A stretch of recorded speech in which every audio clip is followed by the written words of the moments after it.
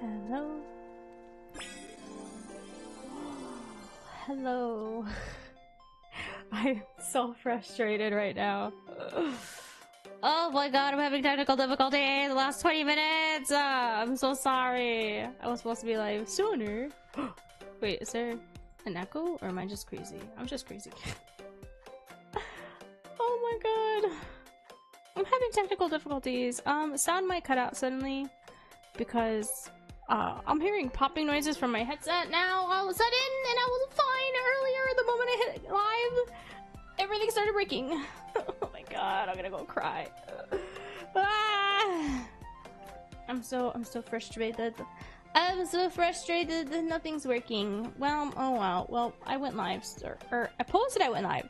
So if you're not doing so, there goes my social media. If you'd like to follow me and keep up to date with those streams, or if you join our Discord with the link that I provided in the chat. I've been having issues all day, man. I've been having issues all day.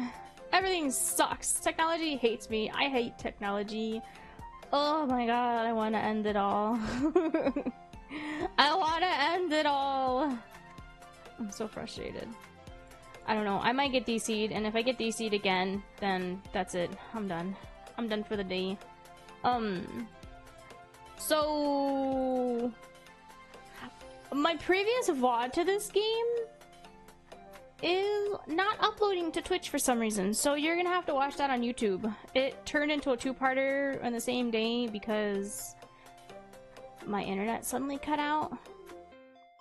So yeah, sorry, not sorry, because like it's not my fault. My internet decided, I'm a DC for a split second and ruin your stream, and then I can't do anything when it does that, and it's not my fault. So I'm sorry. Tech issues is just my niche, I guess. Hello, internet funny. What does that mean? What do you mean, internet funny? Well, if internet was a person, I would have murdered them. I'm so frustrated. I'm so frustrated. Why? I don't understand why it keeps happening. I don't get it. I just don't get it. I don't get it. Well, at jail. Y'all going to at jail. I struggle, you struggle. We all struggle here. You struggle, I struggle, we all struggle. Okay, so yeah, my previous VOD to this stream, you're gonna have to watch it off of YouTube. If you're already on YouTube, hi! If you guys gave me to 500 subs, I will upload videos of me playing Honey Pop. Yeah. Well, Twitch your SOL for the first stream of this VOD, because it's been in processing hell for literally a week. It's been processing for a week and the VOD still refuses to let me like publish it. So I don't know what to do about that. I'll try to figure it out. I'm sorry if it'll be out of order. I'll try to adjust it when I can. But for now, we're gonna play It Gets So Lonely Here. I played it, well yeah, last week for like 3 hours. We did the village route, which is where we met Gravedigger-chan, my beloved. I love her so much. I just wish she didn't bury us alive. She buried us alive just so we can be with her forever, which we're gonna die, so I don't understand how that's welcome back from that jail. Let's give a little synopsis. So like we're gonna go to a castle this time. Because now we learn more about our character, which now I'm wondering, will our character still have will MC still have the same background as the village route if I go through the castle, or will it have a different story for them? Let's find out together. I wonder how this is gonna go. I honestly don't know how this is gonna go. I'm low-key kind of nervous. Oh, hello. Wow. Alright. Beep. Where's my game? Now my game's not loading. Oh, joy. Cool. Nice. Oh, there it is. Hello, game. You took your sweet time. Alright. Oh my god. I hate hearing that crackling sound in my earbuds. I don't understand why it's doing that. I literally only have like 2 things plugged in. Hello, Erin. Hope you're doing well. So I'm so frustrated right now. Nothing's working. So this was her route. Oh, wait, do I only have 6 save slots? Interesting. Hello, Viben. Hope you're doing well.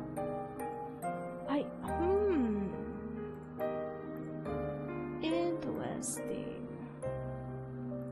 Very interesting. Why is it like that? There's only 6. Well, I'm under load. Well, we're just gonna go to the castle. I'm high. Oh shoot. I hope you're taking care of yourself. Be careful. Oh, lag. Ooh, oh my gosh. Whoa. This isn't usually where I would find a stream. What do you mean? On YouTube? There's so many people that stream on YouTube. I don't understand what you mean. I know people do more so like video uploads, but those tend to do worse than my actual streams, so I figured screw it, stream it. No cat emotes for Random Planet? Wait, what? Oh, so Random Planet, I get you. Wait, I thought YouTube had a cat emote. It had like a cat in a box emote or something. Unless they got rid of it, I don't know.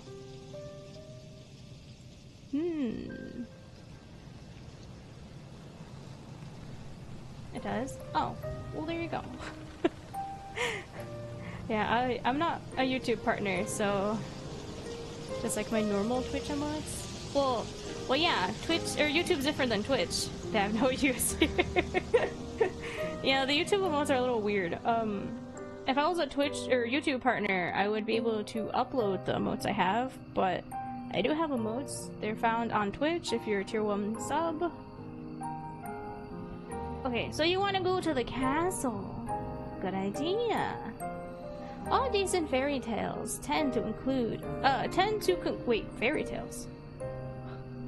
In this unexplored wasteland? What do you mean? All decent fairy tales tend to conclude in castles once they're, wow, beleaguered? I don't know. Put upon heroines are finally able to wed the handsome princes, that's not princess. Princes they once dreamed of. Why bother trying your luck with the shore? Wait, how do you know about the shore thing? So I continued from the gravedigger route, from the village. Is this like, so the narrator knows what's gonna happen. Should I have like restarted entirely and then skipped ahead to the choices and then choose this one instead of the village? Because the village option wasn't there because I just did it.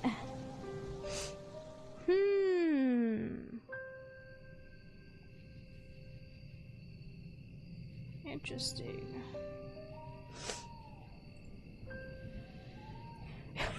You're talking to yourself in both chats. You're so weird. Oh dang, you guys, in order to catch up, you just smoked together. That's funny. What bother trying your— oh my god, everything's jittery on my laptop today. What the frick? Why bother trying your luck with the shore, which may very well be deserted, or the village, which will be full of dirty, barefoot peasants. Rude! Wait, no, I did go to the village. You don't remember that then. Interesting. Barefoot peasants, that's so rude. Is it far better to skip the suffering and go straight to the grand finale? Well, MC is like a rich snob, so I didn't know that. That's why I chose village the first time around. But now that we know MC's story, I don't think anything would be of use at the shore for us. So I guess castle? That is very astute of you. I did not realize you had it in you to be so mercenary. Well, MC and narrator are so rude to poor people. I'm offended. As a poor person, I am very offended.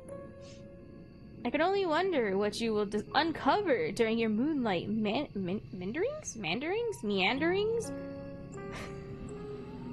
I'm sorry, I wasn't properly educated growing up. Streamers should turn off chats to fit in more with this game? What you mean? What? I'm not gonna ignore my chat. That's just weird. Why stream at all if you're just gonna ignore the chat? What the heck? The night is far from over, and your adventures are only just beginning. I hope only that you have brushed up on your curtsies. They might come in handy when one is interacting with a sovereign? Sovereign? Oh, I don't know. Royals can be temperamental after all. True. True. MC smells like pour in here.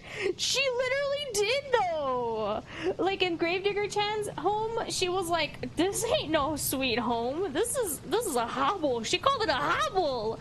And then freaking narrator was all sassy. Going, beggars can't be choosers. It's like, oh my god. They're both terrible and they both deserve each other.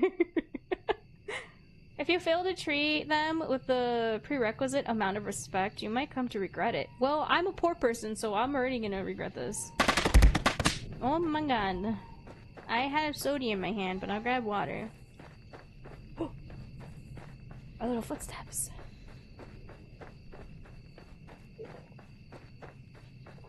Ow. Ooh, that one hurt. Let that sink in, you let that sink in. Okay. You follow the path which leads to the castle, supporting yourself on weary, aching legs, which feel ready at a moment's notice to detach. Parkour! We're not parkouring, we're just running. To detach from your hips. Oh yeah, we're exhausted from running. I wonder why we were running. Were we just running from the school that we came from then? Because we were heavily bullied?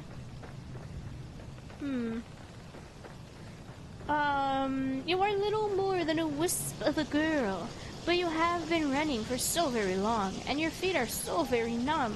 You feel like a great lumbering thing, clumsy and ungainly. Oh my goodness. The soles of your feet are screaming at you. You need to lie down, and quickly. You only hope as you continue to run that you will find a spare room available for you in the castle. You do not know what exactly will await you at the castle, but you have visions as you run of a vast, opulent dwelling. Oh my god, we're hallucinating! This dwelling will surely be full of finely finished rooms in which you might rest your weary head. There must also be a king and a queen inside the castle, you ponder. Who will be kind and wise? And what of their children? What the heck? We're really making up our own story here, aren't we? What of a princess? Man, we really want to find love, huh? First, when we go to the village, we kept talking about a freaking we kept talking about oh my god. First we kept talking about what is it? Like a handmaiden, or just a maiden in general. I forget what kind of maiden it was. And now we're over here like, oh, a princess. What if we find a princess? I see our priorities are more so finding a woman than actually seeking shelter and safety. Every castle, or every good castle, must possess a princess who will take pity on you and your plight. Didn't you just say that they might be mad or off with her? They're very temperamental, you said. What do you mean? You can imagine the face of this generous princess with ease, thanks to the fairy tales you read in abundance as a small child. The princess will be fair of hair and blue eyes, with soft pink lips, pursed like rosebuds. Her limbs will be slender, her hands dainty and unsullied from physical labor, and her sensibilities will be sweeter than marzipan. She will be kind to you and compassionate, just like an older sister. I'm judging from how the Gravedigger Chan was, I don't think so. You do not know what older sisters are like, though. I do have an older sister. What do you mean? Or younger sisters, for that matter. I am baby. You are only guessing. You are not a complete fool, however, despite your tendency to daydream, and you do have a few reservations. Monarchs do not, as you know from voracious reading, have the best track record when it comes to caring for the peasantry. Nope. Nope. Whether they're not a very famous was there not a very famous queen who once said with a cavalier wave of her hand that the hungry peasants in her kingdom should content themselves with cake if bread was not an option? Oh, let them have cake. You think that this might be a misquote? Yes, it really is. But the point still stands. What the heck? You guys editing emotes? You're all booping. Why you boop spray? Boop spray? What the frick? You think this might be a misquote, but the point still stands. Though royals are supposed to grant their subjects in their time of need, this does not always happen. What? Why are you yaying? There's nothing to yay! So can you not spam channel redemptions, please? It gets very, what is it? Disruptive. Because, yeah, literally nothing's going on for any of these to really be redeemed, and you're kind of just, like, spamming them just to use them. Oversized cool? What do you mean oversized cool? In fact, it very rarely happens. Kings and queens and princesses and princes are just people at the end of the day, and they are subject to the same caprices that all humans are. They can also be careless and selfish and inconsiderate. Yeah. Extra cool, you guys. That wasn't funny. You added extra sunglasses on there, and that's silly. There's no guarantee that this mythical princess of your imagination will help you. Why? There is no guarantee that this mythical princess exists at all. That's what I'm saying. This princess does not exist. Still, you must try. It is this hope which keeps you going. You continue to run to the castle. It takes some time before you finally emerge from the woods, but finally you do it. How much time, you ask? I cannot answer that. I did not say that time had begun to... did I not say had time to begin to lose all its meaning? True, you said this last time as well. The forest is behind you now, at least, and all the awful nightmares which dwell within it. It is still cold, though, and foggy, and very, very dark. The sun has yet to rise. You can see the moon more clearly now, though, as it hangs above your head. Round as any pearl, or orb, or crystal ball. Yeah, you said this before.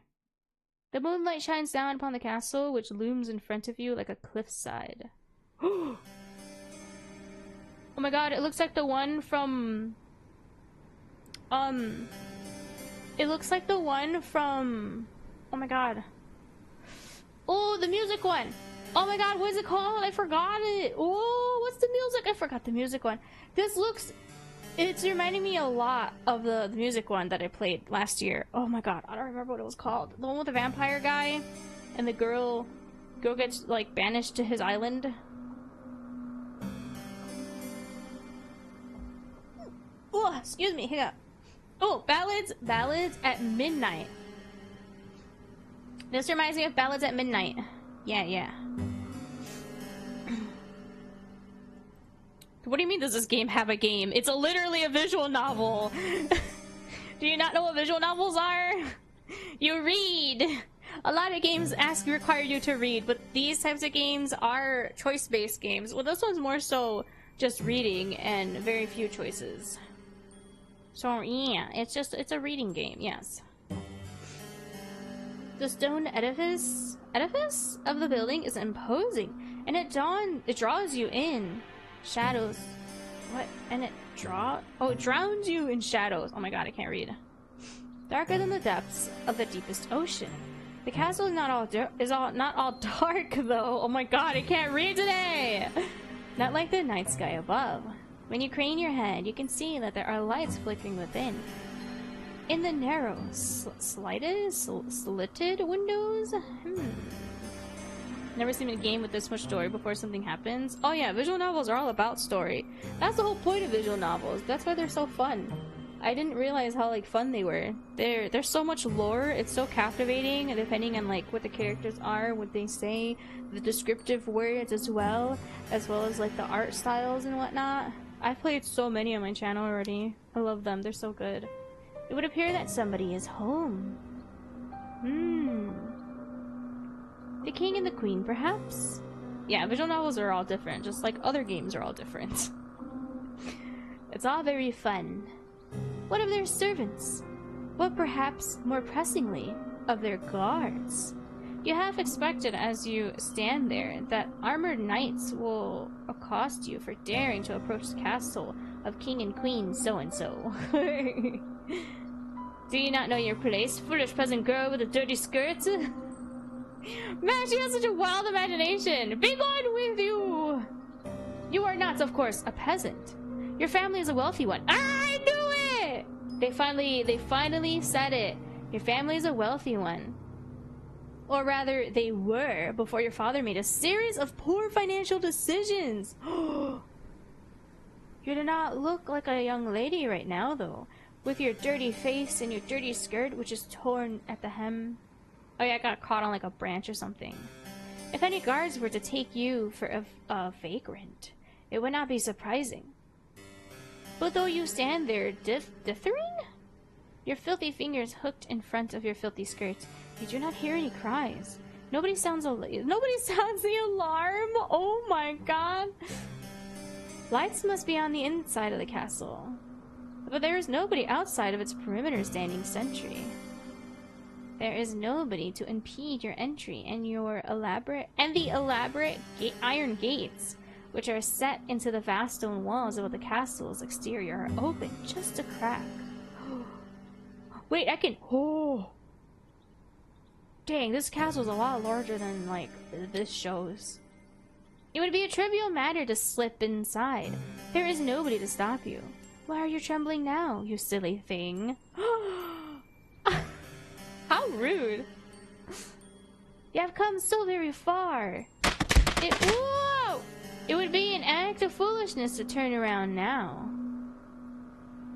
Go on. Go. Oh, Brett. What's gonna happen? Wata. I know, Wata. I was in mid-sentence. Jesus Christ, give me a literal second. You inhale. Perhaps in an attempt to screw up your courage. Screw up your courage? Don't you mean like enhance? Say gain courage, which has at long last begun to fail you. And then you can hear the footsteps, and then you step forwards. Okay, I forgot. I kind of want to lower the music volume just a smidge. Just a smidge. And then you step forwards. You slide between the wrought iron gates, as stealthy and as secretive as a thief, then cross a path which leads up to the tall, imposing structure. The domed? The domed doorway, which leads into the castle itself. Hewn from stone, is closed, but at a push of your palm it swings inward. The door creaks all alarmingly as it opens, a sound loud enough to split the silence like a thunderclap. You inhale at this and glance around, your eyes darting hither and thither. What is this? Hither and dither? I've never heard that before. Oh. These are the inner walls of the castle. If there are any guards posted about the castle's grounds, they should all have been alarmed by that sound. Will they come for you at long last? What will happen should they catch you? Will they throw you in the dungeons? 1,000,000 years dungeons! That's what I'm thinking is gonna happen. That does not sound like a pleasant way to spend a night. At least you would have a roof over your head, though, and you would not have to keep walking. Silver lining, MC. I like that. Your feet really do ache. You stand there for an indeterminable amount of time, your heart pounding a panic, irregular rhythm in the base of your throat. But no matter how much time elapses, no guards come. You are thankful for your good luck, though it does make you wonder. Where is everybody? Why? It is almost as if all the people in the world have disappeared. Why is that the case? That also happened in the village. Why is that the case? Could you be the very last human left alive? You frown, then press your palm back against the door. You push less cautiously this time, heedless of the loud sound which splits the silence. There is no point in worrying about the guards, not when they might very well be non-existent. Yep. Ooh. Whoa! Oh my god, it's like a Resident Evil. It's like the Dimitrescu castle. Ooh. Oh my god! Why does my headset keep crackling? It's driving me nuts! I keep hearing like low crackling sounds every so often, like a pop, pop kind of crackle. Oh my god, I don't know why my headset's doing that. These earbuds are still relatively new. What the heck, man? Why are you like this? Why does technology hate me? It's driving me nuts. I'm the only one that can hear it. Your entrance to the castle is secured. You then take a step forward. Oh, the door swings shut behind you, and the resultant slam makes you jump. You did not expect it. Your heart knocks against your ribs, and with wild eyes you glance about. You are standing in a vast entrance hall made of stone which splits off into any number of passages. At the very end of the hall, meanwhile, there is a large, elaborate staircase. One which seems to extend to the heavens themselves. Oh my god, I can't read, chat. It is dark inside the hall, but there are numerous torches. Interesting. Wait, but this one's not even on yet. Oh, that's a candle. Set in sconces? Sconces? What? What did mean, Chan? And the stone wall, which are aflame. They offer some relief from the shadows. You can hear the faint sound of the wind outdoors as it moans against the castle's impervious walls, but you cannot hear any footsteps. You cannot hear any voices. You cannot, more importantly, hear any people. Maybe the castle is empty. Well, clearly. If that is the case, though, then who lit these torches? I was about to ask that. It is a curious conundrum. You muster up what remains of your courage and cry out, addressing the empty hall in timorous voice? Timorous voice, which fails to properly fill up the space. Hello, you say, your eyes wide. Is anybody there?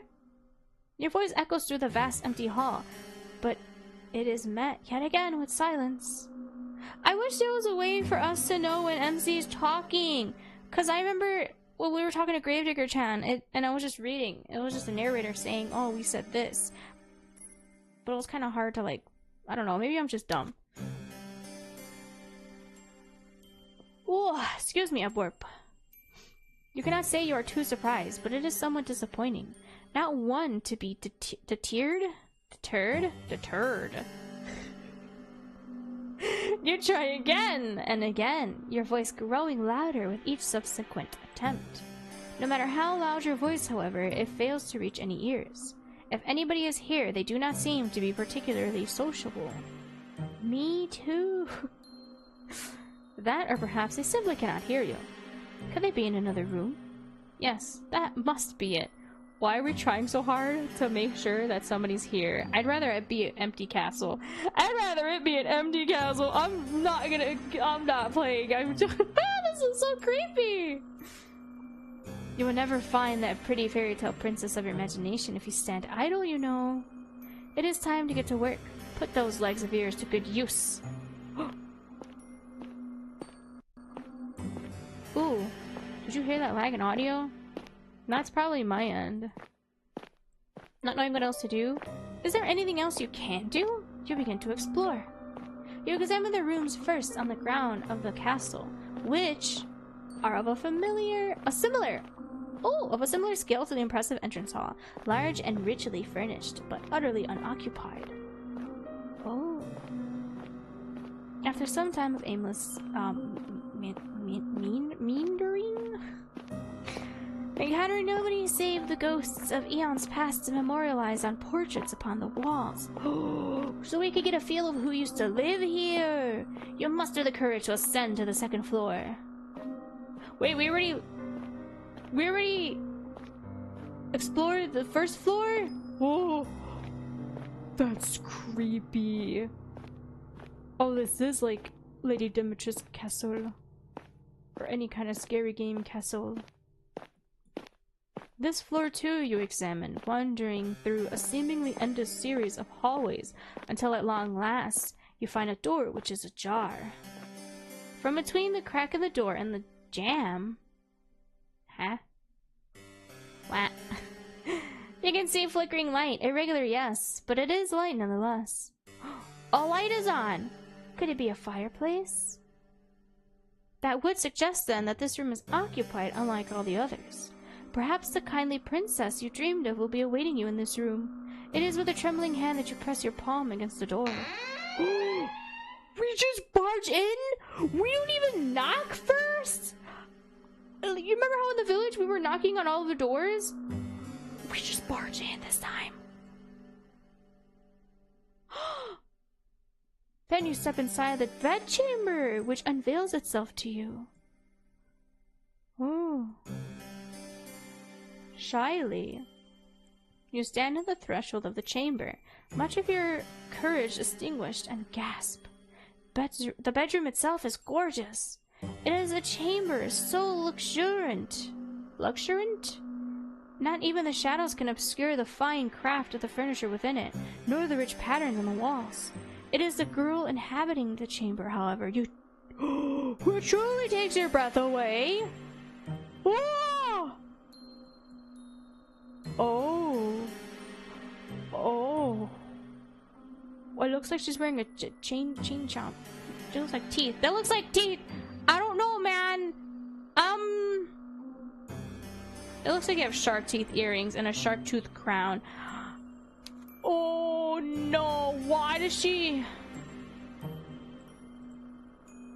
I feel like stranger danger. Now I'm having trust issues. All it takes is one. Gravedigger 10 ruined me with her bones on her outfit, and now this girl has like teeth everywhere. Whoa. Sitting upon the velveteen sheets of the towering four-poster is a girl in a what? An sumptuous red gown. Yeah, the Thieves.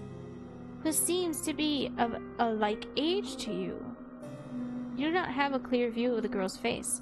Your head is bowed, her gaze directly downwards at her lap. So did she hear us coming?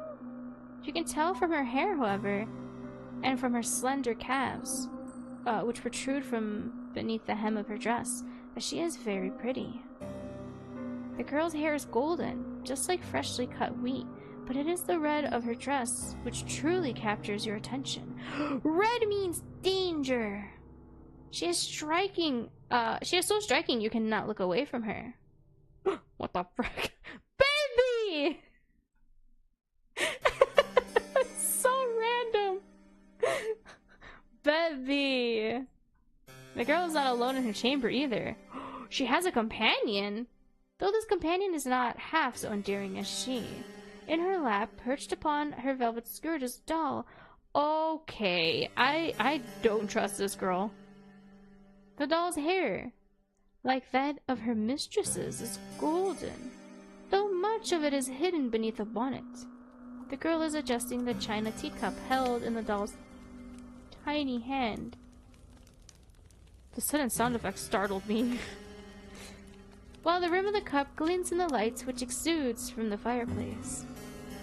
If the girl is of a similar age to you, it seems strange that she would content herself by playing with dolls. No, it doesn't! Is she not too old for it?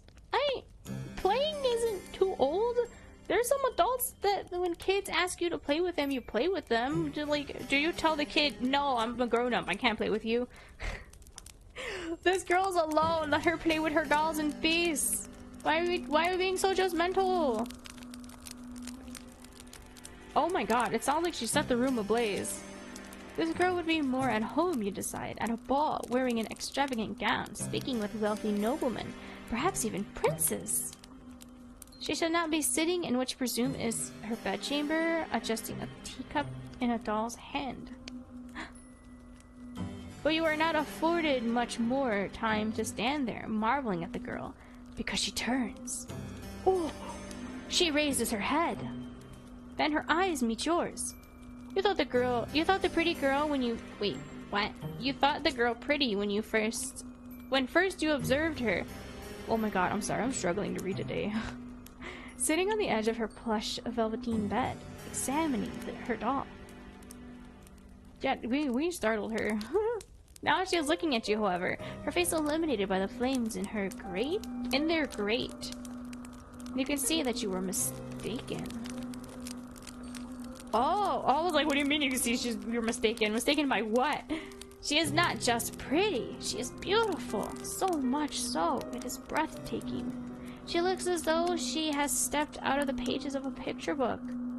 She looks like if she were the Chain Chomp Princess humanoid version, you know? Like Mario? You know how like there's Toadette? Peach? What is it? What is the Toadette Peach called again? And then like how there's like a Bowser Peach version. This is literally like a Chain Chomp Peach version. Like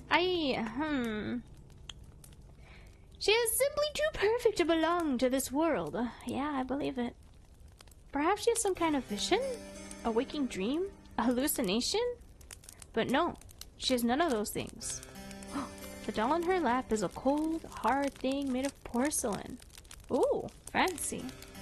And it is unflinchingly, reassuringly, real. Wait, how do you know that? If she were a mirage, surely she would not be able to handle physical objects such as this. Unless it's also a mirage. It is strange, though. The doll, though immaculately made, looks oddly imperfect when compared to the girl who was holding it. She is so startlingly beautiful. She even puts man-made representations of feminine charms to shame. What does that mean? The sight of her makes you feel rather weak. Oh my god, so she doesn't appeal to the male fantasy. You always have had a fondness for fair maidens, haven't you? Yeah. That's our second maiden so far in this game, and I already called it out immediately. The way you immediately daydream of women. MC, I see you. You are rather hopeless when it comes to them. Even worse than a knight errant from a courtly legend. Bowser cracks so many eggs. Yep. Your aesthetic appreciation is not particularly ladylike, but, well, it is not every day a girl encounters an elegant beauty like this. Attired in red, illuminated by the firelight, I suppose I can forgive you for this rudeness, as too can the girl. Wow, well thank you, narrator. I needed your forgiveness. What the heck? Oh! She does not seem to be the type to hold a grudge. Oh! The girl says, in a voice that's surprisingly enough, far less refined than her appearance. It is good to see you. I've been waiting. Has she? She got real excited when she saw us. What do you mean you've been waiting? And she doesn't sound very refined? That means she's probably not the princess, or like, whoever owns this place. The daughter too. That is news to you. Oh, excuse me. You blink, perplexed. A response on the tip of your tongue, but you are unable to expel it into the other. The girl is settling her doll aside. Then she stands, the hem of her dress swishing about her legs. Nimbly, like a ballerina, she canvases. What? She canvases? The space between you and her. Her room is so very large. There is quite a lot of space. Then takes your hands in her own. You must, the girl says, her eyes aglow with excitement. Be my new lady's maid? So she's not the lady of the house. It's been a while, but it's such a relief that you finally arrived. I knew that you would. Huh? She thinks we're a handmaiden? You'd never leave me alone. Oh, wait, what? You'd never leave me alone. Not when you knew how long I was waiting. Oh, I'm so happy. How long has she been waiting? The girl's mood is contagious, so much so you find yourself being swept away with it. You are tempted to accept any identity she might press upon you. You have never been a maiden before, but you might not mind being this girl's maid. Oh man, we are so cooked already. She does not seem like a poor mistress to serve. Not if she is always as kind. How is that being kind? She mistaken us for a maid. We're just a student that's running away. How is that being kind? Huh? MC! Your standards are so bad! You cannot mask the confusion, however, which flickers across your face. Excuse me. You are not a good enough actress. And in any case, this is all happening too quickly. Why, you barely know this girl. Why is she being so familiar? So very familiar. It is with blank above and eyes that you examine the girl. Your befuddlement is pronounced enough that even the girl, despite her good mood, notices it. She frowns. Then she says, her finger sliding away from your own. Or am I mistaken? Are you not my new lady's maid after all? The disappointment in the girl's face is abundant, so much so your heart clenches. You do not know her, she is still a stranger. But you are struck, all of a sudden, with an intense desire to appease her. You do not want to let her down. Oh no, she's got us wrapped around her finger already. The thought is devastating. You are not aware, you tell her, that you had applied to be her maid. But if that is what she wills, you would not be opposed to it. Really? We find pretty girl thinks we're maid. We say no, but I will be if that's what you want. I'll be anything you want, lady.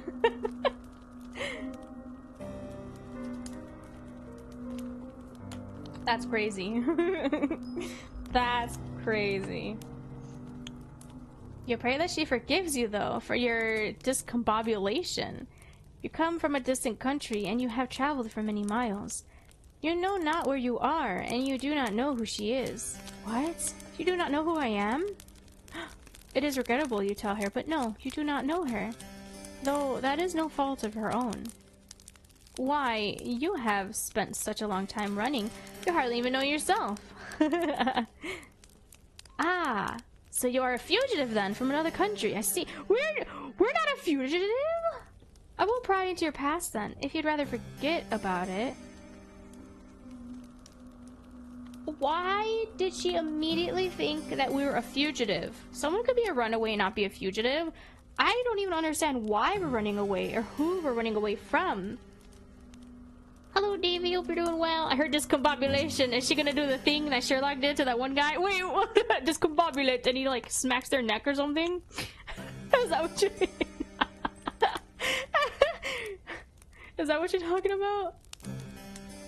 I don't mind sharing my past with you, though. Everybody in this country knows who I am, after all, or at least they should. Now, this is quite the impressive boast. If it were to come from the lips of another, he would find it unpleasantly arrogant. I was gonna say ignorant. Oh, it wasn't the neck, it's the eardrums. Crushing the eardrums with both hands. That's funny. You do not think, however, that this girl is trying to show off. You get the feeling instead that she is merely telling the truth. If you don't have the pleasure of knowing me... Oh, excuse me. Then allow me to do the honors. My father and my mother were the king and queen of this realm, and I am its princess. Are you really? I feel like she's a liar. Cause why? Cause we said that she doesn't sound... We had said that she doesn't sound like,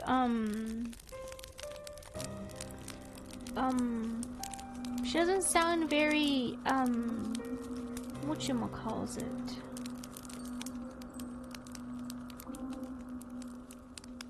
Proper. Oh my god, I'm sorry, my brain is like busted today. Viva la revolution, silly. I don't think, okay, whatever. I've lived in this castle all my life, so I don't know much about the outside world, but I know that other countries do exist out there. I presume it is from one of these foreign countries that you come from? It is very good to meet you. I've always wanted to talk to somebody from overseas. Whoa, I jittered very weird, but I don't think we've said we were overseas. We literally just ran through the woods and we came here by chance. It feels like quite the opportunity. The girl giggles at this, and you smile in response. You tell her, unthinkingly, that it is your pleasure, really, to meet her, or at least you mean to. You only get half through this remark when the full gravity of what the girl has told you sinks in. You come to a stop. Then you stare. Did she just say she was a princess? Yes, that's right. I'm a princess, and one day I'll be a queen after I've done a little bit of growing up. My ministers don't think I'm ready to run the country just yet, but I've been doing my best at my lessons. Oh. Hello, Triplet. Hope you're doing well. One day, I'm sure, I'll be the best queen there ever was. So she really is a princess. Well, you didn't really miss much. We found the mansion, or the castle. The castle looks like Lady Dimitrescu, like any kind of horror game castle, to be honest. Because it's very fancy looking. There was nobody there. Oh yeah, another thing, there's nobody there. It's a suspicious castle. Nobody's here. All we found was this girl playing with her porcelain doll. That's it. And now she introduced herself as the princess of this land. She thinks we're a felon from overseas because we said we were running away. So I'm like, runaways aren't all felonies. Or felons, whatever the heck. I don't know. I don't trust her. And she looks like a freaking... She looks like a toadette version of like the Chomp Chain Chomp, but a princess. Because why are their outfits so full of teeth? The first... So Gravedigger-san... Gravedigger-chan was all bone. Bone theme. And now this princess. Teeth. Everything looks like jagged teeth. Gravedigger best gal still. Yeah. Chompat. Yes. She looks like a Chompat style person. Princess, I guess. I'm not trusting her after Gravedigger-chan. I just don't. That makes sense, you suppose, given she lives in a castle.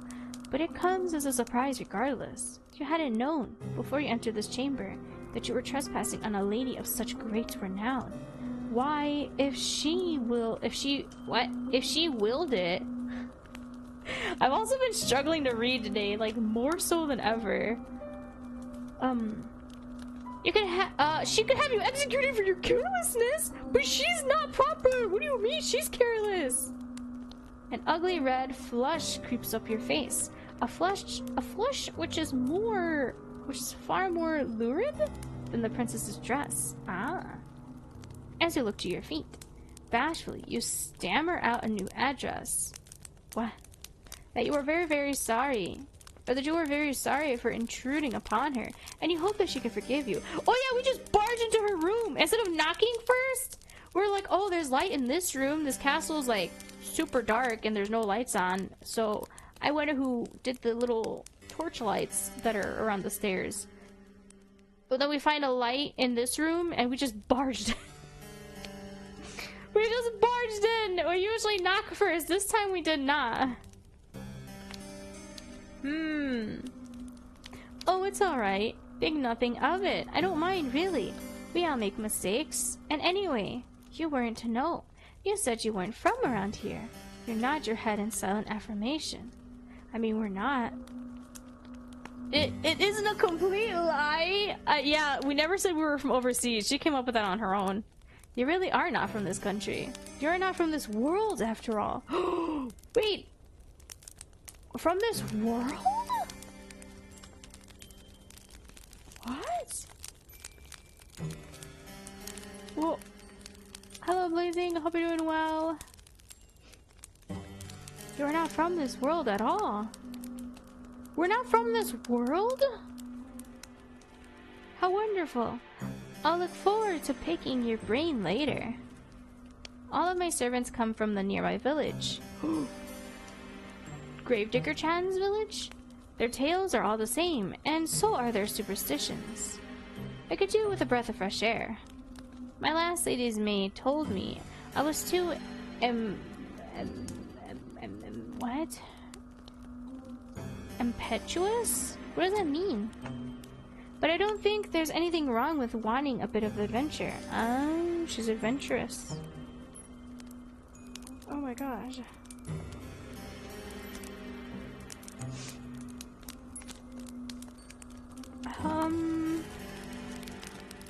Are you good? Wait, you don't have to copy paste the same message on loop. What? Are you okay? No, I'm like so confused.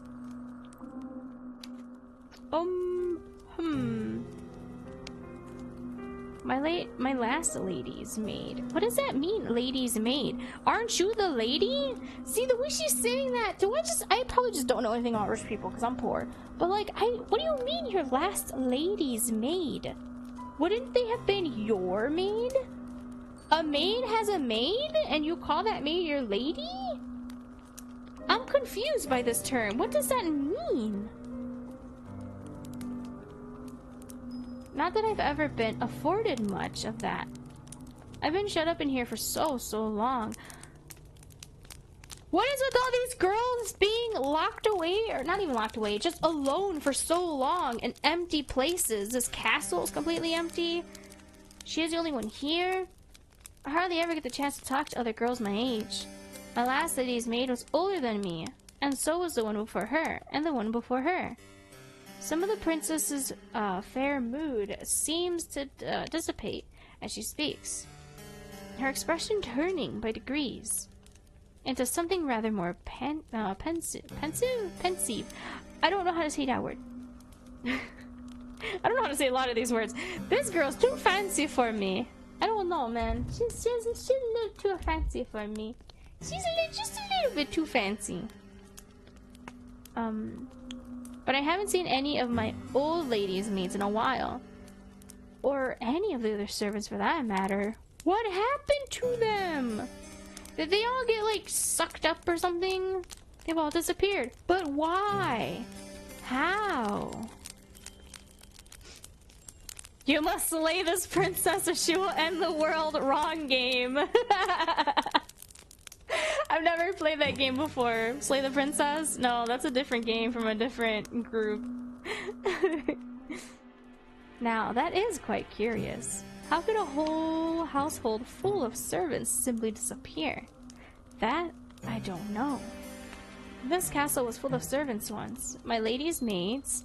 What does that mean? Your lady's maids? Like your mom? Your mom's maids? Is your lady your mom? And my undermaids. What?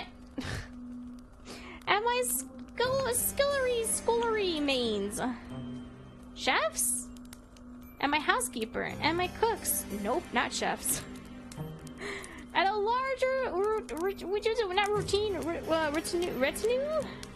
retinue of retainers. Girl, you're too fancy for me. I don't understand what you're saying. They're all gone now, though. I think my ministers must have sent them away. I don't know why they would have done that though. They didn't explain it to me.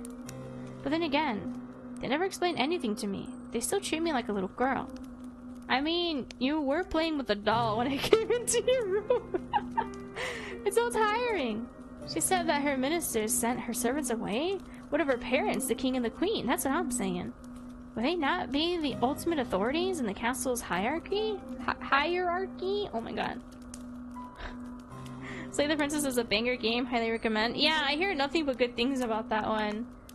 I'm gonna play the other game they published. A Date with Death. I'm gonna play Beyond the Bet. Wednesday, in 2 days.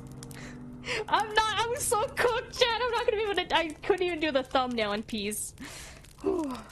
Also, maybe she's doing that weird royal thing, referring to herself in third person. I hate that. They would, yes, if they were still alive. You leave me alone! Grimmy is such a beautiful man! The internet's a simp for him. Oh my god, I love Grimmy so much. Casper's so cute. I'm not gonna survive. It's gonna be so domestic because I think he cooks dinner for the MC and oh my god! You best believe I'm a... Oh, maybe I can record myself playing the NSFW version and then upload that? I don't know how different the safer work and the NSFW differences are. But yeah, I'm gonna play the safer work version of Beyond the Bet.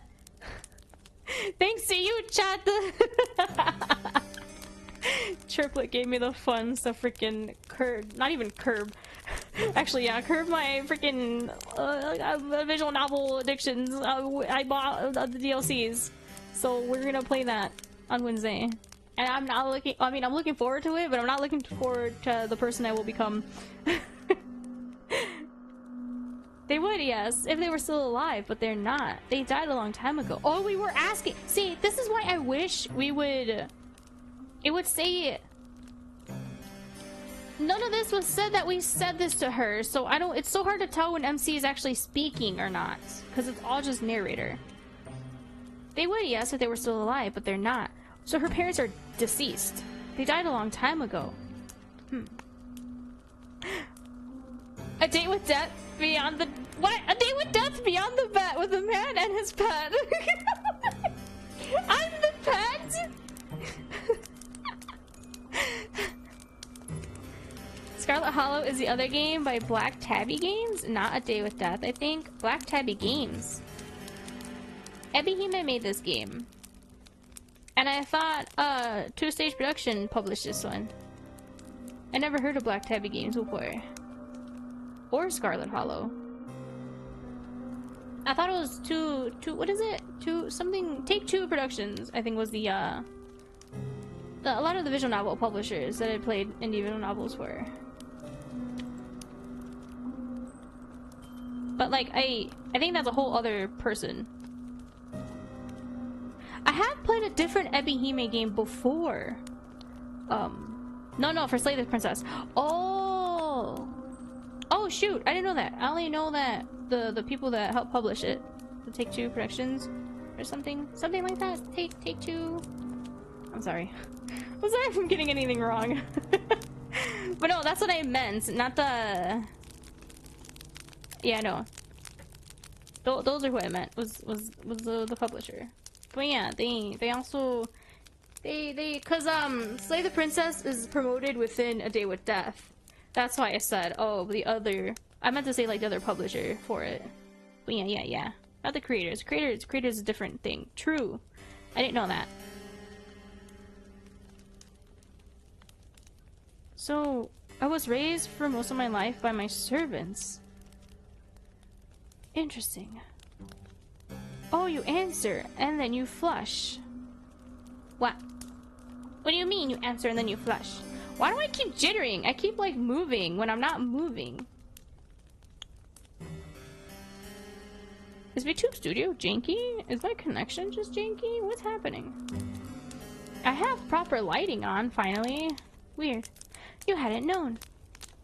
It's alright. You don't need to apologize. I'm just happy that I have you now.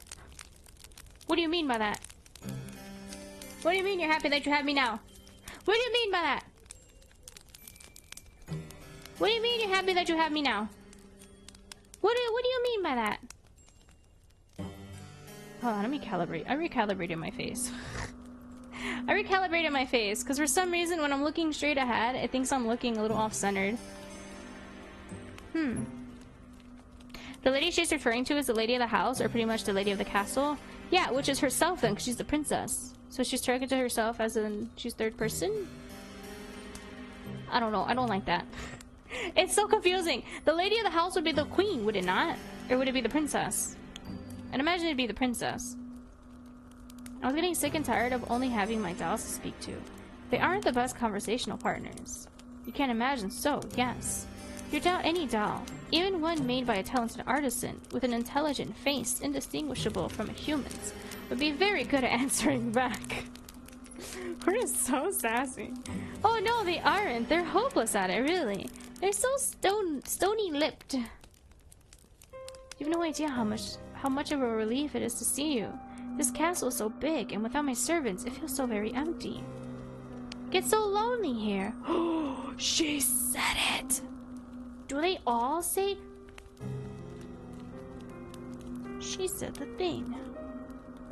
But now I'm wondering, who says it for the shore? Don't tell me. I'll figure out next week. Or if I finish this early enough. No, I don't know. It took me 3 hours to beat Gravedigger Chan's route, so I don't know. It might take me another stream just to finish this game. Now that is an interesting turn of phrase. No, it's not. We heard it before. It's the title of the game. No, she's referring to the queen. The queen. The king. She referring to the king. She's referring to the queen for this castle. For this case. So she does think we're her mom's maid. But then she's... I'm confused. She's... Fancy people confuse me. The catches inside your head like a burr. Oh, it makes our head go burr. Have you heard it before? Yes. You do not have much time to ponder this, however, because the princess is speaking anew in that curiously conversational manner of hers, which does not seem particularly princessy. See, she doesn't talk formally like a princess does. Maybe she learned how to speak from her servants. Oh, true, maybe. That would explain why her consonants are so unrefined. Oh, but listen to me, yammering on again. It's a bad habit. I really must put a stop to it. You're probably tired, dear one. You can't call me that. Gravedigger Chan called me that. You can't call me that. Who gave you the right to call me that? Who do you think you are? From your travels. Already, too? She's calling us dear one? Gravedigger Chan told us dear one, like, after we stayed for a few nights. But this girl says it immediately. Would you still... would you like me to show you to your room? Yes, the princess announces. Before you can say anything in reply, I think I'll do just that. I might show you a bit around the castle first, though. It's not like a maze in here. And... oh, it's like a maze in here. And I wouldn't like you to get... I wouldn't like you... I can't read! And I wouldn't want you getting lost. Yes, royalty third-person speech sucks. She might also be role-playing a princess. You see? I feel like she's just a random girl that just found this castle like we did, but she's like... I don't know. I don't trust her. She's not... She doesn't speak formally like a princess. The MC and the narrator pointed that out multiple times, so I don't know. I don't trust her. I don't trust her. At least with Gravedigger Chan, I was more, like, accepting of her, because she seemed like she was genuinely from the town. She went through a lot of trauma. But like this girl seems very suspicious. Is she a maid? She's probably a servant. She's probably a servant. Maybe she murdered everyone in this castle out of like blind rage. Oh, frack. We're in danger regardless. This is a yandere visual novel. Frack! You've been staying here for quite some time after all. Well, how do you know that? The princess then hastens to take you on a tour of her home. Fortunately, she does not show all of the rooms in her abode, and neither does she offer overly long descriptions as to what the few rooms she did show were used for. Oh, excuse me, hiccup. She does, however, pause by the kitchens, whereat she offers you some victuals. Once the growling in your belly has been satisfied, the princess then resumes her journey. She had food already ready? Is she a chef? She's probably a chef's daughter. She leads you down a dark, twisting hallway and up a series of equally dark, twisting steps until she arrives, at long last, before a door. The princess pushes this door aside summarily? I'm so sorry. Thus, permitting you entrance to a small, humble bedchamber. Ooh. Gravedigger Chan was relatable, so it was easier to connect. True! As a poor girl, I love her. I really loved her so much, man. Like, oh my god, Gravedigger Chan, why? I'm so upset. Man. This chamber is not so opulent as the grand bedroom in which the princess resides, with its resplendent four-poster? What the heck is four-poster? And its richly patterned wallpaper. This looks pretty snazzy to me. What's that on the bed? Is that like one of those little chocolates that they put on your pillow in hotels? I've never been to a hotel that did that, but apparently fancy hotels leave you like chocolates. Is that a fancy thing? Is that for me? It's for me! This room's ceiling is not as high, and the singular bed shoved against the wall is thin and narrow. The walls are an unassuming beige, and the floor beneath your soles is of warped wood. Warped? There is a... what? Malodorous scent, too. What's that? What'd that mean? Which hangs in the air? One of disuse and general decay? It's a dusty room! I mean, she did say it was gone. It was empty. She was alone for a while. So it makes sense. You get the feeling that nobody has slept in this room for quite some time. Well, duh. She said she's been lonely. That might explain why it feels so very cold in here. Though, if the princess's tour of the castle has taught you anything, it is that it is cold in every room in her abode. There's no heating? Whoa. Well, that looks like a fireplace, so I guess it makes sense. Now, here we are, the final stop of our tour. This is where oh, this will be your room, dear one. You can't call me that. Only Gravedigger Chan can call me that. I hope it's to your liking. The princess, despite her exalted status, looks somewhat uneasy as she observes you, her eyes upturned like those of a royal dog's. Oh, we call her a dog? Even I can't pronounce them. Me neither! Is she concerned about your reaction to this room? I don't know, apparently. What the frick? What happened? Perhaps she is afraid that you will turn your nose up at her kindness. She thinks we're gonna be, like, uptight? For a princess, she is awfully eager to please. So she's not a problem. So I'm telling you, she's definitely a helper. Oh no. This unexpected contrast between the princess's lofty title and her ingratiating attitude makes you smile. Ingratiating? What'd that mean? The room is rather scanty, yes. Oh my god, we are so picky, like, all the time. Why are we so snobby? Why is MC so snobby? When it comes to its contents. But it is more than passable.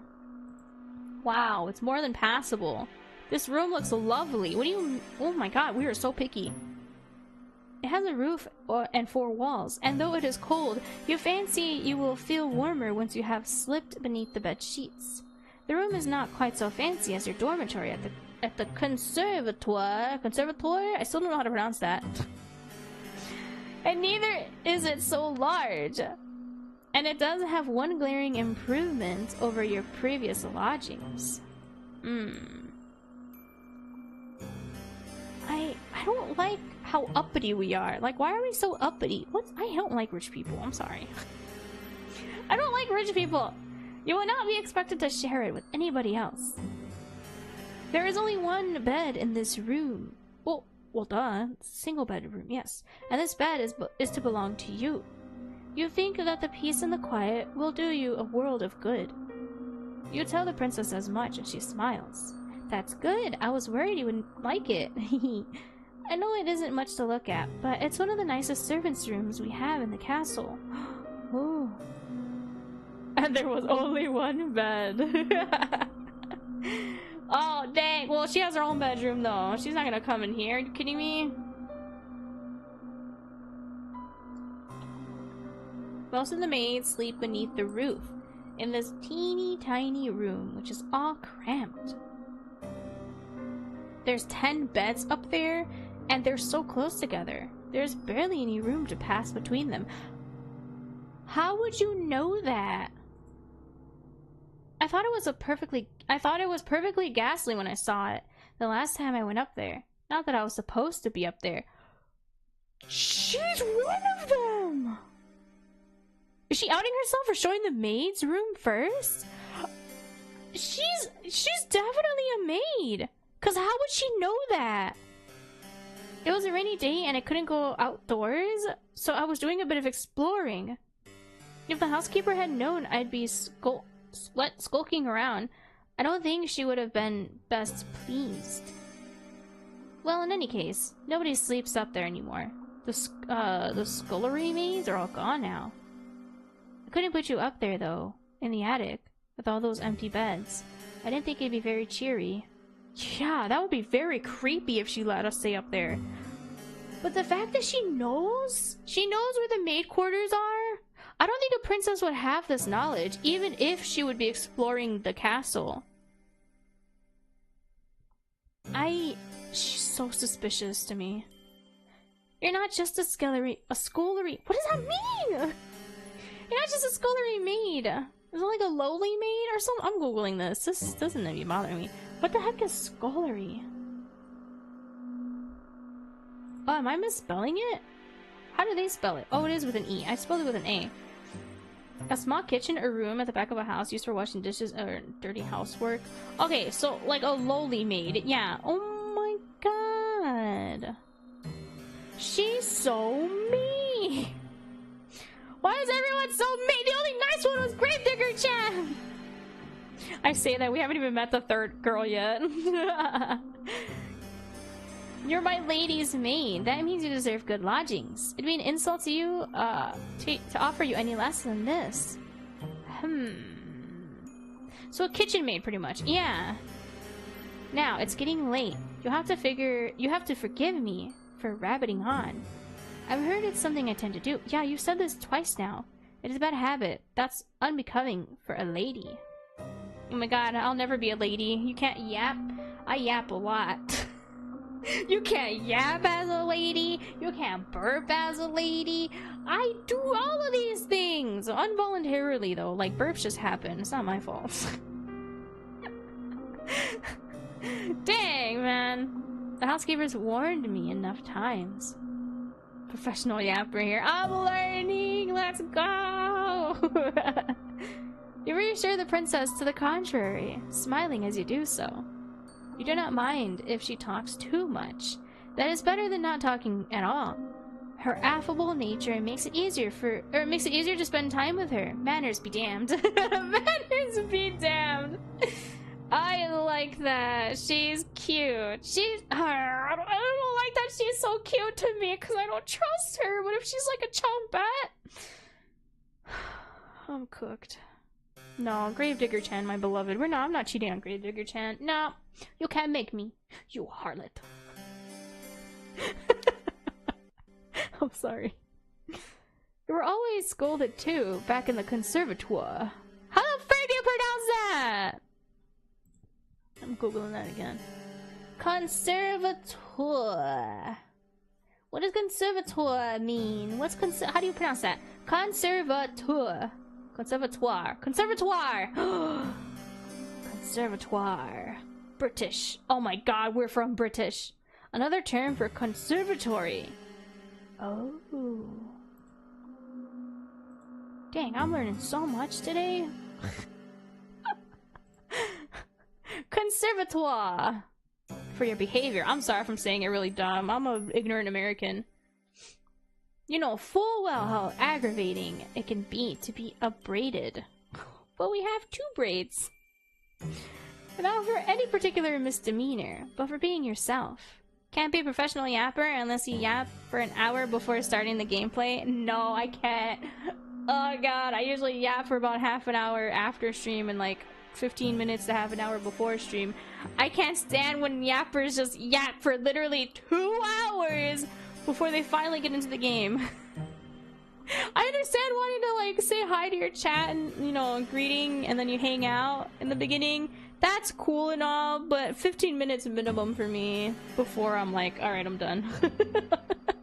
I came here to play game and I'm going to play game. Ow, my eye. I'm sorry. My eye is bothering me. Man. I know of a lot of streamers that do that though, that they just yap for a solid hour. I'm learning how to yap still, so like, I don't know. I'm an introvert. I never have much to say, and even if I did, I tend to get ignored anyway or misinterpreted, so like I'm scared, so I don't talk. Well, I'm glad you understand. The princess answers with a giggle. You really should be off though. It's bad manners to keep you, especially when you look so sleepy. You're the one in my room! What do you mean? Get some rest. We can talk more tomorrow. If you don't mind my ceaseless prattle. I'm glad you seem to appreciate it at least. We are here to listen to your yapping. I know, but I feel like I'm annoying sometimes. Though I'm sure you'll get tired of it eventually. All of my old mates did. She tooted and left. Some of us are paying to hear you yap. Oh shoot. Okay, when you put it that way, it makes me feel worse that I'm not yapping as much as I should be yapping. Frack. I'm sorry, I'm still learning how to yap. Ugh, my throat. Ugh. Hold on. Huh. Audio? Audio! Uh-oh, my audio broke. Wherefore art thou my audio? I knew that was gonna happen!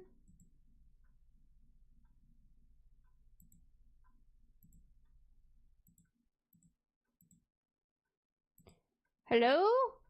Audio? Game? Audio? Hello? Oh, frack. Do I need to... Audio? Whoa! Hello? Okay, there it is. I knew that was gonna happen! Someone just had a peace out bro moment. Yeah!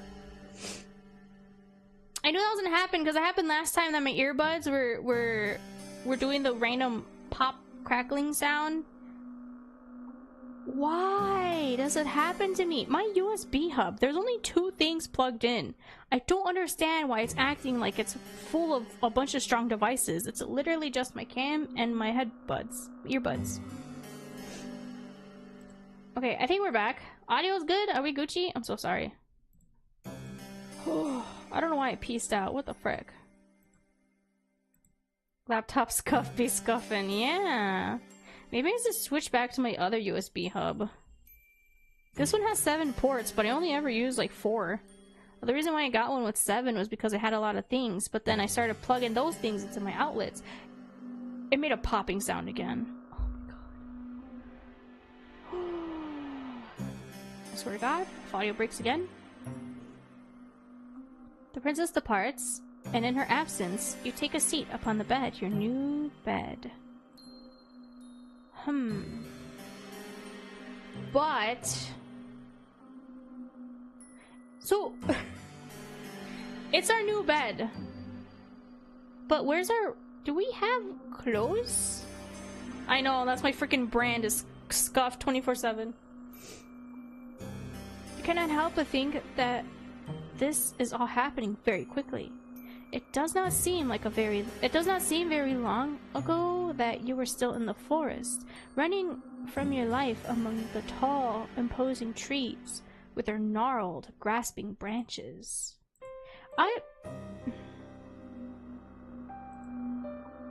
Why? Like, even my face cam's acting finicky. Like, I know I have, like, my eyebrows are so thin, they're, like, non-existent. I don't know why it's, like, nothing is working today. Why? Why are you like this, technology? Why? Runner up for the Scuff Queen. I feel like I am the Scuff Queen, but I know that title goes to Monarch. But like, I don't know, you can't be Scuff Queen if you're pretty successful. If anything, I'm the Scuff Princess then. Cause like, what the frack? I don't understand this. I literally don't do it. It's like my first Persona stream. I never talked about that again since it happened the first time. So like my first Scuff is inherent with all VTubers. It's because all the programs we have to have open. It sucks. I have 3 programs open for VTubing alone. I feel like that's why. Because even when I was a PNG, everything was fine. No, it wasn't. No, it wasn't, because of that Persona stream with my capture card, the audio was not working. Guess what fixed it? Nothing. It just suddenly decided to work one day. I was so frustrated. Like, how does that make any sense? I literally kept like unplugging everything, plugging it back in, unplugging everything, blowing into all the ports, in case there was like dust or something trapped in there, which there wasn't. And then like as soon as I ended the stream, like 15 minutes later of me just not touching anything, I came back and I was like, wow, guess what? In the Discord and people were like, what? And I was like, it works! Guess what I did? Nothing! I don't understand it, man! I spent the day crying over that because it was so frustrating. That's like when I first used my capture card.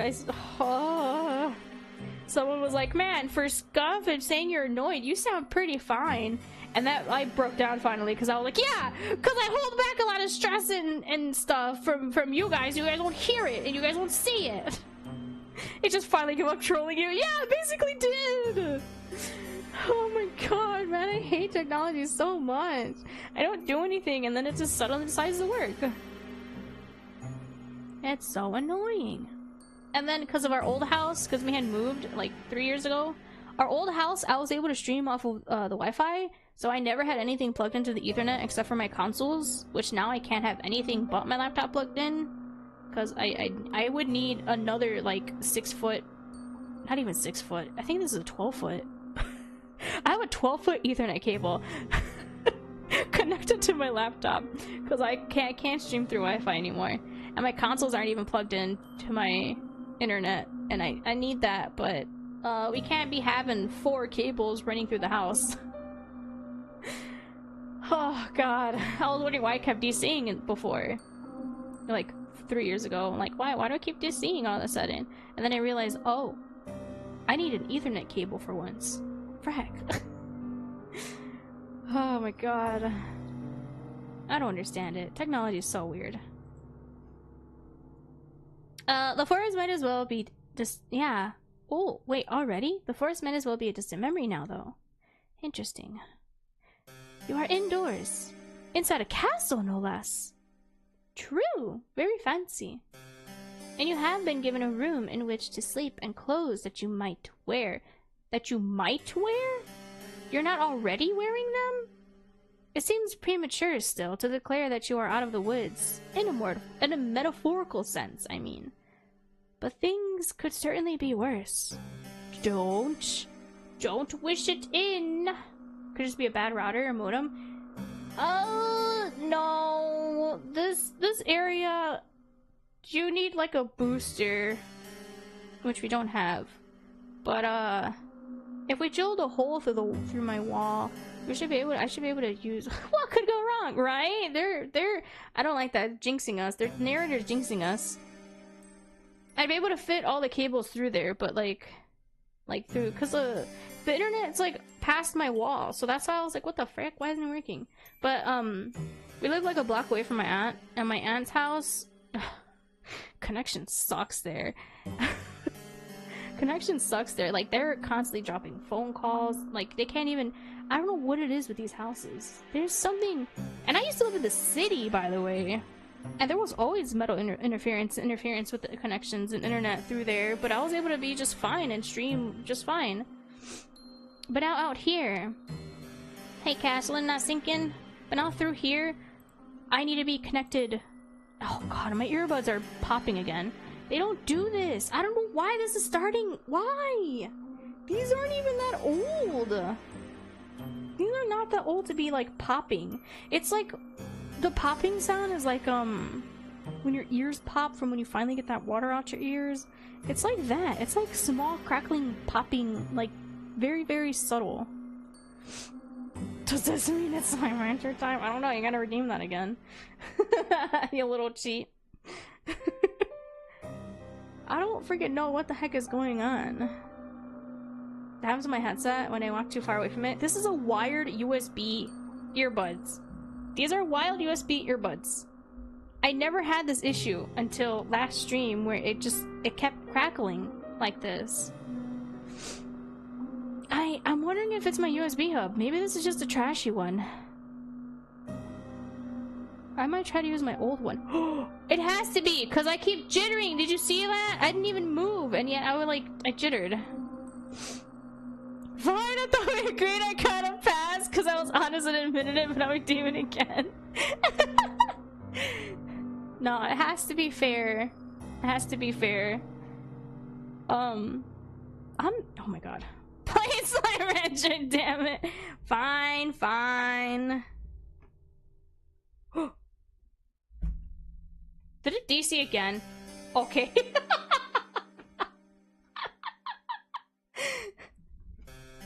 thought it DC'd again. It was so quiet.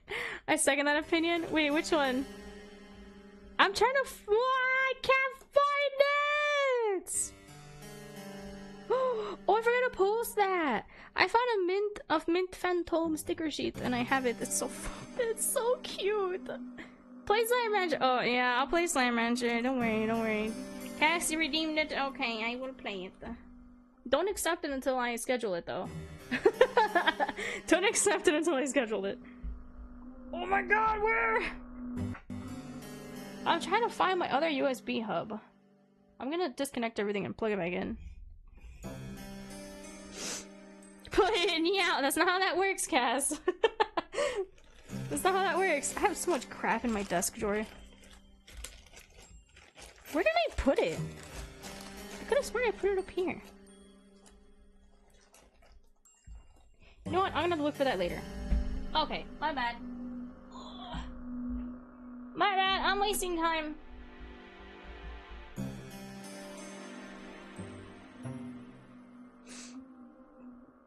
Excuse me, I'm wasting time. I'm sorry. Oh my god, excuse me. I will play it when I can play it. Right now I'm playing It Gets So Lonely here, and then Wednesday, maybe I'll play it tomorrow. I don't know. Let's see how I'm feeling. Oh, or Sunday. I could stream it Sunday. Surprise stream Sunday of Slime Rancher. Okay. Well, I'll deal with that stuff later. I don't understand why this is acting up today. Everything was working fine before I hit go live. You force yourself to stand on legs which feel too weary to support you, and change into the night clothes hanging in the wardrobe. Ooh. The night clothes do not fit you perfectly, but you are too tired to care about that. Oh? Well, I was gonna say, but Gravedigger Chan's outfit clothes fit me. The Gravedigger bias. It's because Gravedigger Chan was our same build, so we were able to fit the clothes that she had for us. This time it's through someone else's like maid outfits, so makes sense.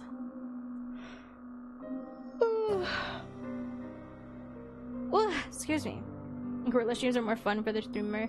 Well, if I have time, heck yeah. But I don't usually do gorilla streams is the thing. Because a lot of times I just don't have the time for it. Even though I wish I did. I wish I could stream more. I miss streaming 4 times a week. Ugh, but things keep popping up. You're too tired to care about much of anything. Angry short fox cow can make it. Yeah, but I mean, she's not an indie, so she has a lot of people to help her do the things that she wants to do. I don't have that luxury. Because after streams, I make sure to review my VOD to make sure everything sounds well and was working well. I need to clip stuff that I think are funny, even though I have broken humor.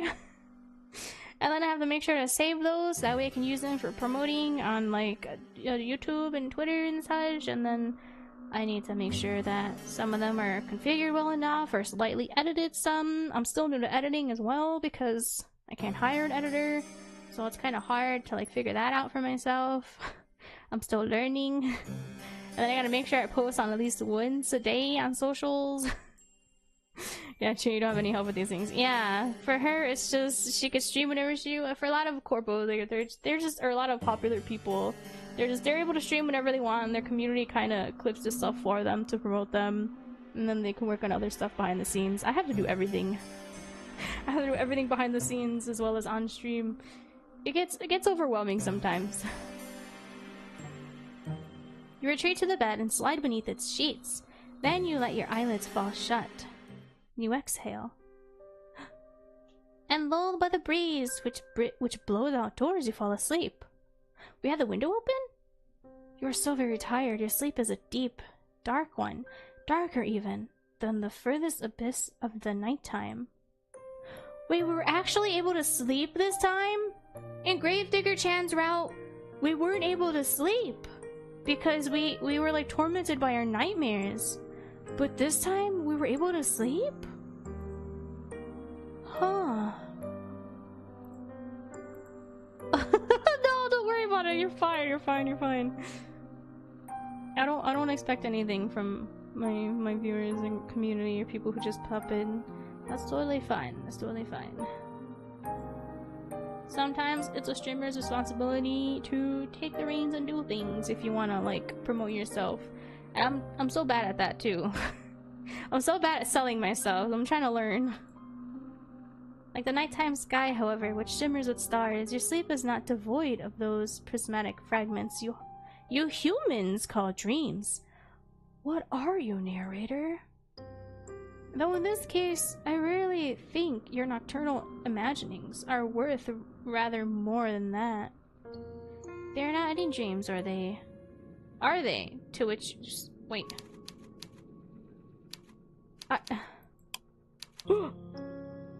Whoa! Okay, that doesn't automatically. I don't want to do that. I thought that was like to skip ahead. Oh. Hello, Albino. I hope you're doing well.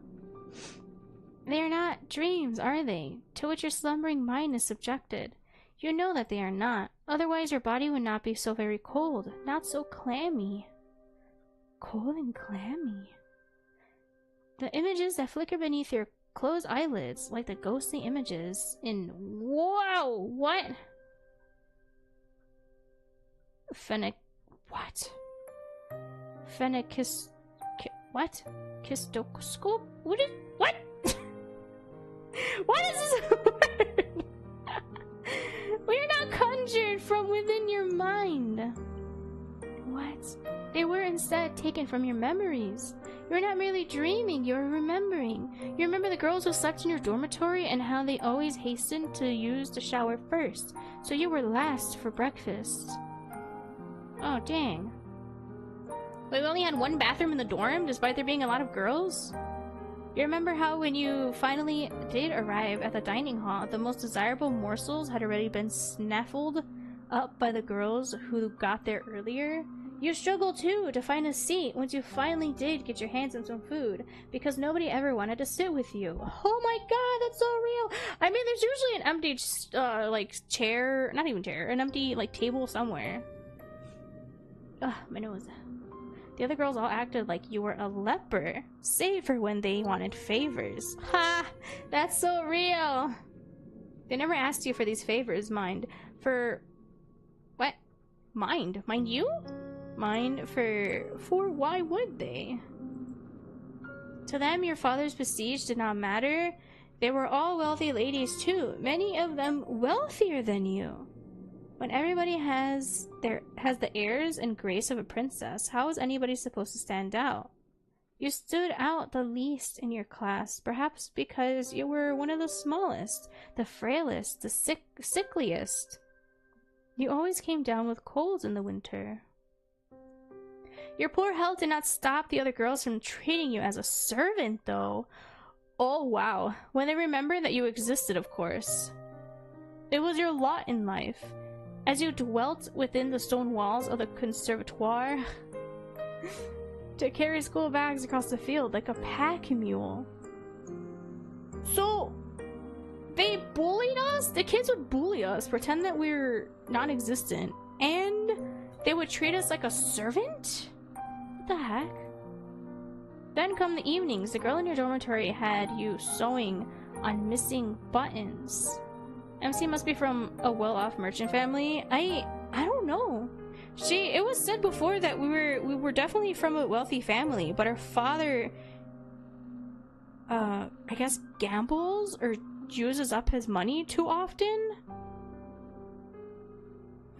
And airing out the creases and wrinkles in the uniforms. If there was an odd job that needed performing, you would always be asked. Yeah, children can be so cruel. And it never makes any sense, too, when they are. Like, the ways I was bullied, a lot of times just made no sense to me, but kids, yeah, kids are very dumb. Kids are very weird. Kids are very weird. They can be, like, the most cruel, because they learn from their freaking parents. And then the stupid parents are always blame other things, because they don't want to take responsibility for that. Excuse me. Yes, merchant family sounds about right for this time period. Oh yeah, true. But these girls did not ask you. They would have been too civilized. Oh, they ordered you instead. And as they ordered you, they laughed at you. They laughed and they laughed and they laughed. The laughter hurt, but it hurt considerably less than the kicks did. And the slaps and the pinches. Oh my god. Wow, okay. Jesus! Once during an embroidery lesson, one of your classmates had an accident with her sewing scissors. She stumbled, or at least she pretended to, and before you knew it, the silvery blades of those scissors were embedded in your left palm. She stabbed us? This happened quite some time ago, when you were even littler than you are now, but you can still remember it. It hurt a lot, and the scissors were sharp, and they, perforated your skin. Not all the way down to the bone, but enough to bleed. Yeah, that's gonna hurt regardless. Freaking fabric scissors and stuff, they're sharp. They're so sharp. Your wound bled bright red like strawberry jam all over your embroidery. Then when your professor saw it, she shrieked. Oh, she ruined our embroidery. Her face turned as pale as whey? Her face turned as pale as whey, and she looked for a few moments as though she might faint. Though you were the one who was in pain. A teacher probably can't deal with blood. Some people at the sight of blood, they just faint. They can't help it. Your professor looked at your face. She could not bear to look at your hand, then demanded to know why you could not be more careful? Oh my god, I hate adults. I hate when adults are like that. Why did she blame the child for injuring herself instead of being like, are you okay? What happened? Her tone had been an accusatory one. Wow. Being bullied as a girl is twice more harsher than what guys have to go through most times. Yep, I was bullied by both the girls and the boys. More so the boys. It is really weird. Almost as if you had stabbed yourself in the hand with your scissors to goad her. Yeah, girls are more petty about it though, because girls, they'll act like they're your friend, but then they won't invite you to things, they won't include you in things, you're only like conveniently their friend, like her, like they want something out of you first. Because like, I I got along more with, because I was a tomboy, so like I got along more with guys. I was friends with more guys than there I was girls, and a lot of those girls, they wanted to be my friend just so they can get close to me, so I can tell them about the guy that they had a crush on that so happened to be my friend. It's like, what the frick? And then like some guys, just based on your looks, they would like bully you. Cause like I was an early bloomer, I know I mentioned before, and like I got bullied for that. Doesn't make any sense. They would also sexually harass me too. It was very creepy. You got more emotionally trauma being bullied by girls. Yeah, I don't trust a lot of girls. Cause it's like, why would a pretty girl want to be my friend? I'm ugly. I know they always say like, oh, every pretty friend has an ugly one, has an ugly friend, and it's like, what the frick? Why do people say that? That's so weird. I would be ghosted by those girls after they claimed to be my friend. They would like kind of block me too on stuff, and I'm like, why? Or then they would oh my god, they would like unfriend me too from things, and it's like that's why I have trouble making friends. I wonder when I will somehow get boring for them and they'll just replace me. Because that tends to always happen. I always was just replaced. I was always replaced. It sucks. Almost as if you had been... Yeah, almost as if you had stabbed yourself in the hand with the scissors to goad her. What? That's so weird. I mean, honestly, that's fine.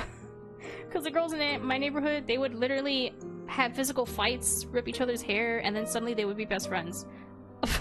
I didn't want to have to physically fight someone just to be their friend. Like, that's so stupid. What kind of initiation is that to be friends? I grew up in the ghetto. A lot of these girls are psychotic.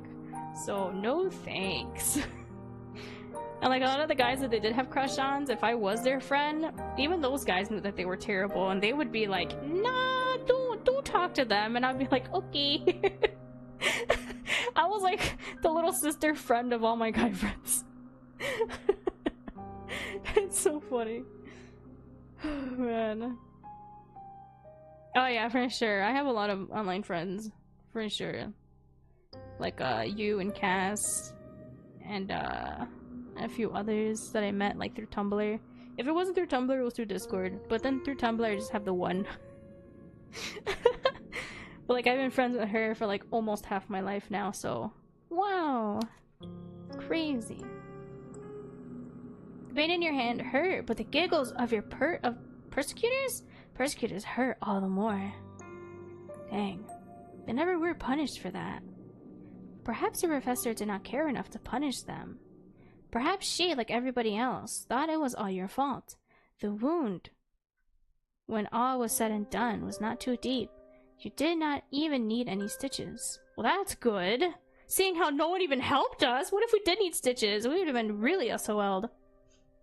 It healed well enough in time on its own, though it still left a scar, a white raised thing, like a crescent moon. Aw. You still have that scar. Whew. You did not know how much blood you lost. It seemed like a lot back in the classroom. You could smell it in the air, sharp as iron. But it could not have been that much, evidently.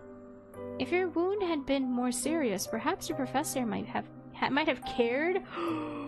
I don't think so. The professor's like so afraid of blood that they just yelled at the student for hurting them, for getting hurt. They didn't hurt themselves.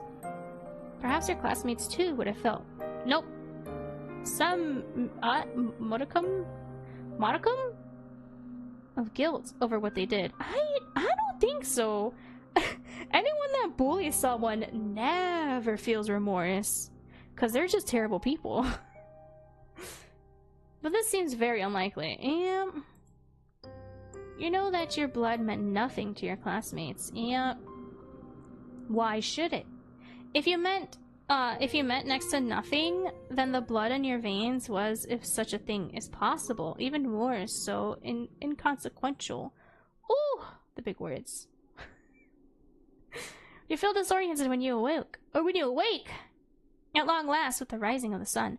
Oh my god, we actually slept through the night with no like nightmares. We just remembered our past and it was kind of bad.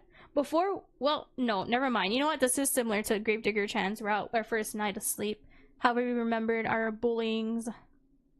You do not remember what you dreamt, but you do not think that your dreams were a particularly pleasant nature. Nah. If they were, your heart would not be hammering so. Or heart's beating. True, bullies never feel remorse unless they were taught to. Yeah, and even then they would apologize, but that's so rare. I don't think any of my bullies ever apologized. I've had things stolen from me. I had things stolen from me, and then when I have confronted someone about it, because there ain't no way that they got that suddenly the next day. That was my item that they just stole. They try to play it off like, oh no, nope, I got this from this place. And it's like, no you didn't, because that's not where I bought that. But I had no way to prove that that's not where you can get that. So I was like, you know what, fine, they can keep it, whatever. Yeah, bullies never have remorse. Wait, what does it say? All at ease? Ill? Ill? Huh? Ill at ease, you glance around. Oh, it's so pretty! Wait, that's not a little mint. Is it a pine cone? Why is there a pine cone on the bed? Why is there a pine cone on the bed? I thought that was a mint. I thought that was a little mint on the bed. Like a fancy castle. They make your bed and they give you a little mint. I guess not. They give you a pine cone, apparently. You're laying in a narrow bed in an unremarkable room. One with dull beige walls and a warped wooden floor. I mean, it looks good. Pinecone snack for later. Mmm, crunchy. Where exactly are you? This does not look like your dormitory in the conservatoire. I'm sorry, I'm probably saying it like a weirdo. Not unless it has a shrunk threefold overnight. Huh? Oh, not unless if it has shrunk threefold overnight. Dang, so her room at the conservatoire is large? Whoa. Pine cones! Oh my goodness, they're my favorite. No. Your brow furrows as you attempt to recall the events of the night prior, until with a gasp, it all clicks into place. You remember now. You were running through the woods trying to escape from... You shudder. From what? Is it gonna tell me like after I get everything? Oh, that pinecone is there for aesthetic purposes. I've seen it used often on TV dramas. Are you kidding me? Is it like a scented pinecone? It's probably one of those scented pine cones. You do not want to think of what it was you were trying to escape from. I want to know. You presume that you must have given your hunter the slip. Hunter? Though because you were still in one piece, awake and alert, enough to face the dawning of a new morning. You still have all of your limbs, and your facial features appear to be in the correct configuration. What? That is more than enough to be getting along with. You look at the foot of your bed, then blink, bemused at your discovery. You can see, laying upon the sheets, a garment. Two garments, exactly. Oh, two garments, actually! God, I could not read that. Of black and white, folded into a neat white square. She came into our room to give us a maid uniform? What could that be? A maid's outfit? If so, it would not be too surprising.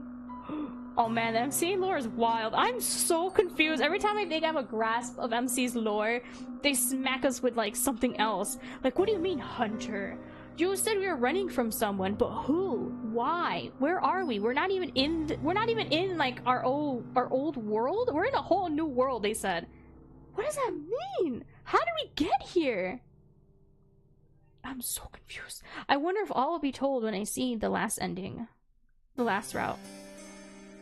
What do you mean, not from this world? What? Yeah, apparently this is not from this world. Oh, I wish there was a freaking little journal to read. But yeah, at the beginning of this route, when she's talking to the princess, or like, oh no, it's when we got to the castle and we were exploring it. It says something about not being from this world. So I was like, what? We're not from this world? What does that mean? And the fact that there's, again, nobody around but this quote-unquote princess? I don't know, everything just seems so suspicious. You can now recall your visit with the princess the night prior and her assertions that you must be her lady's maid. Well, if that is the role she wants you to assume, you have no qualms with it. But how did she know where to get the maid uniform? She's definitely a maid who just wants to live vicariously as a princess. Is it far preferable to the other role you played last night? That of a startled quarry running from its pursuer? Who? Why? I thought we were just running away from school because we were being heavily bullied and no one was protecting us. And our parents basically just discarded us because they threw us in this place. Or in that place. You press your fingers against the humble maid's attire. It feels surprisingly soft to the touch, not coarse like you expected. Oh! These clothes are rather fine. Did the princess put them there? Well, yeah, she's the only one here. If so, that is all the more reason to wear them. Man, we really want to please this princess. You are not churlish enough to deny her hospitality. You rise from your new bed, then undress yourself, unbuttoning the front of your plain white nightgown and setting it aside. Another white nightgown. Is this because we're so innocent and pure? Despite us always daydreaming of a woman whisking us away. This task accomplished, you then clad yourself in your new attire. Black, white, and eminently... what? And eminently sensible? What do you mean? You feel very far away from the girl that you once were. Your face might be the same as always, but something within you seems to have changed. You are no longer a student, not as long as you mean to reside within the princess's castle. You would far rather be her servant. I mean, we were already a servant to the school kids, like why not be a servant to a princess? Assured of your newfound identity, you retreat from your chamber, then make your way to the mistress's bedroom. Ooh. This game is great for learning a bunch of new words. Oh shoot, if you want some good old-timey words, you should play this creator's other game. Oh my god, I played it and I felt so stupid playing it. Frick, what is it called again? Cage of Roses! Play Cage of Roses. Oh my god, the demo to that game was phenomenal. However, I felt very stupid trying to read it out loud. Like, I fumbled, I stuttered. I think I googled some words. It was like, it's an old-timey Yuri vampire romance visual novel. Holy golly gee, that one. That one's crazy with its, sentencing, I don't know, narrative? It's such a good game, but oh my god. It's had such old-timey words. I've never read anything like that. I felt so dumb reading it. I was like, oh no. Well, there wasn't much color for clothing back in those times. The black and white maid outfit. But they can use beats to make things like red or purple or stuff. They use things to dye fabrics. But yeah, that's only more so for royalty is why.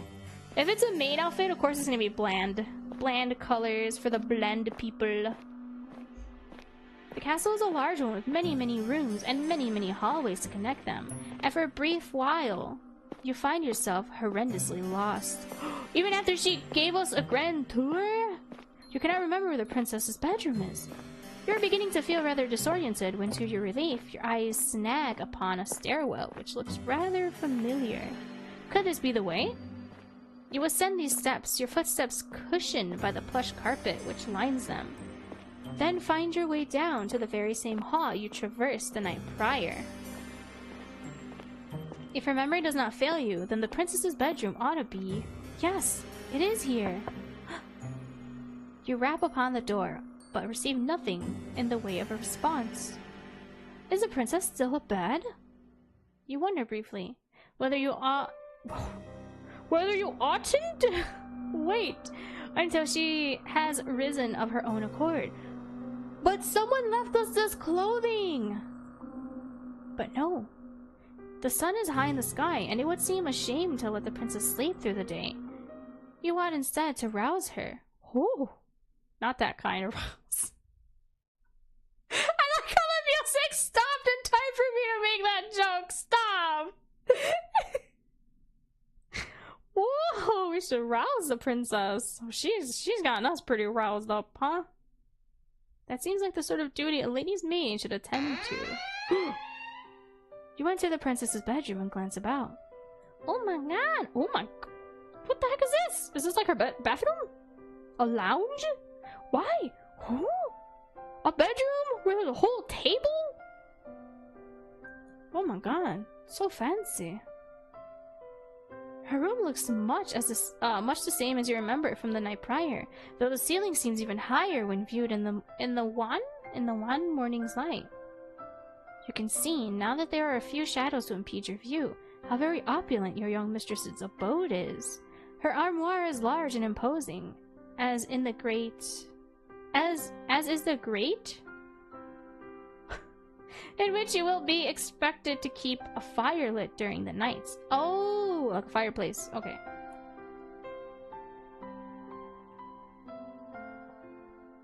The princess herself, meanwhile, is curled on her side beneath the shades, looking rather grandeur than her title would suggest. She is attired in a nightgown adorned with frills, and her hair is split across her pillow like a spilled gold.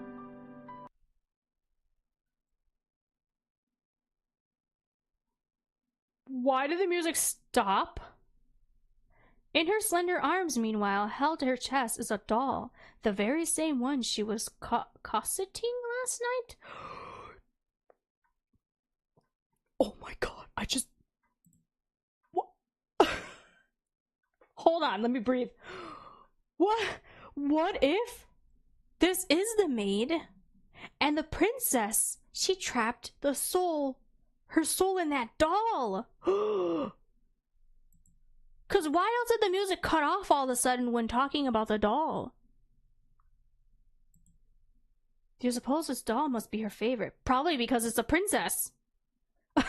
Idly, you wonder what the doll's name is, though you do not suppose it matters all that much. Am I cooking or am I burning the kitchen down?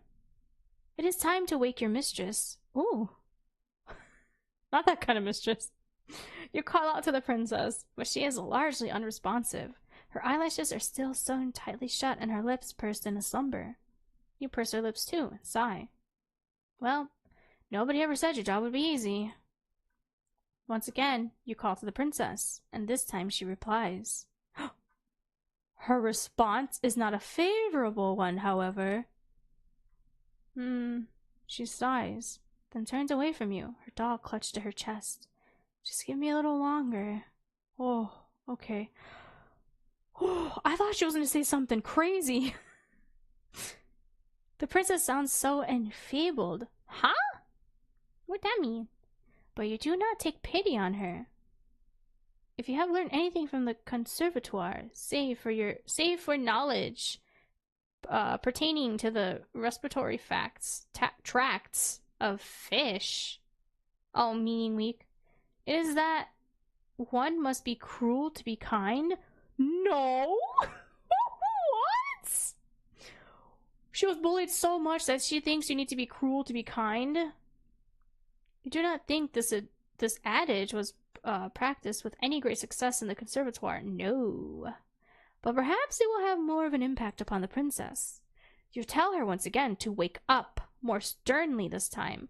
You will not let her sleep, for she has slept long enough already. But what is she to do but a princess in a world with no one else around? It is very slovenly, really, to still be abed at such an hour. Hey, I bed rot for at least an hour before I get out of bed. I woke up today at 8 p.m. or 8 a.m. I woke up today at 8 a.m. And guess what? I stayed in bed until like 9:30. I bed rot for at least an hour before I get out of bed. Oh, defeated, the princess sighs.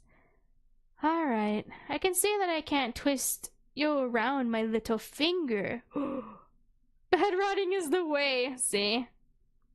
Woke up at 8 p.m. I meant to say 8 a.m. I went to sleep at like 10 or 11. For once, that's pretty early for me. I actually went to sleep early. Are you guys proud of me? I went to sleep early and I woke up early. Yippee! Oh god, I hope I can sleep early tonight again. I'm losing my mind. I'm up, I'm up. You don't need to nag me. Ooh!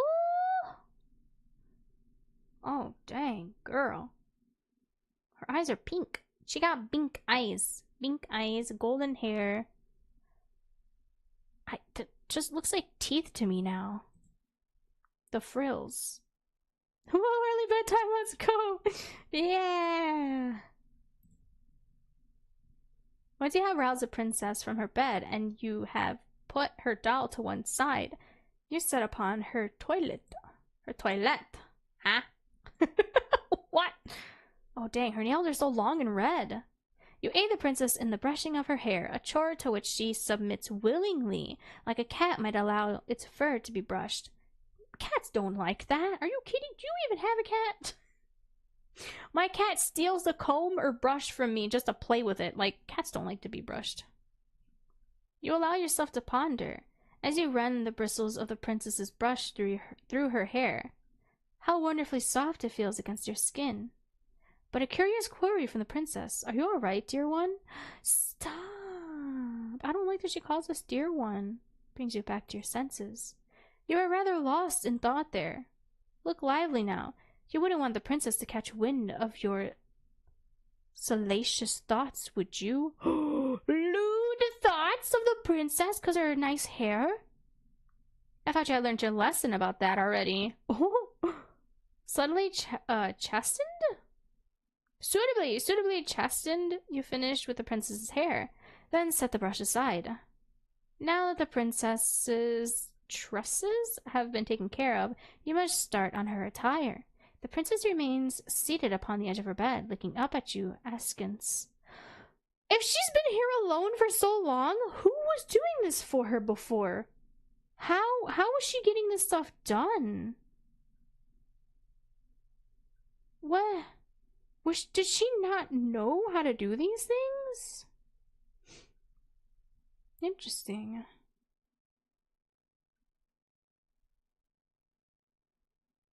I don't understand.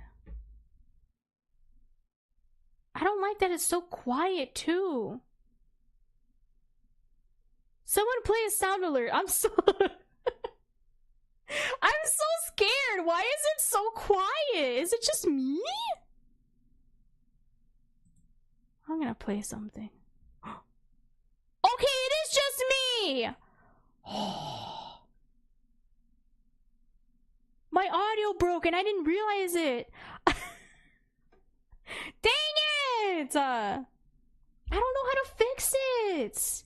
Usually I just do that and it works, but it's not doing it this time. What the heck? So yeah, my sound pieced out again. Yeah, I have to disconnect my earbuds and then reconnect my earbuds and then it works. Oh my god, I was so scared. I was like, why? There's no sound. There hasn't been sound in a while. Why is there no sound? Oh my god. Should I? I'm gonna put this in a different slot. Give me a second. Ugh! I'm gonna put it in the bottom one. Let me move it to the... I usually have it slotted into the third one. I'm gonna put it into the 7th slot. Oh, nope. I hear crackling. Oh my god. What if I plug it in directly to my laptop? Hold on, I'm gonna plug my mouse into my USB hub instead. Oh my god, why is nothing working today? This never happens when I play games on my PC or on my laptop.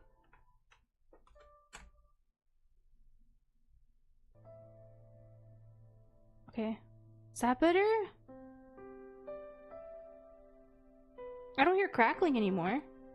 Let's go. Okay, so I guess I need to have my earbuds connected to my laptop now. Weird. For years I had it connected to my USB hub and it used to work just fine. Oh my god. I don't know what's happening. Okay, thank you. Thank you for helping me figure that out. Hooray, discuss. Freaking, I'm gonna curl myself tonight. Okay. Anytime the audio stops, I'm like,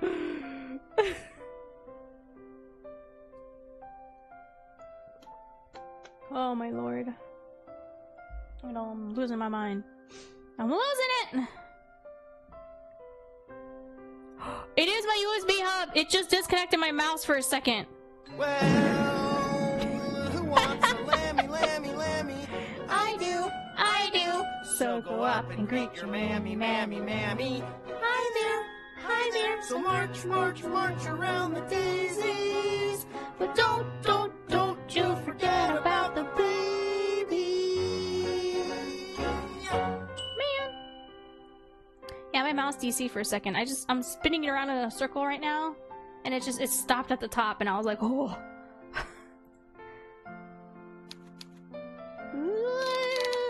See? It stopped! It stopped! Did you guys see that? I'm moving it left and right and it just stopped all of a sudden. It's my USB hub! What the frick? We saw, yeah! Man! I only have 3 USB ports! I need 4! God! Why? I hate everything. Why?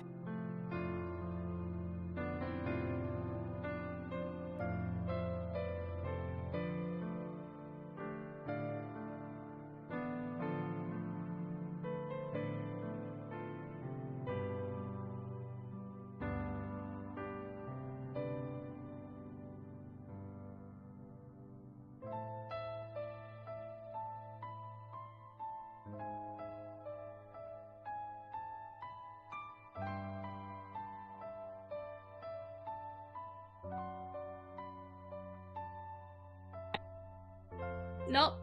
Thank you. No, my... That's connected into my laptop.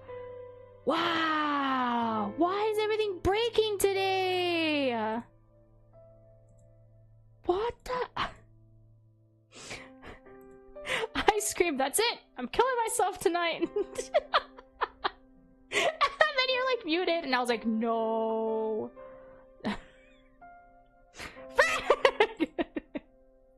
So sick of this, man. I'm literally just sitting here. Why? Why does everything have to break? Stop! Oh my god, I'm really gonna do it. I'm gonna kill myself tonight. I'm so frustrated. What's the point? What's the point? Stop! My mouse keeps stopping now because I haven't plugged in my USB hub. It randomly stops every so often. See? Oh my god. So that means, okay, that makes a lot of sense actually. Does it matter where I plug it in? Every time I unconnect, does it disconnect something? Now I only have one thing plugged in here. I'm trying to pull it out. There we go. I'll plug it in this slot. I like lightly nudged my microphone cable, so that's weird.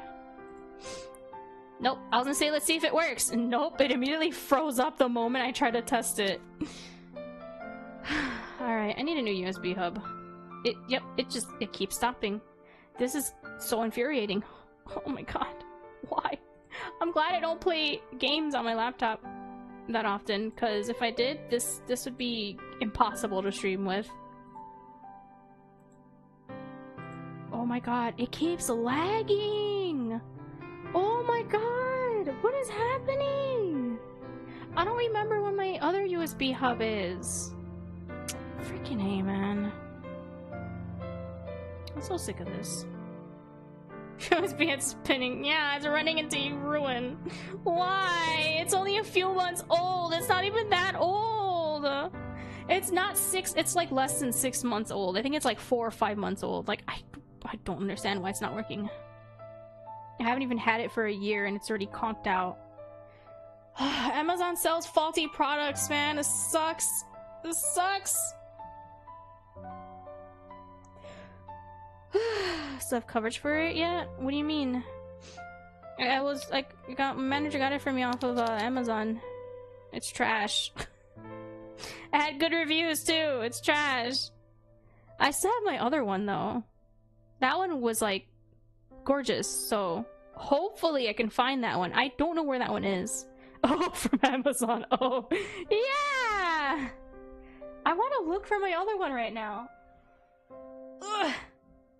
But I don't remember where it is. And I can't open up my drawer from my desk because I have so much crap here. Ooh, excuse me. That was a gross hiccup burp. That was a really gross hiccup burp. I'm so sorry. Oh, here it is! I found my old one. Oh my god. Hold on. I found my old one. If you're here crinkling, no you don't. I have a drawer full of the Yu-Gi-Oh! Hold on, let me...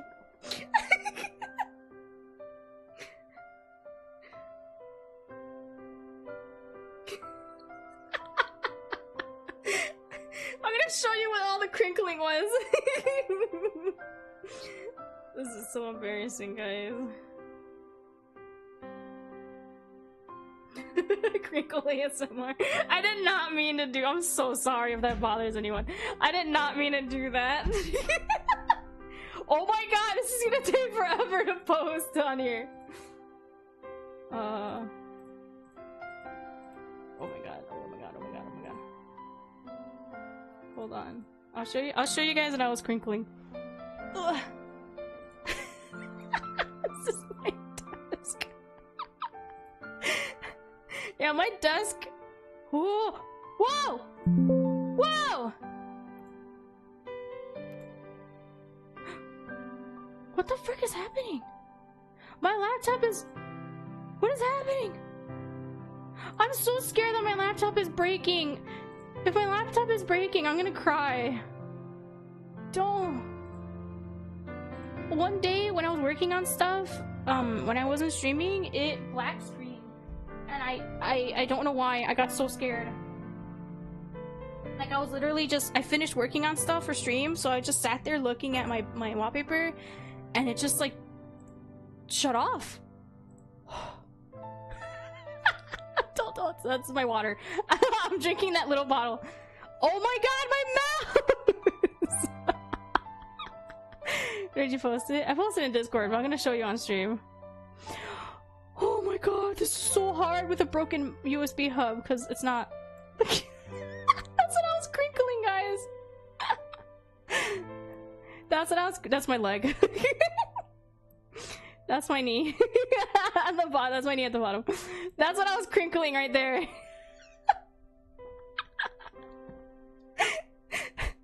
That's what I was crinkling.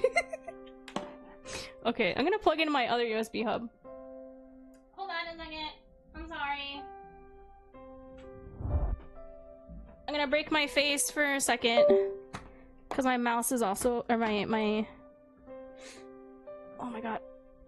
I can't pull out my mouse because it's one of those little USB mouse. It's kind of one of those tiny little USB things, so... Ugh. Yeah, I have the whole collection. I have the whole collection. That's what's in there because I don't know where to put them right now. So I shoved them into my desk.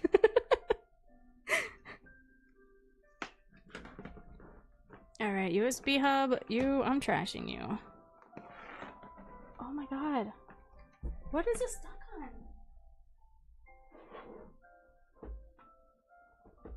Uh-oh. I might DC from stream.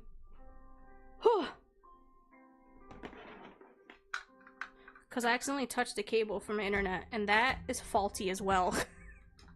But I can't afford a new one right now. Throwing that on my bed. This USB hub I got gifted from my bestie a few years back. This is the only one that I know of that works well. You missed out on Blue Eyes and Dark Magician? Yeah, I have some, I have an insider. So they gave me... I have an insider, so they gave me the whole collection.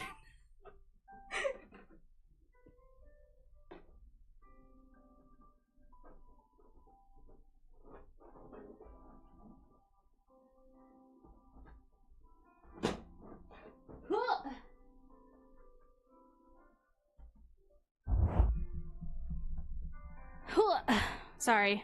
I hate this. I hate troubleshooting live. I am so sorry, chat. You have an insider too? She isn't helping much. I'm sorry to hear that.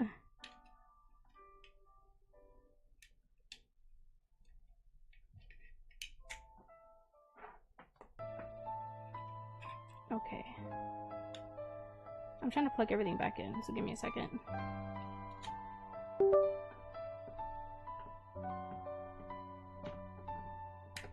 I don't have reason to plug this in, so I'm not gonna plug that in just in case. I'm so sorry. This is gonna be a very scuffed VOD. I'm not editing this out. You get what you get. Uh-oh. Okay. My bad. Oh yeah, and then that's my knee at the bottom. It's my right knee. I didn't expect my knee to make an appearance. Let me... YouTube Studio. So let me reset this. Oh! Hi. It works! Yippee! Okay! I don't hear static! This is my old USB hub coming in clutch. I only have 4 ports on this bad boy though. I hope I don't need any more. Okay, I'm sorry. I had to change that out mid-stream. Dang it. It's better than being completely DC'd. I accidentally touched my Ethernet cable. It doesn't do the little clicky noise when you plug it into my laptop. So I need to get a new one. Knee confirmed. Yeah, I have a knee. Oh, frick. And I actually wear pants. I'm wearing pajama pants. I'm in pajama pants. I'm sorry. I'm sorry for the troubleshoot live. It happens. When you get scuffed like this... When you get scuffed like this, you gotta troubleshoot live. Oh my gosh. But yeah, that was all the crinkling sounds, by the way, that you heard. I had to dig. Can I like reload? Whoa!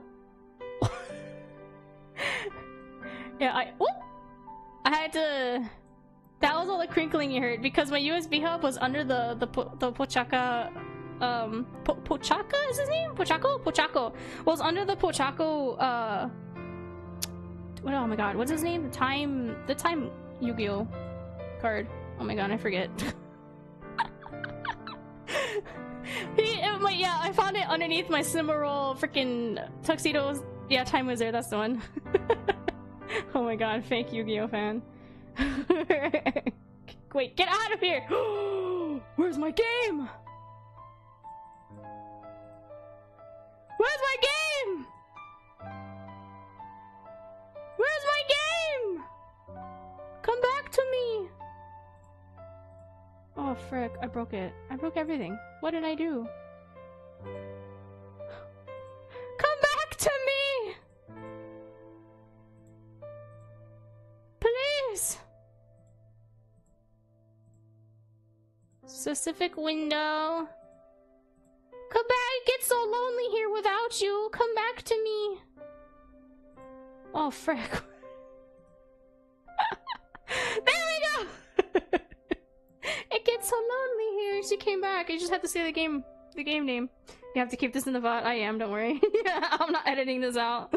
Whatever happens live, scuff, I keep it. I only edit out the beginning portion because it takes a bit for me to start stream because I post on all my socials that I went live. That's why it takes me like 5 to 15 minutes usually. That's how well prepared I am. And then I usually edit out like partial ending of stream. Or if I take bathroom breaks, I edit that out as well. But yeah, I was here yapping the whole time, so I'm keeping that in the VOD, don't worry. I can't believe the game left me. I just had to say the game title and then she came crawling back! Wow! Well, that scared me. Thank you, Saribot! Freaking... Oh my god, that was a creepy message. Whoa. Very scary. Alright, the princess remains seated upon the edge of her bed, looking up at you. Askins. The frick does that mean? No! It's not my USB hub! Why does the music keep stopping? No! I did all of that for nothing?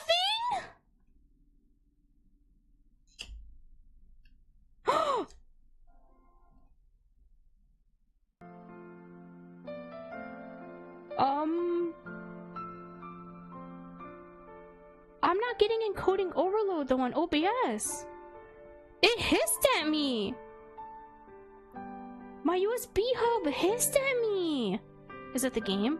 It's just a visual novel. These never take any horsepower, really.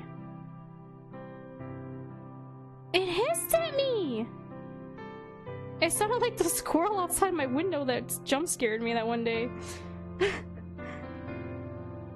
What the heck? I threw my other USB hub on my bed, so I guess it doesn't matter. It's not the USB hub. Because my old one... Why? I don't understand why. I'm so tired of this. Because all of my tech issues are unique to me. I can't Google it and find like some old Reddit post to help me out. A squirrel just kidding.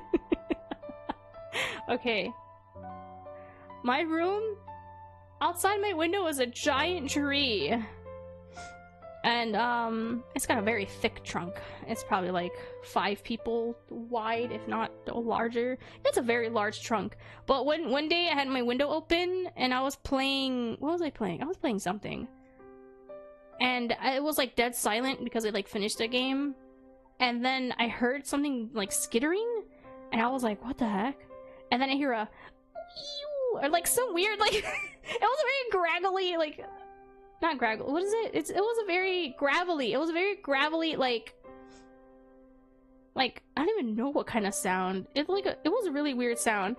And I looked back and I saw the squirrel just looking at me. He was just staring at me. And then he like turned around and ran back up the tree and I was like, what the frick? A squirrel just yelled at me, stared me down, and then he just left. And it made like weird whew noise right now on my USB hub. Not the chirping beeping as the other one did that day that I thought my freaking computer was gonna explode. Do I still have that file? I'm gonna find it for you guys. I showed it on stream only once, but that old USB, the other one that I just had plugged in, it made the creepiest beeping noises, and I thought my laptop was going to explode. I recorded it because I was that scared. I was like, oh, because that's a sound I would hear all the time when I would stream. Is this the video?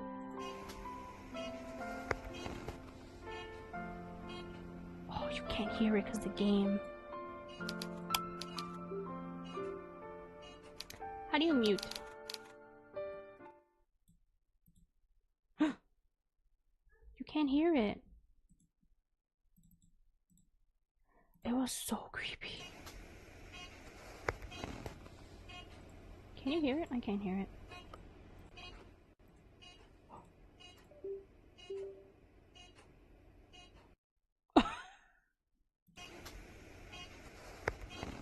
This scared me!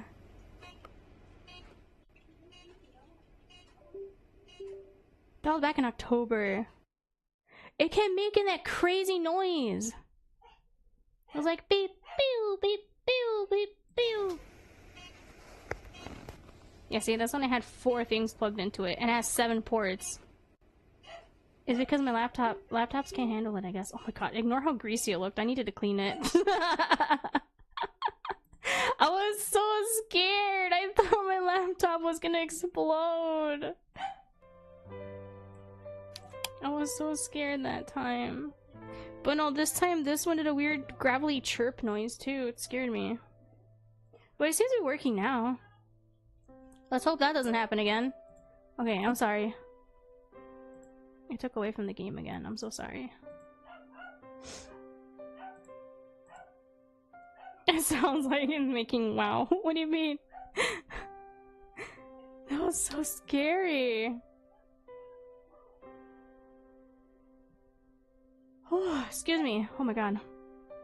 That was back when I had 4 things plugged in. I only have 2 right now. So like, what the heck is happening? That sounded concerning. Yeah! Oh my god. It's dinner time for the animals. Yeah, the doggy barking. Yeah, I only have 2 things plugged in right now, so I don't understand why everything keeps turning off suddenly. And it's only my sound. It's only my, like, game audio for some reason.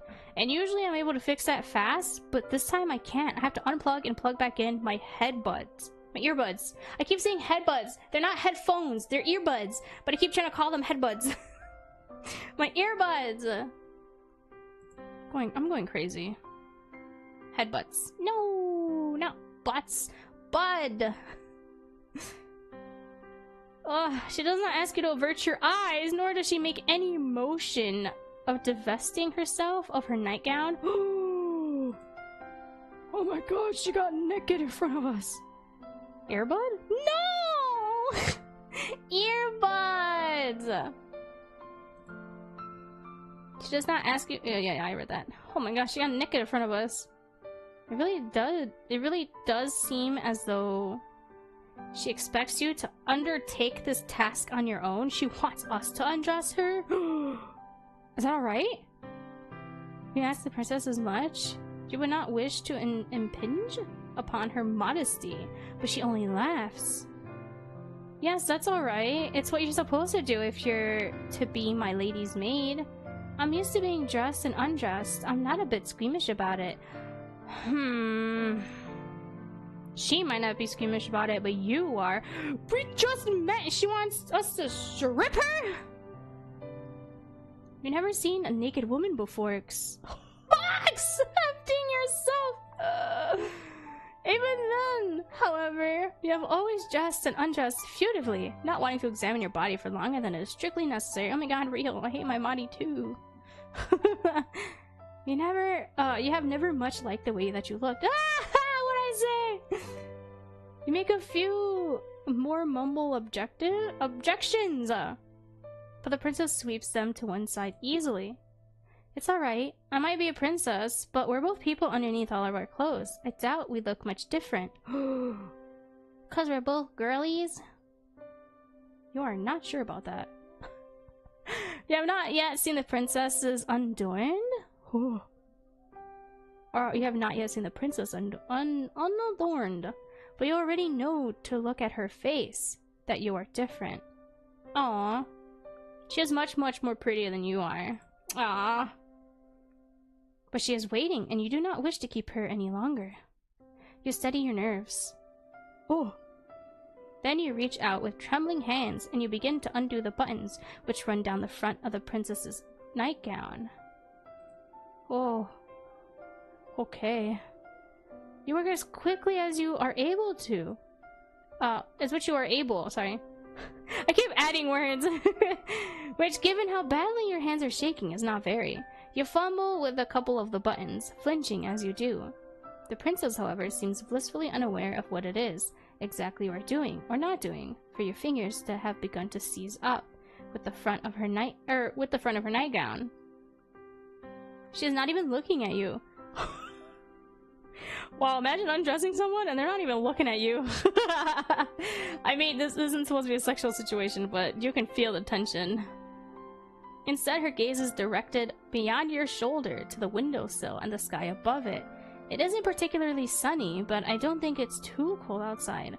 Going for a walk might not be a bad idea. What do you think, dear one? Stop calling me dear one! You think that you would like to finish undressing the princess as soon as possible. So you can make some progress on dressing her again. Oh, do we have the outfit ready for her? The sight of all of this exposed skin is bad for your heart. Dyslexia creeping in heart. Shut up! Oh my god. Fortunately, you are able to make quick work of the princess's nightgown despite your initial mishaps, spurred on perhaps by your anxiety. You bid the princess to stand, which she does, and neatly she steps out of her nightgown, and her motions once again as graceful as fluid. Oh, I can't read! I'm so stressed, I can't read today. Ooh, her motions once again as graceful and as fluid as a dancer's. This task completed, you search hurriedly, worriedly for the princess's red dress. Why do we have it ready? Hello, Corrupted. Hope you're doing well. Where is it? You cannot find it. Sweat begins to prickle at the back of your neck. Your palms, meanwhile, felt uncomfortably clammy. The moments pass awkwardly, uneasily as you search, the princess standing there all the while as naked as the day she was born. Isn't it cold too? Didn't they say it was cold out here too? And we just have her standing there buck naked. Oh, there goes encoding overload. Wow, OBS, you just... Okay. I hate you, OBS. You suck. Why did you not find her day dress before you stripped her of her night one? That's what I was saying! What a fool you are! The princess, noting your panic, giggles, then says, "Are you looking for my dress?" Oh my god. Whoa, almost 400 subs. Yeah, I'm very shocked. I don't really pay any mind to that, but I'm getting very, very close to YouTube partner. Wow. That is very strange. I don't even know if I'll be accepted. Because I feel like, given a few of the games that I play, I don't know. Bravo. I don't know. It's a very slow grind for sure. Whoa. Yes, you reply, your face flushed. That is what you were doing. Oh! Yeah, she knew. I thought so. I did wonder before you started undressing me why you'd not ask where it was. Maybe it slipped your mind? No! Now she thinks that we just wanted to see her naked. It had slipped your mind, yes, to your shame. You were too busy trying not to fixate upon the princess's bared skin to think about how best to conceal it. My dress is in my armoire, the princess says, glancing over to the aforementioned piece of furniture. Piece of furniture. That armoire of hers is an intricately carved wooden structure, large enough, or so you estimate, to fit inside it enough dresses to attire a whole ballroom's worth of princesses. What? Large enough, or so you estimate, to fit inside enough dresses to attire a whole ballroom's worth of princesses. Oh, okay. I completely misunderstood the sentence. I thought like you could fit a bunch of princesses in there, and I was like, what the frick? Why would you shove a bunch of girls in there? I like to wear the red one. It's my favorite. Would you be a dear and fetch it for me? I don't want to rush you, but it is rather cold in here, especially when I'm still naked. She raises a good point. You turn away from the princess and make your way to her armoire. That's what— oh my god, the poor girl! Once there, you open its wooden doors and pursue the clothes hanging within. It is just as you expected. Inside that wardrobe lies numerous dresses, all of them finely sewn and decorated with no shortage of ribbons, lace, and iridescent pearls. You find the princess's red dress soon enough, then hurry to her side. There she goes. Also, your post is not that spicy. It's just it's just very pretty.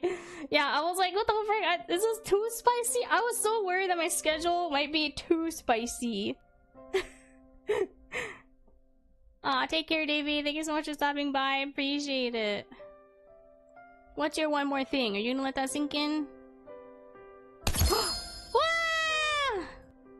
Happy Valentine's, Frayne. Frayne. Thank you so much for the resub. Oh my gosh. Heck yeah. Oh my god, Valentine's Day is on Friday. Opens front to door. What do you mean? Is it Friday? It is on Friday. There is no sync. Well, it's a Twitch redeem. With your spoils in hand, you hurry to dress her, concealing once again the princess's pale skin beneath layers upon layers of soft red velvet. Ah, oh, there you go. We let that sink in. Excuse me, hiccup. I have to sneeze. I'm gonna mute.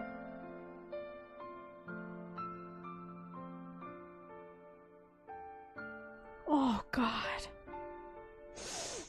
Oh god, I sneezed so much today. I have angry manly sneezes, so I have to mute. I almost ruptured someone's ears because I sneezed into their ears. It was so embarrassing. Cause like what was it? I was using a headset where the mic was on the right side, and I usually like conceal my sneezes to like my right shoulder or my right like inner elbow. And that day, I forgot my headset was on my right side, so instead of flipping it up real fast and then sneezing to mute, it was just a quick instinct, so I just bam right into my like inner elbow, and the mic basically got so close to my mouth when I sneezed, and it was so loud that my brother just screamed in pain because I sneezed into his ear. I wish I had cute sneezes when I don't. I have very angry man sneezes, just like my burps are very manly. I mean, usually just get grumbly, low hiccup burps on stream, but whoo. That time I did. No, wait, I did sneeze. I've sneezed twice before on stream. I think I only caught it once though. I think I clipped it. They're so loud. My sneezes are very loud. I have loud old man sneezes. Oh, my nose, that hurt. My nose has been hurting me all day. I hope I'm not getting sick. I've been saying that for the longest, but I'm always on the cusp of like getting sick as well as not getting sick. It's really weird. I think it's just my allergies. Wow, there she is, and all her oh, why is it see-through? She got that thigh gap. I did not know her. Oh my god. No sneeze, Tosca. No. My sneezes are so nasty. Oh god, my sneezes are very loud. You might have to dig for it, but I think I did sneeze once ever on my stream. I think it was a Senwa's what is it? Senwa's Sacrifice? Hellblade 2? I think it was that stream. So if you're ever curious and you want to look for me sneezing, I think I clipped it. It should be on Twitch only, I think. But yeah, it's very loud sneezes. Cause I pulled away from my mic when I sneezed. So I didn't have time to mute because I was streaming it off my console, so it was harder for me to try to contort to mute. So I was like, oh frick, I have to sneeze and I can't mute, so I like moved so far away from my mic. I think you hear me rolling away on my wheelchair just to sneeze. My wheelchair? My wheelie chair, my computer chair. I wheeled away from the mic to like sneeze towards the floor, but because my room echoes a lot, it echoed the loud sneeze. But dang! I didn't know her dress was freaking see-through. Wait, that's blood. Oh no, that looks like blood. So she did murder the people of the house. Wait, oh my god, even her sleeves are see-through. Oh my god.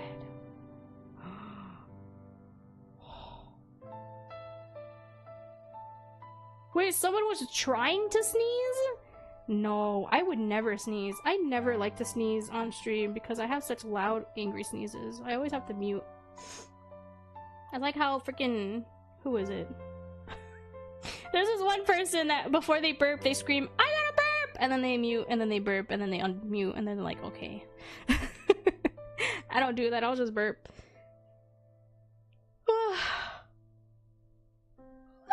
Oh my god, double yawn. Or usually when I have to like cough is when I mute. So I only mute when I cough and sneeze. She is easier to look at now, you think, with her skin concealed. That might have been the most nerve-wracking task you have ever had to accomplish, even more so than your perilous escape through the foggy forest. Why, it seems a small miracle you could still remember how to breathe. Ah, that's much better. Thank you, dear one, for your help. You've not been here for a full day, but I already wonder what I'd do without you. That has me so curious. What did you used to do prior to this, then? Because you were so alone. Oh my god, the fact that there's red ruffles under... Yeah, no, I don't know. Her outfit is... I don't know.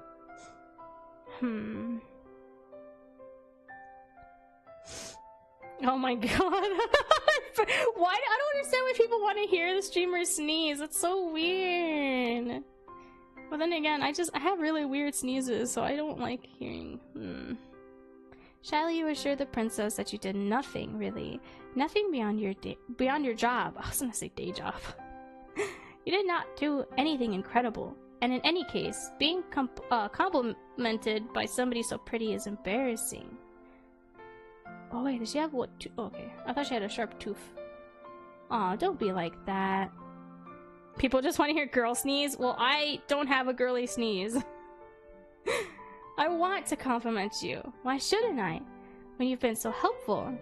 It'd be rude not to. And anyway, I think you're very pretty too. Oh my. Oh my! Your face flushed from this more deeply than ever before. You gotta count yourself lucky, really. Well, with all of this excessive blushing, that the princess does not seem to possess any vampiristic tendencies. What the frick? You're making yourself quite the easy target. What?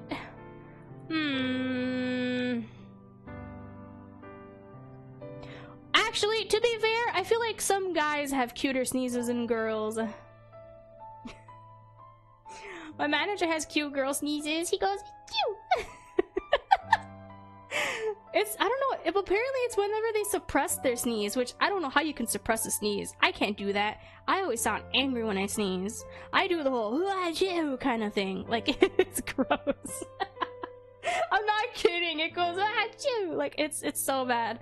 But there's a lot of guys I know that try to suppress their sneezes, and then they do the little "Achoo," and it's so cute. And like freaking Shoto and his "Achoo." It's like, what the frick? I want cute sneezes! Where are my cute sneezes? Man, I wish I had a cute sneeze.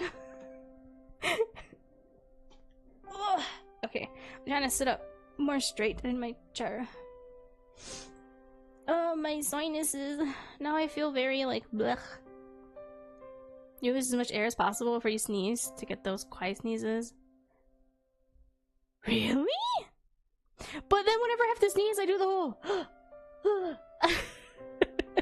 you take that deep breath in. It's impossible. How the frick? Now the princess declares, oh my god, I read that so weird. Why don't we go for a walk? It's a nice enough day, and I get so very bored of being cooped up inside. You can't think of any particular objections to raise this remark. And you think that the princess might have a point. The castle, though expansive, is somewhat stifling. The walls are so very thick. Then why is it so cold? They put you in mind of a crypt. With your acquaintance? Assured? Acquaintance? Your consciousness? I don't know, with your mind? I guess your mind, your feelings. Kind of have to train yourself to not take deep breaths before you sneeze. It's on instinct! It's literally a jerk reaction to your body when you have to sneeze, though. At least for me it is. Like, whenever you have to sneeze, you do the whole and then you, like, sneeze. I don't know how to explain it.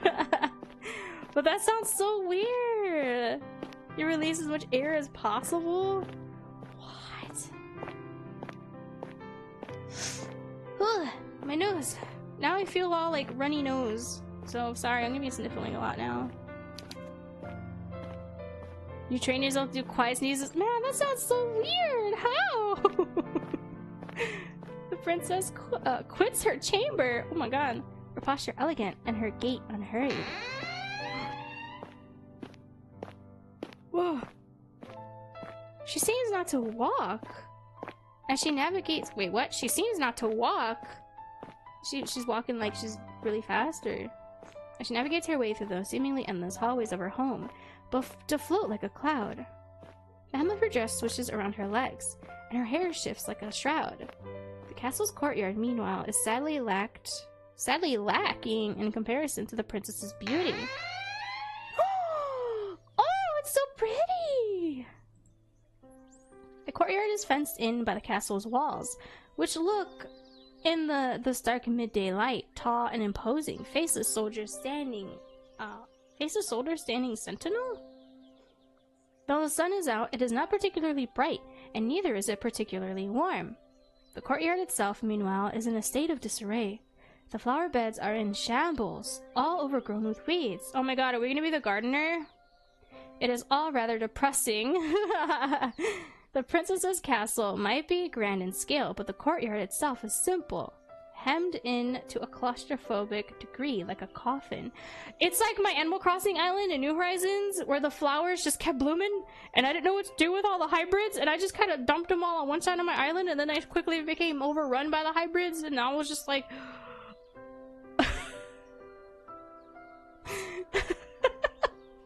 Oh my god, what's that one meme? It's taking me forever to find it. Oh, there's this one meme image of someone. There's like a woman in the flowers, and it's like, I live with them now, or they live with me now, or something. That's how I imagine it to be, even though it's not as overwhelming. The princess, however, seems not to share your dolorous mood. Ooh! From kitchen maid to the princess's maid, and now to the garden maid? I know, right? She instead looks elated by her newfound surroundings, her smile unwavering. Oh, she's so cute! God, I don't trust her though. Man, this dress is nice though. I'm sorry, I'm just so distracted by the hips. Like, what the frick? But the fact that these tassels do look like they have blood stains, at least these two. These two look like they're supposed to have that design, but the other two don't. Was that more dyslexia here? Yeah. I read it so confidently too. She gambols about like a lamb. Flitting hither and thither. The frick is thither? She examines the weed-infested flower beds. Her frolicking comes to a cease, however, by a bush. One is full of bright red roses. Oh, how very pretty! You do not think they are gorgeous, dear one? Do you not think they are gorgeous, dear one? I don't like her calling me that. I think of Gravedigger Chen and I get sad. Okay. I think my order... Wait, that didn't work. Oh my god.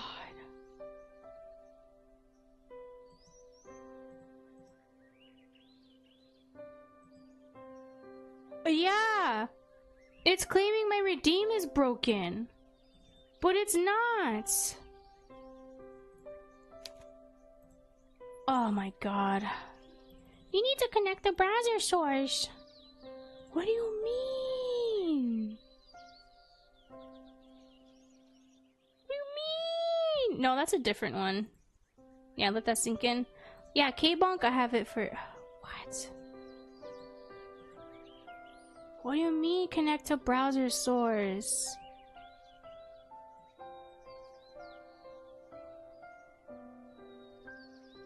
I need to reconnect it to OBS.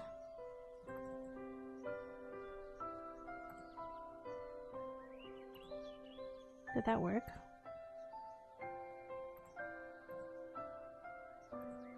Oh no!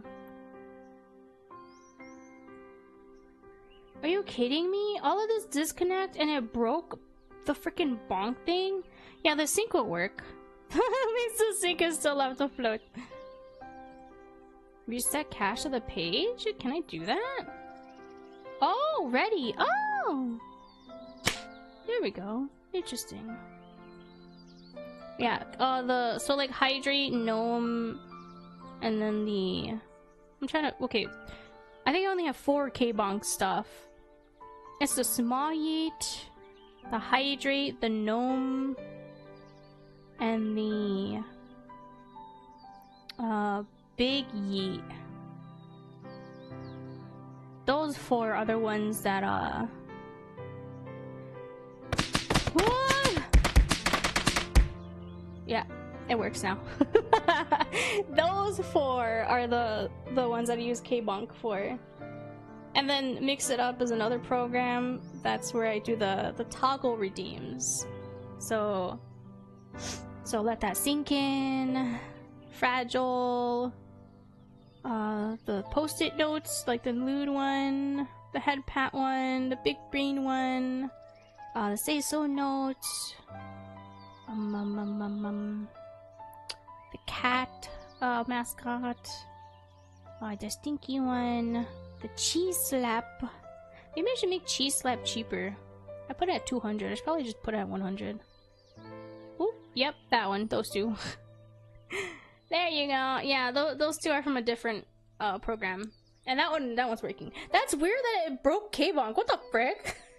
That was literally a program on my laptop. It makes no sense for that one to just not work. Swear to God, that one's been giving me trouble lately. I wonder if there's an update or something that I missed. Cause I've been having to reconfigure that one every single time I try to stream, and I don't know why. That was never the case before. So that's kind of weird. I'm sorry, stream today was so weird. And I have less than an hour. Frack. Oh my god! The flowers are not too disappointing, you suppose. Oh! So pretty! They make for a fine spectacle. In fact, a welcome splash of color when contrasted with the dullness and the drabness which permeates the rest of the courtyard. Though the other flowers in their beds are wilted, withered things, it is not so it's not so for these roses. They are very rich, bright red, just like blood. Why is there so much talk of blood? Is she a vampire? Their heads so full they seem almost to droop beneath the weight of their own engorged petals. They are pretty, in a sense, but there is something unsettling about them too, something that is almost obscene. How do those roses become so very red? I don't know, it's one of the many wonders of life. Roses are red. What has been sustaining them?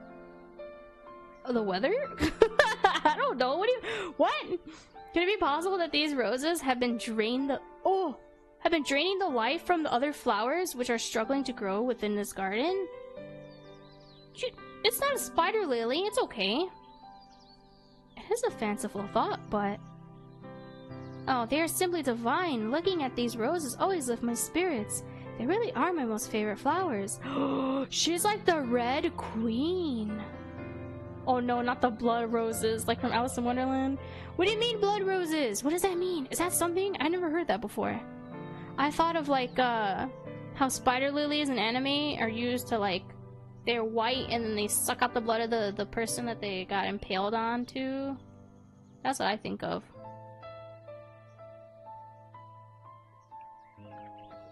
Is that like the same thing?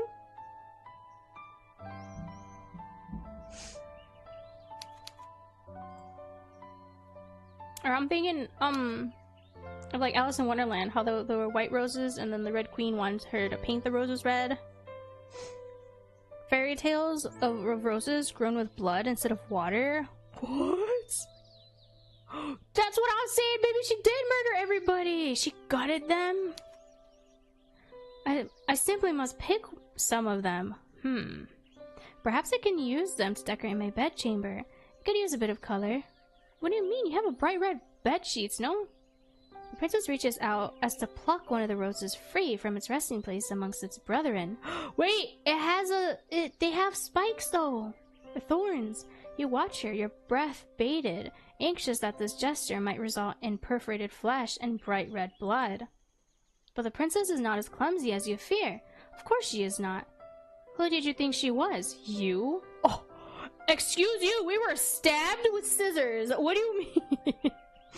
Rather than worrying about other people, you would be better served if you worried more about yourself. Oh my K narrator, why are you so mean to us? The princess holds her newly pilfered rose to her nose and inhales, her eyelids falling shut as a flower's sweet scent washes over her. A few moments of silence pass. Then the princess begins to toy with the petals which adorned the flower's crown. Now, let me see.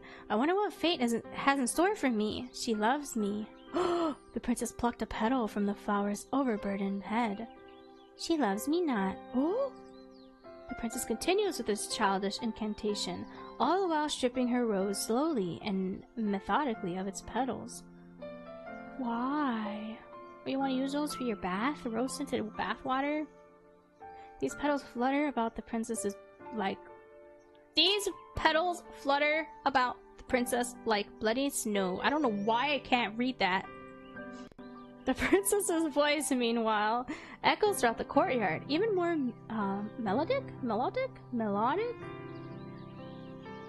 I know the word, but I can't read it. Than the strains of a pianola. Pianola? Oh no! Not that she loves me, not with a slowly darkening face. No! She loves me not. She loves me not. The princess's fingers hover over the final petal, which crowns her nearly denuded flower? Then, with a sharp, triumphant smile, she declares, "She loves me! I knew it!" Talking about us? You watch the princess amused by her girlish good cheer. The little mantra she has been reciting is one that you are familiar with. The girls of the conservatoire also used to engage in this little game, the younger ones at least, who believed that a fairy tale prince would whisk them away. You might have participated in this game yourself when you were a child yourself. Oh. But you never pinned your hopes and dreams on a handsome prince. Yeah.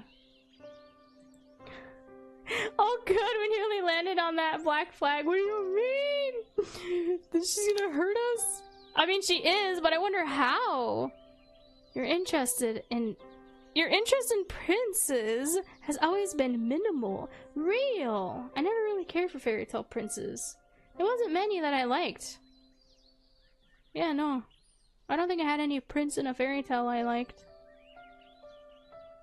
When it comes to fair princesses, though, oh! Well, that is a different matter altogether, isn't it? Lesbians! Let's go, lesbians! Pleasantly, you ask the princess whose love is it she wishes to court, a query which makes the princess giggle. Oh, dear one, who else would I be thinking of? Well, naturally, I was thinking of you. Naturally? She says it so easily, as though you ought to have suspected as much, and indeed, part of you did. You wanted to believe, yet part of you was afraid to. You did not want to be arrogant enough to assume that the princess might care for your affections.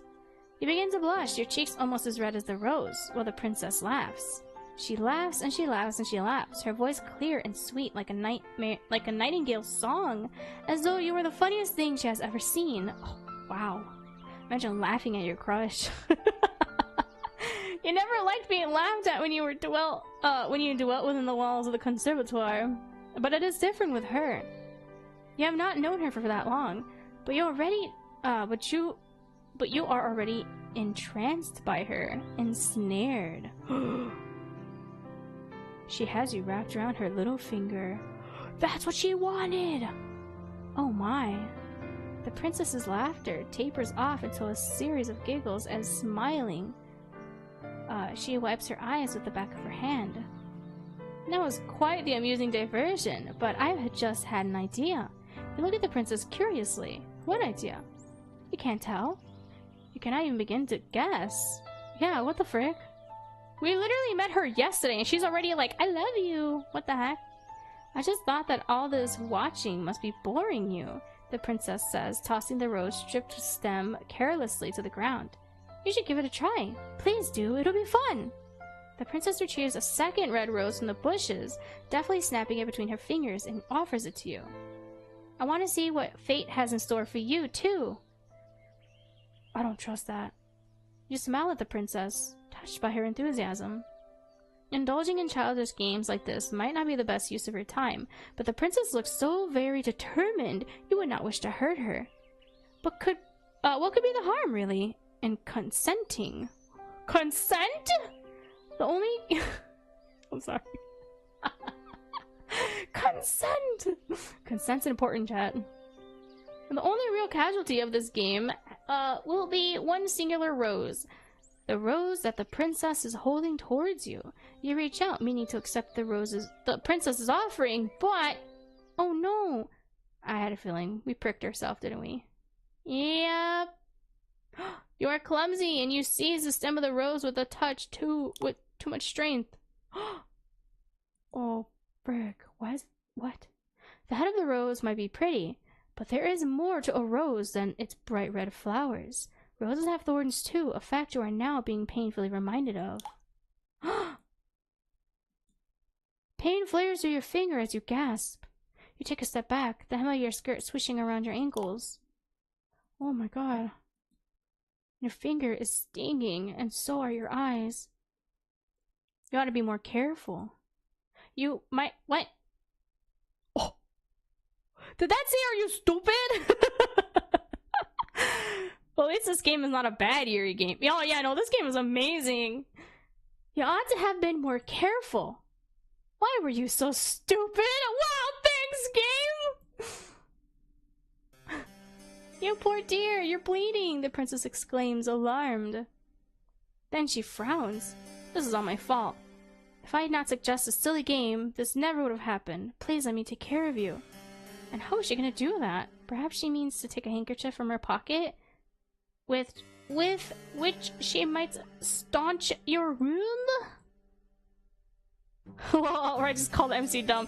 I know, the narrator's so sassy! Princesses tend to carry handkerchiefs around with them, don't they? Silken ones? How else could they give brave knights tokens of their gratitude once these aforementioned knights have successfully slain dragons? Princesses can hardly dispense kisses as favors. It simply is not done. That is what you always thought, but... Please, hold still. This might sting a bit. This princess is anything but ordinary. Is she gonna suck our finger? Rather than take a handkerchief out of her pocket, she instead encloses her white, slender fingers around your hand. She's gonna suck our wound! Carefully, as though she is handling a precious object, she raises your hand. Her eyes fixated all the while on the beads of startlingly crimson blood, which are oozing luridly from your wound. She licks her lower lip. She a freak. Oh! Then she dips her head. Rose red, but your blood is redder. Oh my god! Look at her crown! It looks like a leviathan mouth or something. Usually those are just a face, but this one is up here. What? Some of these are pink. Oh my god! This is so pretty. Oh my god! She a freak! She parts her mouth, and with a soft sigh which borders on the sensuous... She literally just moaned into her finger. She slips your injured digit between her teeth. The cheeky kiss on the open wound. Yeah! So much for the princess not dispensing kisses as tokens of appreciation. This might not be a conventional kiss, but feels intimate regardless. Almost startlingly so. The princess's lips, which are as red as any rose, are enclosed around your index finger. You can feel the warmth of the princess's mouth about your skin and the wetness of it. Oh my god, MC, please. These sensations make your whole body quake! You did not expect this. Tremulously, in a voice which wavers, you ask the princess what it is she's doing. Oh? The princess glances up at you. Her mouth is enclosed around your finger. Didn't I tell you? I'm trying to stop the bleeding. Yes, you gathered as much, but... Is there a problem? I'm not making you uncomfortable, am I? MC kind of freaky too. Yeah, she's like, oh my god, I feel your wetness on my finger. Oh my god. It is not, as you say, that she is making you uncomfortable per se, but this is rather awkward. You did not expect it. This is all. That is all. Whew. And is she not worried that this is unhygienic?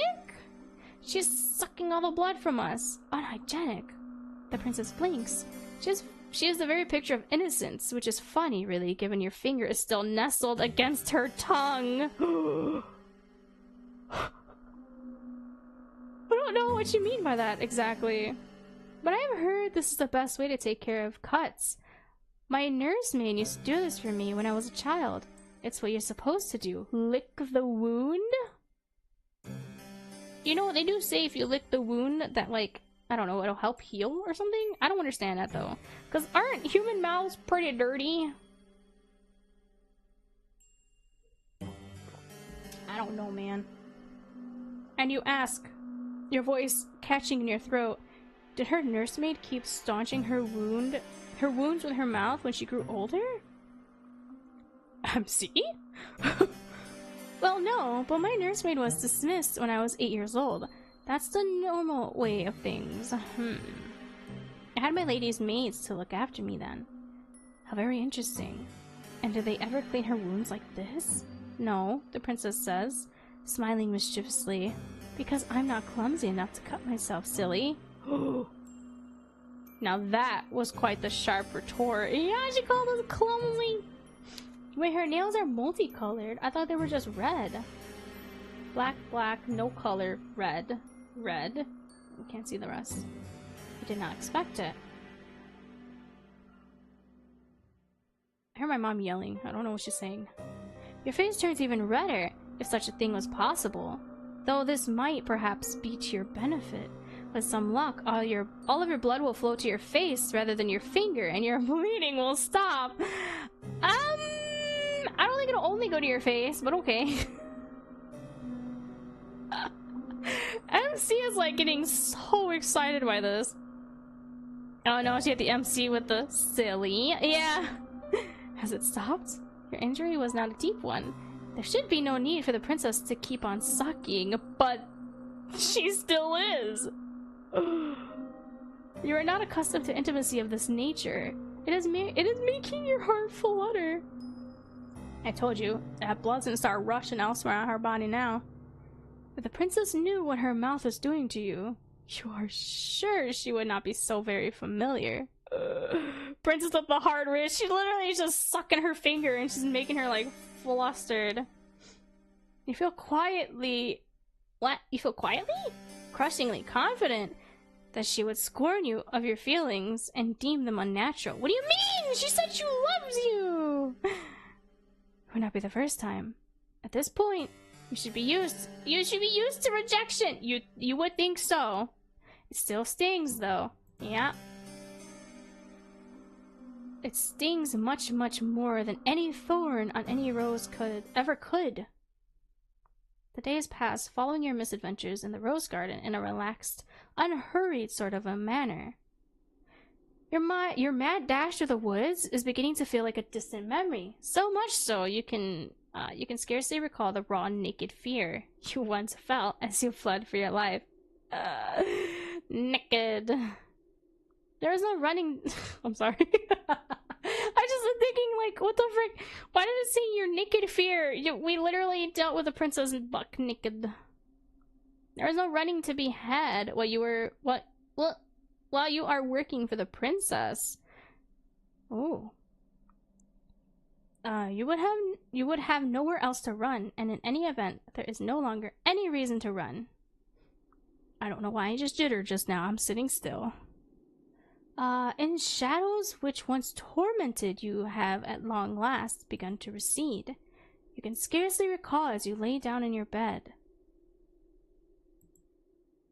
Oh my god, the music, that was creepy. The petty cruelties you were subjected to by your classmates at the conservatoire. Dang, we have so much trauma. They no longer matter. Your attention is focused, not upon yourself. Wow! Okay. Not upon yourself, but upon the princess! Oh god, I can't open this.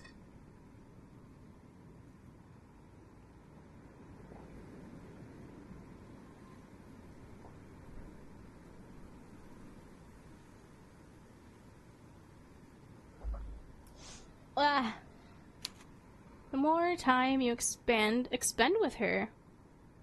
What? The more you come to care for her. Oh, yeah, I'm sitting up.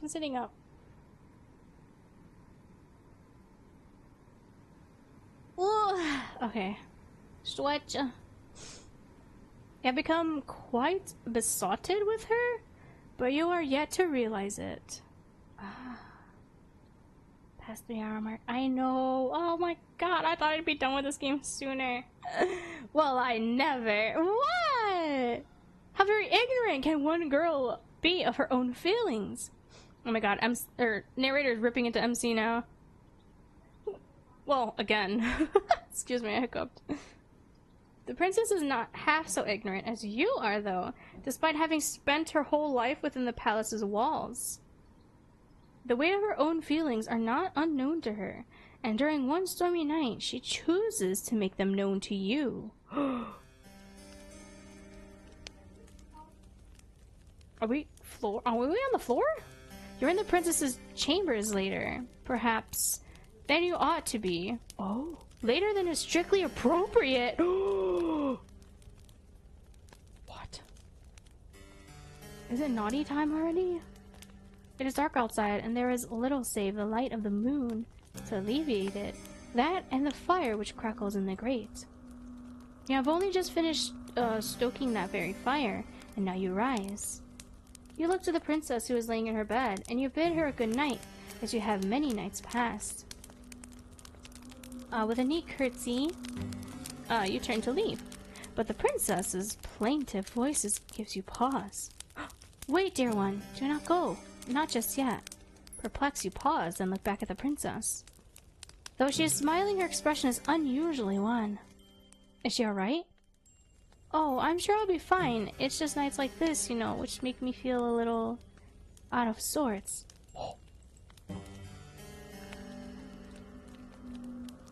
Did you feel this way the night you sucked our finger?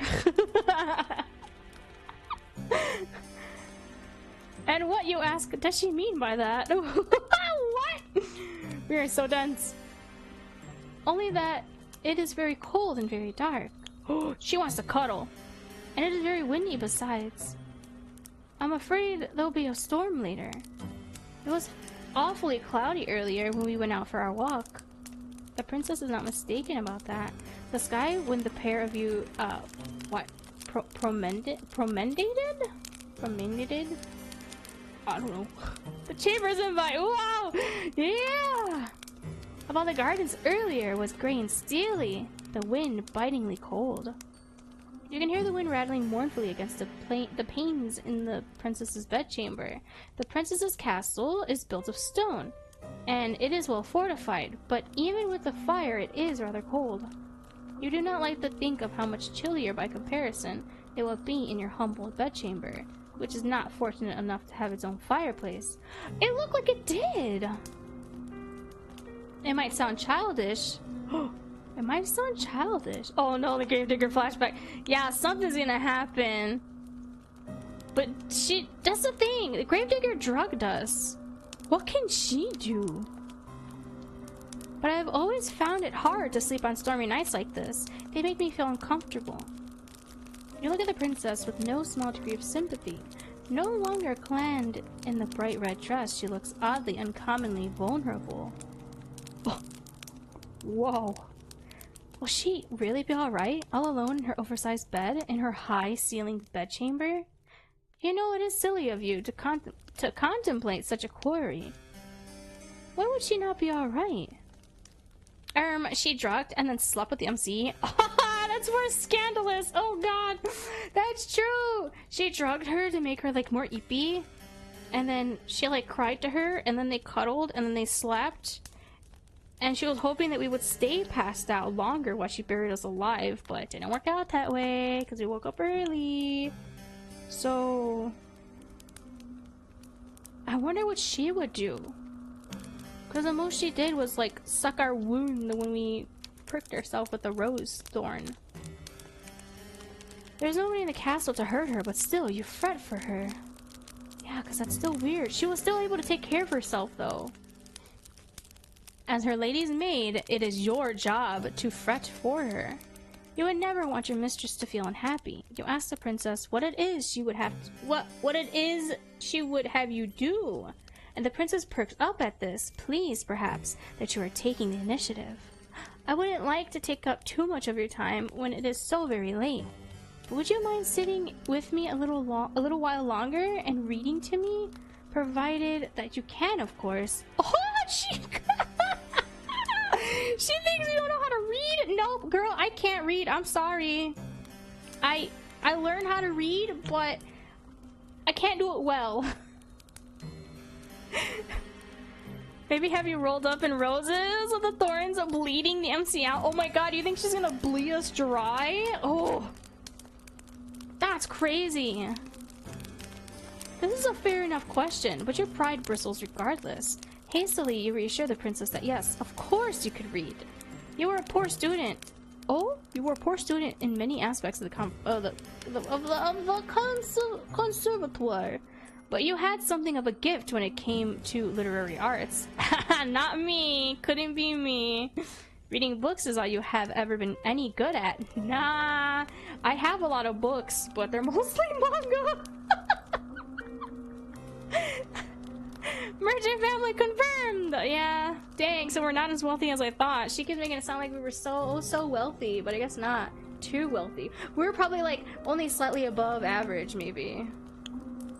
Oh, I see. I suppose I should have known. You are so incredible. I sometimes wonder if there's anything you can't do. The princess's high praise make you flush. Awkwardly, you look away. Being able to read, you assured her, is not such a great feat. Yeah, but can a princess read? A lot of these people like don't really have this kind of education, especially like maids. Perhaps it isn't where you hail from, but it is here.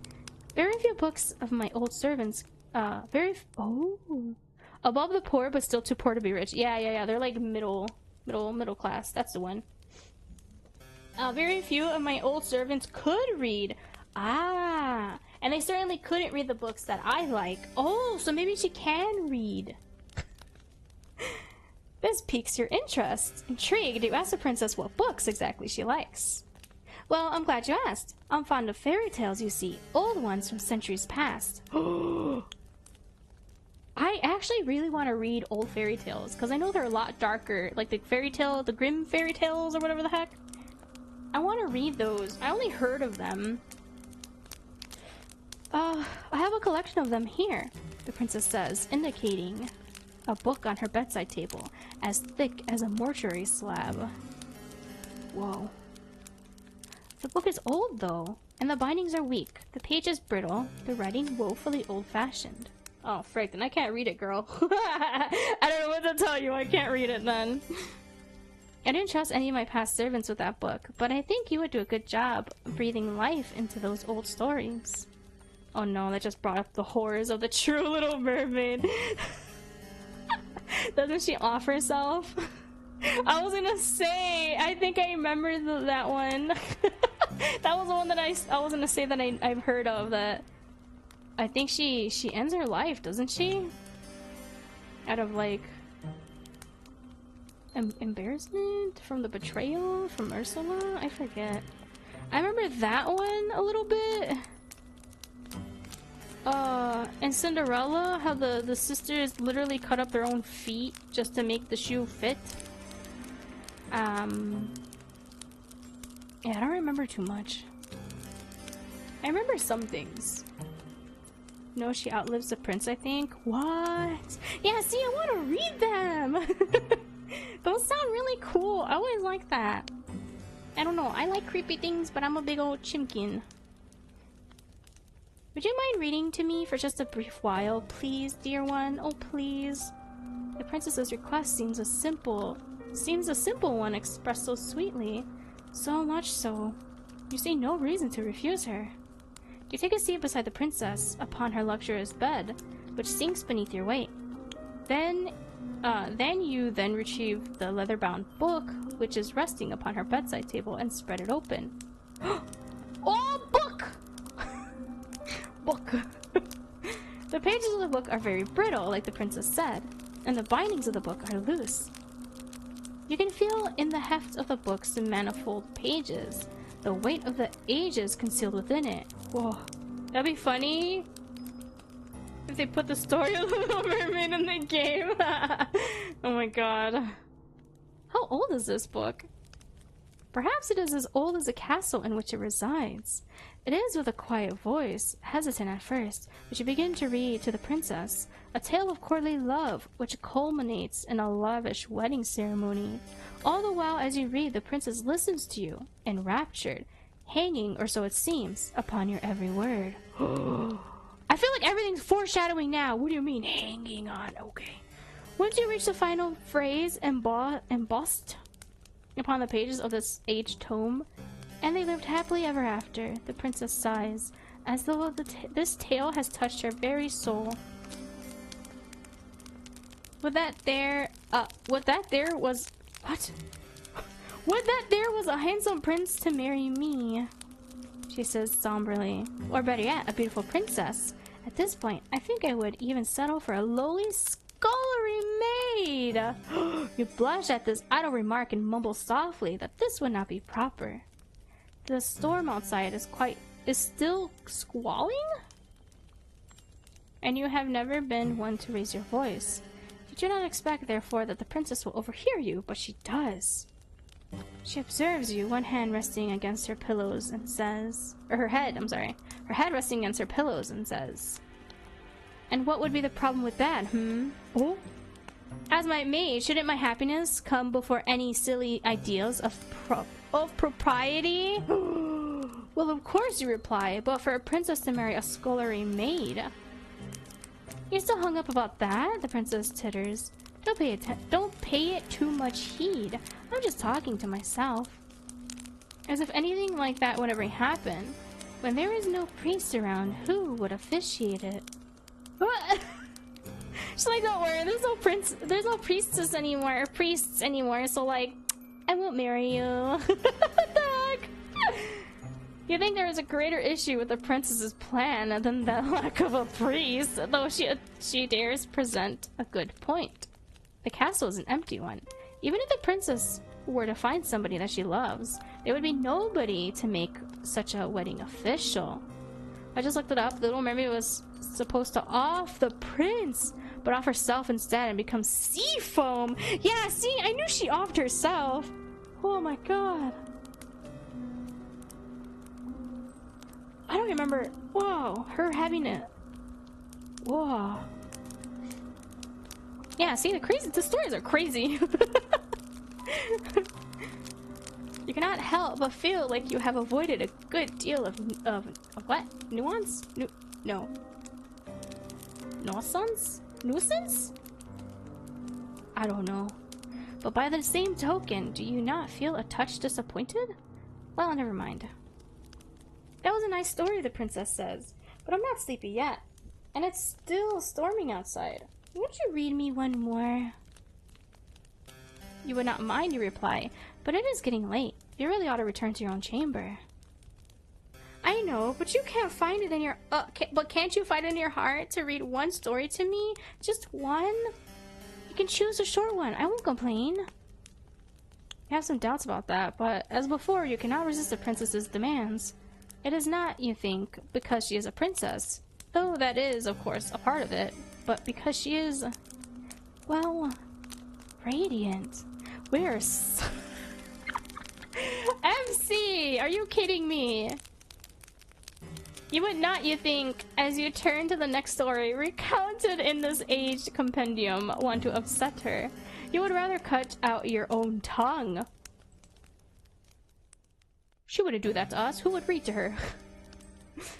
You read another story to the princess, which is of a similar vein to the last, and possible adventures culminating at their close in a happy marriage. This tale delights the princess as much as the tale you read prior, and she begs for another, then another. Dang, she wants us to read the whole book? One bedroom story soon becomes 5, and even then, when the candles which flicker on the princess's bedside are close to going out, the princess is not satisfied. Like a grasping, greedy child, she has never heard of moderation. When she wants something, she seeks to glut herself with it. Her only request that of more. Oh my god! Remember how I said I had a feeling that the first girl was like pestilence? Maybe that's why she was the only one that was immune? And now this princess is a gluttonous? Ooh. I thought she would be pride. If she were less commonly, perhaps her inability to adhere to the word no would be seen as a character defect. The princess is very comely, however, and so when she makes her next request, you almost agree offhand without considering the ramifications. I think I could go to sleep now, but the storm is still raging. I feel lonely on my own in this big empty bed, so... I know, the princess's eyes light up, like the night sky in a thunderstorm. Why don't you sleep with me? You stare at the princess, your eyes wide as goose eggs. Slowly you blink. Then, just as slowly, you bid her to repeat herself. Didn't you hear me? The princess giggles. Maybe you've been so busy cleaning up after me, you've neglected to clean out your own ears. I said, dear one, would you like to sleep with me? If that is a question she truly means to ask, then it is easy enough to answer. Of course you would like to sleep with her. It would be an honor. Oh my god, we're so cooked. But would it really be alright for you to accept such an invitation? It must be a gross breach of protocol, surely, for a lowly domestic such as yourself to share a bed with a princess. You sit upon the princess's bedside, fretting, while she observes with wide, beseeching eyes. Oh my god, she is waiting. Well, what's the matter, dear one? Why do you tarry so? Could it be... The princess's lower lip begins to tremble. Oh my god, now she's gonna manipulate her. Don't you want to lie with me after all? The sorrow present in the princess's voice and in her face makes you feel awfully guilty. Hurriedly you console her. You tell her in no uncertain terms that if she truly wishes to partake in your company, then you have no qualms with it. Why would you? Well then, don't just stand there dilly-dallying, silly. Come and join me, come. And that is what you do, after returning briefly to your own chamber to change into your nightgown. Once dressed, you waste no time in returning to your impetuous princess's side. Excuse me, hiccup. She is already laying in her glorious, four-poster bed. What does that mean? Like it has the what? I didn't even do that. It has like the four pillars awaiting your return, as though you are a knight errant gone away to slay some wicked dragon. The princess giggles when she sees you. In your haste to change, you have made a hash of the buttons, and she bids you to come closer. She's gonna unbutton her dress or nightgown. Let me fix it for you, silly. Oh no, you say. I couldn't possibly let you do that. I am but a servant after all. Should it not be your job to dress her? Maybe so, the princess says, but I don't mind a bit of role reversal. It makes things more fun. Oh, because you were a maid. You try a few more refutations, but in vain. The princess summarily discards all of them. I'm sorry. Quite at the princess's mercy. She might be even more stubborn than you are. You what? You capitulate to her demands. Oh my god. I don't trust those nails. Her nails are so long. You let the princess unbutton the front of your high dress, then rebutton them, so the fabric of your plain gown is drawn shut. Satisfied with her handiwork, she has very elegant hands. The princess draws back and pats the mattress beside her. Maybe she is really a princess then, because maids would have hardworking hands, and she doesn't have that, she had said. Now come in. It must be horribly cold out there, but these sheets are warm. Coyly the princess smiles, and so am I. You feel warm yourself as you slide into the bed beside the princess. Your face is as red as the gown the princess so often wears, as red as the roses in the castle's grounds. All the while your heart is fluttering. Soon we will be dyed in red. Does the princess know what an effect she is having on you? Clearly, that's why she's teasing you. Surely she must. How could anyone be so blind? There, the princess exclaims, once her body is laying beside hers. This is much better. Do you feel cozy now, dear one? You swallow, and with a shaky voice you reassure her. Oh, yes, you are cozy. You are quite cozy indeed. Very good. The storm might be raging outdoors, but it can't get us here. I know. When I'm with you, I'll be safe. It's strange, but the princess reaches out, then takes her hand in hers, twining her fingers together like a chain. Oh, she held her hand! When I'm with you, I feel so very light, It's as though nothing in the world can hurt me. You make me feel safe, so I want to make you feel safe too. She is gonna chain us up in the dungeon so nothing can hurt us. I'll take very, very good care of you, I promise. She's gonna treat us like a pet!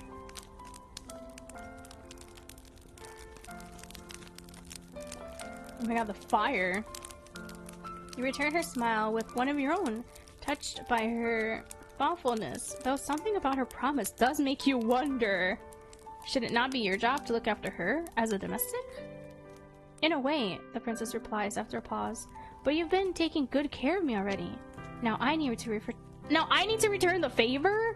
As a princess, I'm supposed to look after my what? My vassals? What? It's all a part of the job description. Oh my god, my throat's giving out. Ugh. You were unaware that being a princess came with a job description. You thought that the profession came with far fewer written responsibilities and far fewer forms assigned than, say, becoming a doctor or in a what? Astrophysicist, or a mathematics professor. You tell the princess this sleepily and she laughs. You do say some funny things, dear one. I think you must be tired. Rest your head. You've been working so hard. I think you deserve it. Yes, you think, only half conscious. You think you deserve it too. You have been working hard for a long time. Have been running for even longer. But now, at long last, you feel like you can let your fears go. They wait until we feel comfortable with them before they go crazy. Your eyelids begin to droop. Your body, beleaguered by a sudden, all-consuming fatigue. And in a quiet, understated sort of way, your consciousness is conveyed to Morpheus's kingdom. Your sleep is a deep one, despite the storm which rages outdoors. The wind is howling like a couple of wildcats, both locked in a vicious and bloodthirsty bout to the death, but you do not hear it. Oh no, it's so quiet again. Swaddled by the warm blankets about you and soothed by the princess's presence. Sounds like a good technique. Yeah, they wait to strike, of course. That's like the classic technique. Wait until they're comfortable before you can strike. You are immune from all of the ills of the world. When you are with the princess, you feel safe, secure, and yes, you even feel loved. It is a pity, then, that these feelings do not last very long. I told you, 1,000,000 years dungeon. You know that something is wrong. Catastrophically so. The moment you open your eyes, your thoughts are hopelessly jumbled. But you are certain that when you fell asleep, it was in a bed. A nice warm bed, no less, beneath soft, comfortable sheets. You are not lying in a bed right now, though. You are not, in fact, lying at all. Oh! Oh! I knew it! They're all wearing the maid outfit! Oh my god! You are standing instead against a cold, hard well made of stone? The curve of your back is pressed against the wall so intimately you can feel its icy chill seeping through the fabric of your nightgown. Your feet, which are bare, are similarly pressed against cold, unfeeling stone. They feel so frigid you cannot help but tremble. You are trembling so much you can feel your teeth chattering together. They sound like castanets. The sound is almost jaunty as it echoes through your cell, for that is indeed where you are.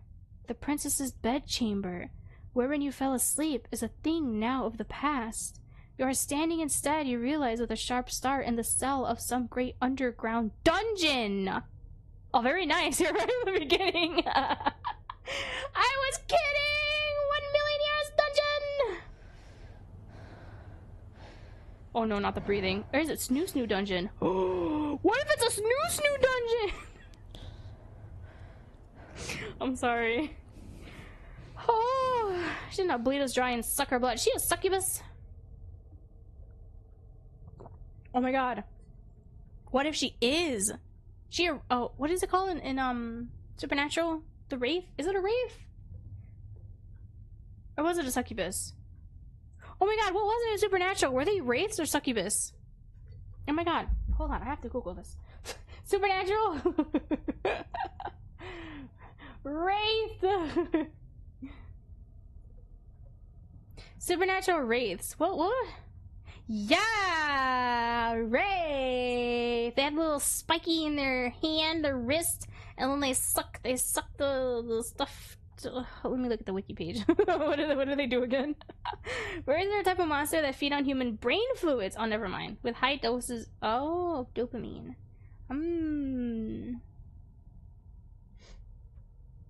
Okay. Maybe not that one. Oh my god. Frack. 1 million year dungeon. You swallow, and when you do, you can taste something bitter on your tongue. Your stomach is beginning to churn with anxiety. You feel like you're going to be sick. A feeling which wells up inside you to a staggering degree when you catch notice of the stench. You are not, you realize, the only one in the dungeon. No, there's so many other people that were once here alive. You think she did this one by one, or was this all of them at once? There are others here, attired in the simple black and white outfits of servants, which look much like the dress like you once wore. The others... Oh, okay, that's water dripping. I thought that was like the whispering voices of them, like, freaking out. The others who are with you, however, in this expansive cell, manacled to the walls, are in no fit state to speak to you, nor to tell you of their plights. They are all unfeeling, unseeing, unbreathing. They are all dead. You cannot...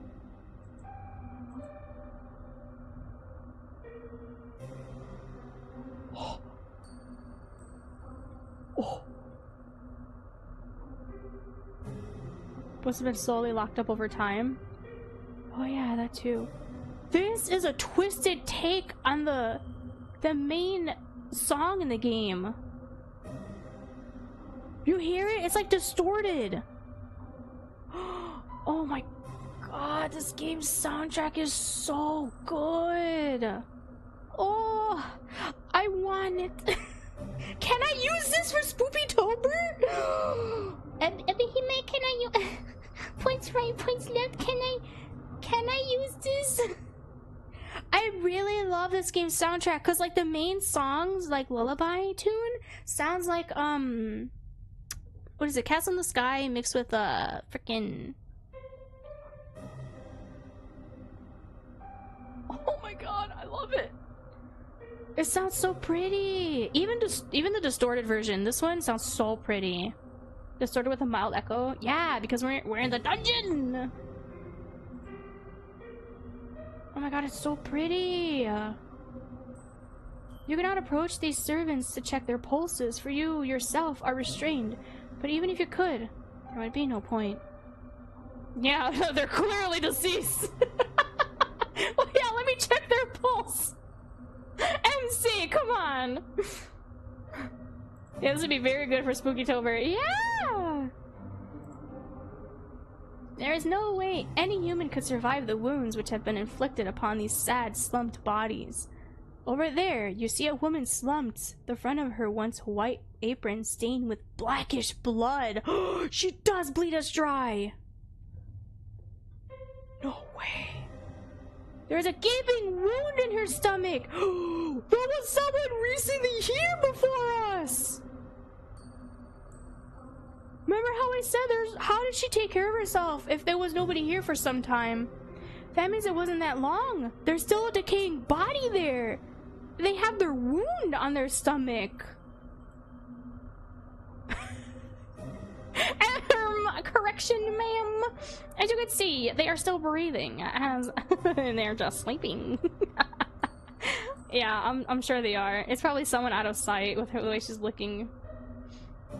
Oh my god. One through which her entrails have half escaped. Ew! And some sort of burgundy goop, which might once have been pale pink. Oh, her intestines. There's another woman slumped beside the first of a smaller stature. She is skinnier. Maybe she's not a woman after all, but an adolescent like yourself. She might even be younger. The girl's age or lack of did not preclude her attacker from inflicting upon her horrors. Alas, for her body is even more mutilated than the first. Her body is peppered with even more wheels, and her face has been half smashed in. She was fighting with her. Only one eye remains. Staring fixedly at the wall opposite her, in the ruined remains of what was once her skull. Oh my god, this princess is demented. Over there you see a woman who is missing both her arms and her lower jaw. Over there you see another who is missing her entire lower half. Where have her legs gone? I'm sorry, it's not funny. I'm sorry, it's not funny. I just... Damn, the hobbits of the royals are wild, right? No, it's just... Where have her legs gone? It reminds me of that one Hollow Stars clip. Mr. Altair, where are your legs? The legs have left the building. Yeah!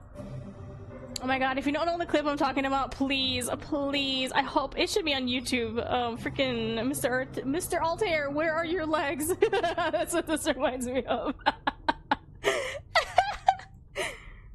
You have no idea. The injuries inflicted upon these bodies are ghastly, but their advanced decay is enough to turn your stomach. They're all missing limbs, missing pieces of their face. You know not how long these carcasses have been laying down here, but they have begun to putrefy. You fear a similar fate might befall you should you stay here. You need to escape. Pitifully, you struggle against the manacles of which bind you, but alas, it is no use. You cannot free yourself from the walls. Your restraints are much too strong, and you are much too weak. Panic rises up in your throat, cold and icy, while terror seizes your heart, this too glacial.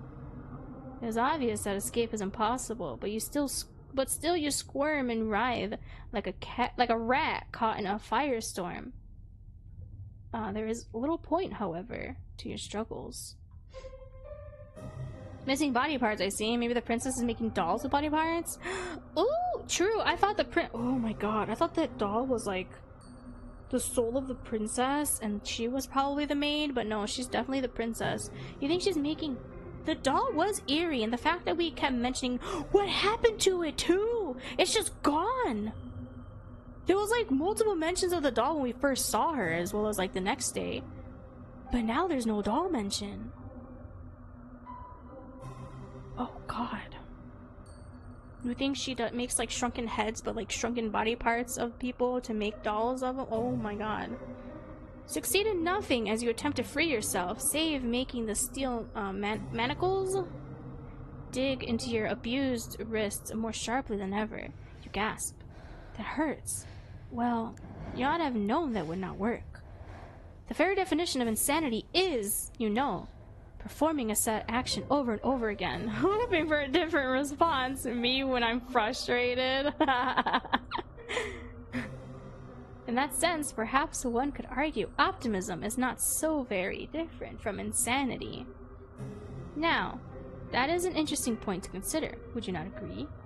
No, evidently not. You are still trying to escape, you foolish girl. As if that will do you any good. Jesus, narrator-san! The clangorous rattling of your steely restraints is rather starting to get on my nerves. Oh, you are making enough noise to raise the dead down here. Oh, in your dark, dingy cell, and all your screaming is hardly helping matters. Dang, narrator really hates when we're in these situations and like screaming. Like, what do you expect, man? You're literally fighting for our life here. I wish that you would cease this infernal racket, but I know you will not. Nothing I say could ever get through to you. Not that you have ever listened to me in the first place. Oh, perhaps you would listen to her, though. Is she not your kind, considerate mistress? You. Look now. She has come all this way. Into the dark depths of the castle's cold, inhospitable dungeon to see you. Is that not kind of her? Oh, dear one, the princess trills, entering the dungeon with a series of light, lilting steps? Lilting steps. It would seem like you have finally awoken. How are you? Based on all that infernal racket you've been making, it would seem like you have no shortage of energy. What a brat! Balefully you turn your head so as to meet the eyes of the princess. She is standing but a few paces away beneath the roughly hewn stone arch, which bids one entry but rarely ever an exit to the dungeons. Excuse me, hiccup burp. The dungeons are dull and drab, but the princess is wearing her favorite red dress. It is so bright and brilliant. For a few moments it hurts you to look at her. I can't believe you. Once the red of the princess's outfit made you think of romance. I told you red means danger. Now it makes you think of violence. You must forgive me for leaving you down here for so long. That was unfair of me. I didn't think of waiting here with you by your side until you awoke, but... Once again the princess giggles, a light, airy giggle which does not at all suit the situation in which you have found yourself. A dungeon is not a fit place, after all, for a princess. Then why do you have one? It is horribly cold here, and so very drab. And there is nowhere nice and soft to lay my head. I could have brought my pillows down from my bed, I suppose, and my blankets, but then they would have gotten dirty, and that would be a disaster. Oh, my poor you. I need to be more careful. I wouldn't have anybody left to clean up after my messes soon. Not when I've dispatched of you. Huh! Wow! Look at her sass! Once again, the princess laughs. Her laughter is light and lilting, like the chiming of a silvery bell, but it does little to alleviate your concern. If anything, it makes you feel more alarmed. Yeah! Did she say she meant to dispatch of you? Yes, that's right. Could you not tell? I thought you might have figured that out already after waking up in a dungeon, silly. Ha ha ha, yeah. I'm in danger. Still smiling, the princess takes another step towards you. Would that you could, you would cringe away from her, but you cannot. You are completely powerless. Oh! Oh, how dare. She has one singular braid. What the frick? The princess reaches out and places a hand upon your cheek. Her skin is very white, and though her touch is cool, it is less so than the frigid air in the dungeon. Though your body is aching, the princess's touch is gentle, and you find yourself leaning into it subconsciously. You wish she could keep holding you? Oh no. What is this, Stockholm Syndrome? Oh no, we want this. We kind of like this or want this? Are we, what is it, masochist? I told you she a freak! You wish she would keep touching you. Oh. You luxuriate in her kindness? Luxuriate in her kindness as best you can. But though the princess caresses are tender, your circumstances rather undermine them. MC, your freak is showing, right? How can you relax like this? Girl. Ah, you're such a good girl, the princess says. In a cordial, huh? Cajoling sort of voice, as one might address a cat. Oh, like a little baby. You've been so lovely to me while we've been together. I really couldn't ask for a better servant. I feel as though I've been spoiled. Why then, you ask her, is she doing this? Improbable though it sounds, she must be the one who chained you up. Well, duh. It's literally just you two. God, MC, please. She's so stupid.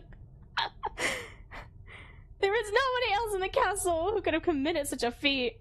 I swear to God, she's got that dense anime pro tag, and it makes me want to slap her upside the head. Everybody else is dead, clearly. Now you don't want to take their pulse? Now you think they're dead? Are you sure? You gotta take their pulse. Why, yes. How very astute of you. I was the one who orchestrated all of this naturally. Naturally, she says, as though her betrayal is a matter of course. Naturally. Why, you ask, is this so natural to her? Why does she mean to... What does she mean to do with you? Yeah, MC being a big M. Oh, only what I have done to all of my servants. I have experience with this sort of thing, so please don't worry. I'll take good care of you. And by take good care of, she means? Naturally, I'll kill you.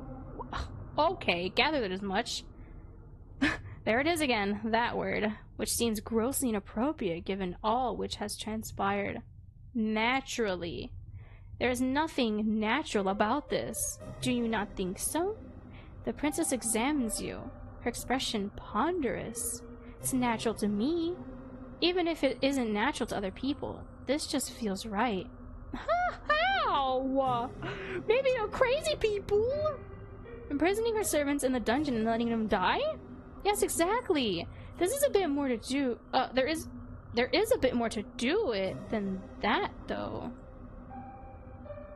Oh, of course there is. I like you, dear one, the princess says, in a voice which sounds uncommonly serious. You have been good to me, like I said, and kind. For that, I will be eternally appreciative. You have been so good to me, in fact, that simply being with you is not enough. Not anymore. Oh no, why is that always the case? Your company can no longer content me. I am a greedy, selfish girl, you see. Ah, gluttonous. The princess's smile widens into something sinister, her eyes flashing with the fiendish fervor.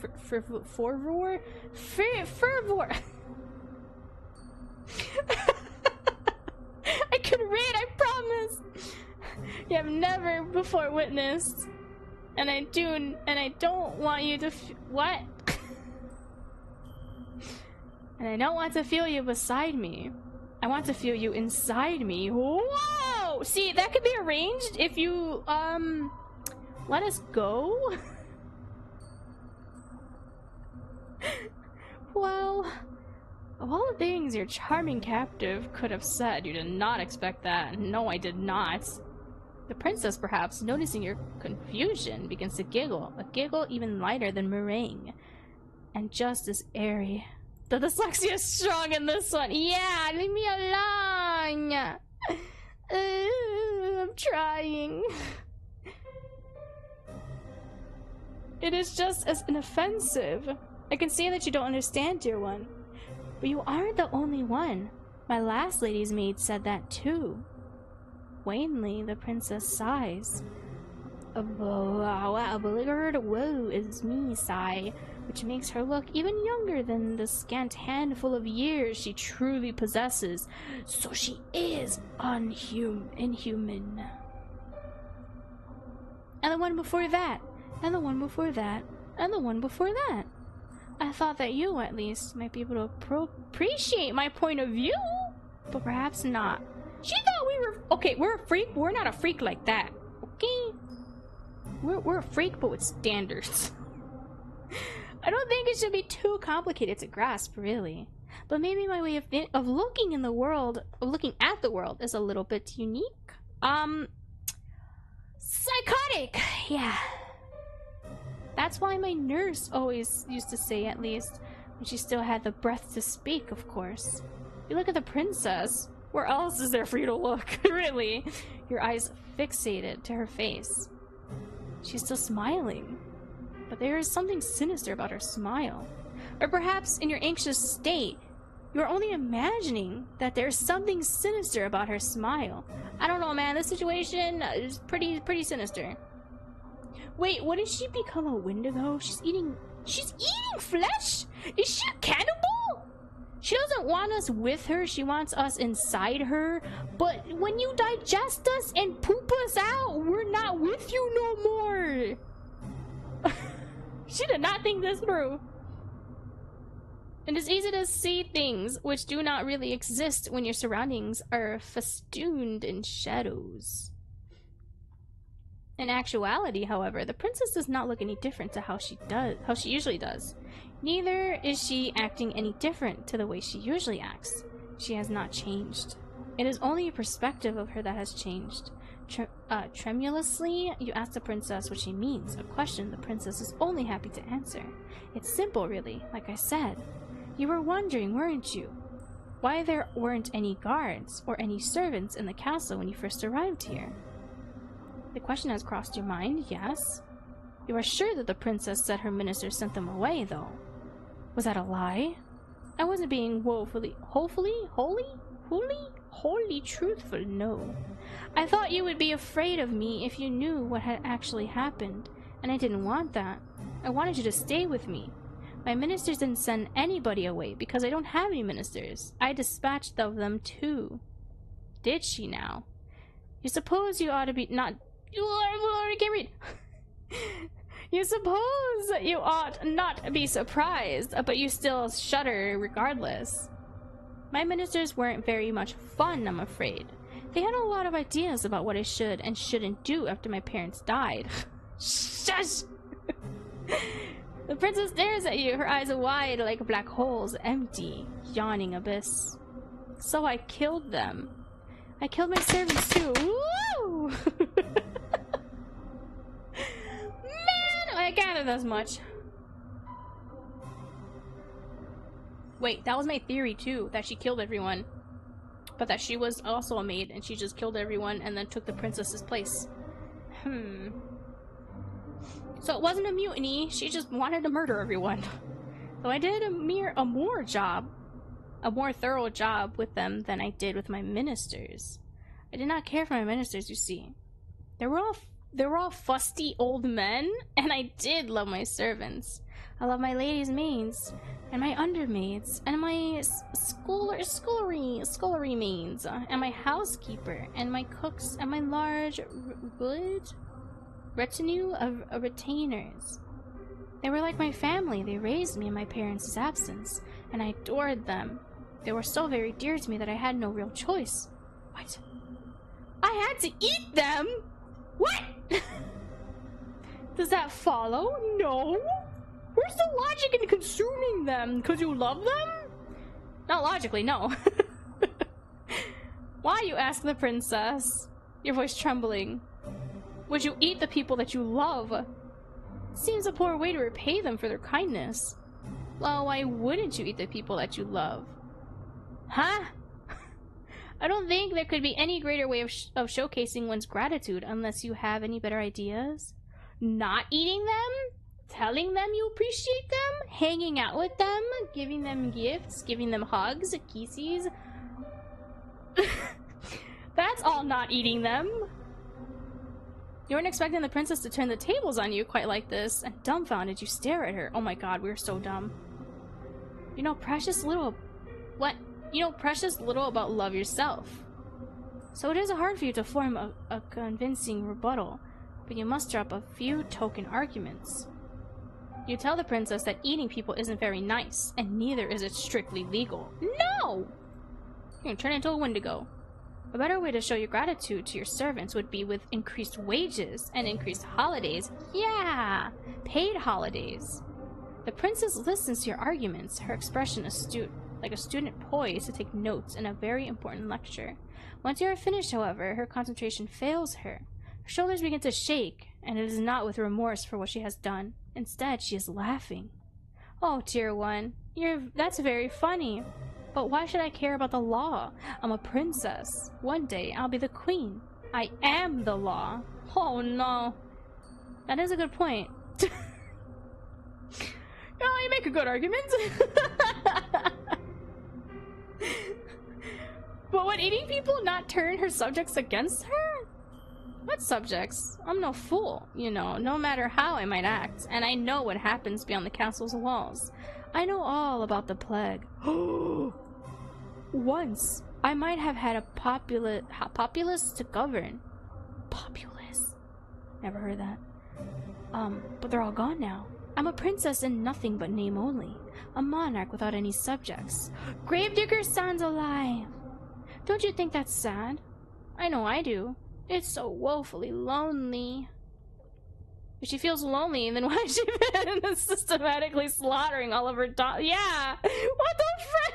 It doesn't make a lick of sense! Perhaps not to you. Gently the princess caresses your cheek. But I shouldn't judge you too harshly. As much as I like you, dear one, you are a commoner. Perhaps you can't understand the intricacies of my thoughts. No, you're just crazy, girl! What the frick? Privately, you doubt that anybody would be able to understand the intricacies of the princess's thought process, largely because it's unreasonable. Do not say that, though. Instead, you ask her the only question you can think to ask, with your weary throat, which is sore from shouting. Why? You already said that like 6 times. Why, you ask? The princess blinks. It's because I don't want you to leave me, of course. But if you eat me, you digest me, and you poop me, and you flush me away, I'm not gonna be with you. I'm gonna be in the oceans. The music has stopped. Everybody leaves sooner or later, whether they have pledged their allegiance to me or not. That is simply the way of the world. People are fickle and inconstant. Inconsistent! Wait, yeah, inconstant. Even to me, a monarch. That is why I decided to eat my servants. I had no choice, you see. You always have a choice, and you chose wrong. It was the only way to ensure that they would never leave me. Again, when you eat them, you're gonna digest them, you're gonna poop them, and they're not gonna no longer be with you. She just wants to be crazy. When you think about it, they should be grateful that I would demean myself so to consume their flesh and blood. Ugh. I am a monogamous? Yeah, monogamous. Woo! I said it once. Oh, I can't say it again. You see, and I treat all of my subjects equally. I love every single one of you. No, you didn't like your what is it? Ministries, whatever. And naturally, I love you too. The amazing twisted logic of royalty. Yeah, no kidding. You've been awfully nice to me.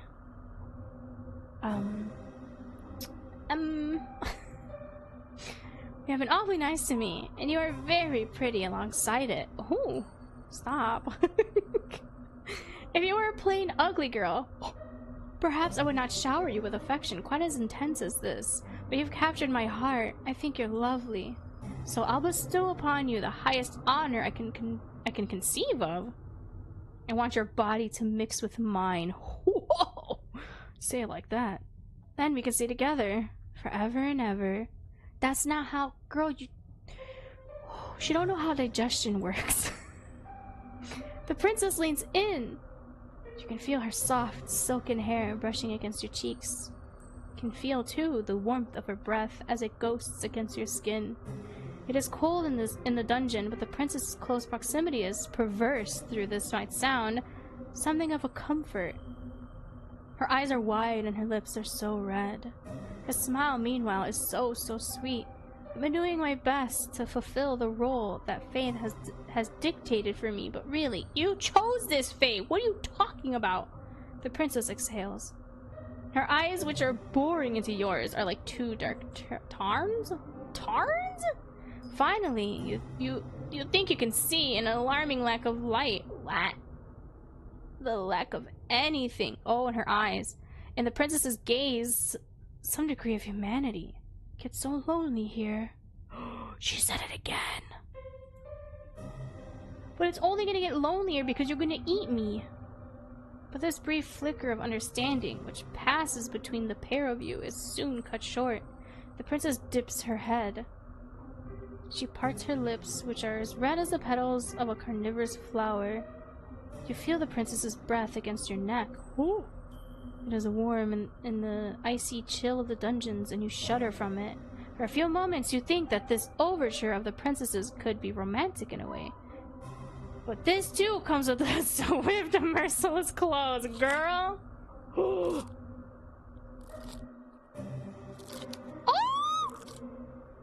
She eating us already? Raw? Freaking princess is going in raw. The princess's mouth is on your neck. The princess's teeth, sharp as needles, are in your flesh. What? She is turning into a Wendigo. The princess is draining your blood. She is supping on it in great greedy gobbets, like a hungry animal, one who cannot truly comprehend the harm it is calling. I'm going at it wrong. Even as the princess sups from you, her arms twined around your waist. Oh, you find you cannot hate her? Oh my god, we're such a freak. We're loving this. She is far too unworldly. You are sure, as your consciousness begins to fade, that the princess was being sincere when she spoke of her love for her past servants. This is simply the way the princess expresses this great love of hers. You are not rationalizing this right now. MC, oh my god. A love which is so very abundant, it borders upon the monstrous. It is a love you never thought that you would ever experience. This love of the princesses eclipses anything you have ever known before. It eclipses sanity. It eclipses reason. It eclipses all notions you might once have had of right and wrong. Oh my god. The princess, as you know full well, does not care about such concepts. You have always possessed a stubborn core, nestled beneath your weak-willed exterior, but the princess is even stubborner than you are? I've never heard stubborner before. That doesn't sound like a real word. That's like smarter. No, wait, what is it? More smarter. Stupider, that's the one.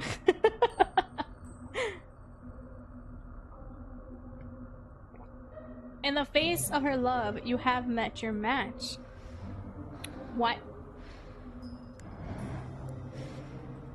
Okay, you don't need to be panting in my ears now.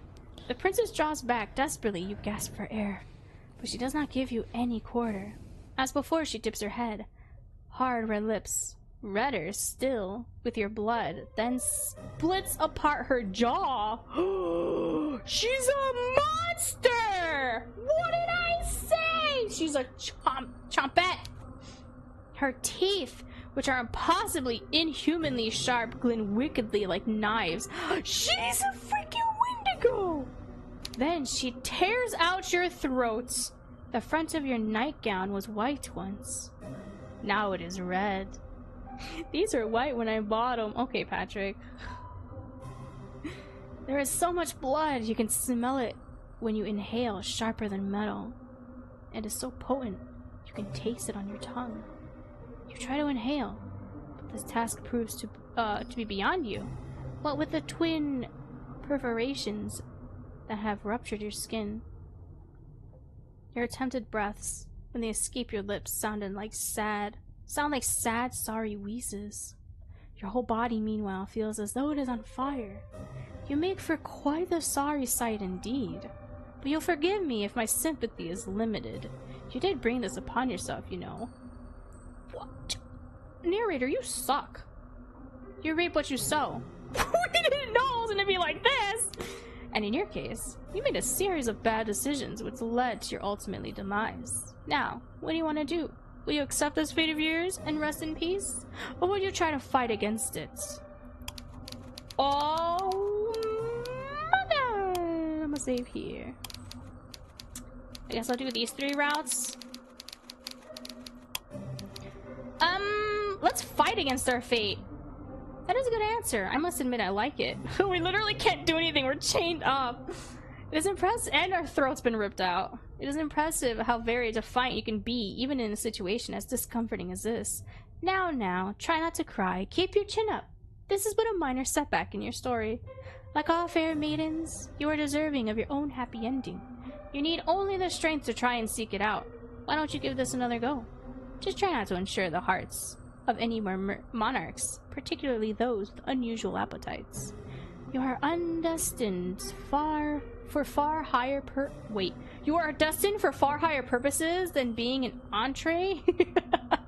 And there are vast more enjoyable ways to be eaten in this world. Ooh! Narrator! That is spicy! Wow. Your fate is, once again, in your hands. Now I wonder, which path will you take? Oh.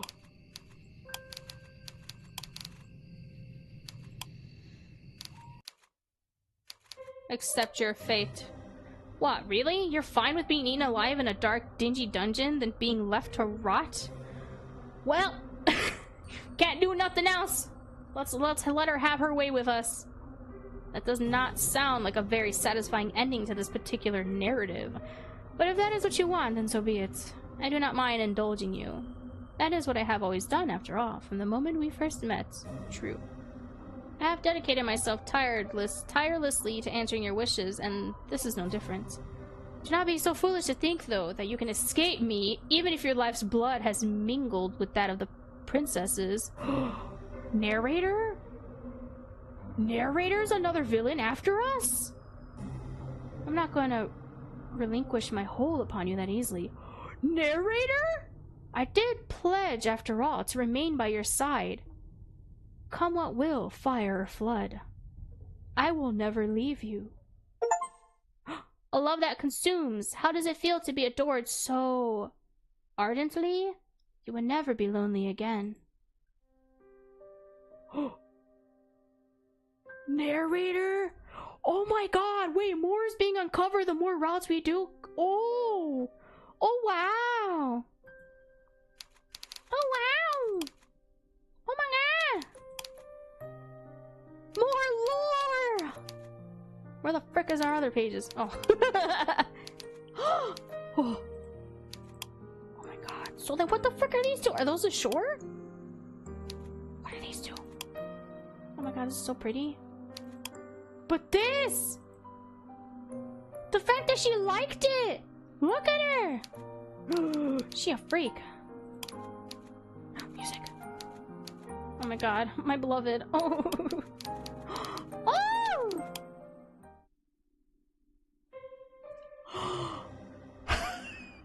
Do they sell the soundtrack? I need it. I want it.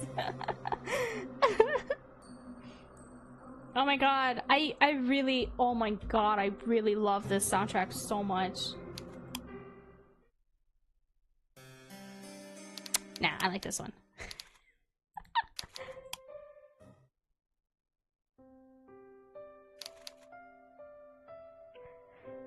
The twits? What? Wow! The twists? Deepens with every plot and new lore. This game is amazing. Yeah! I'm loving this!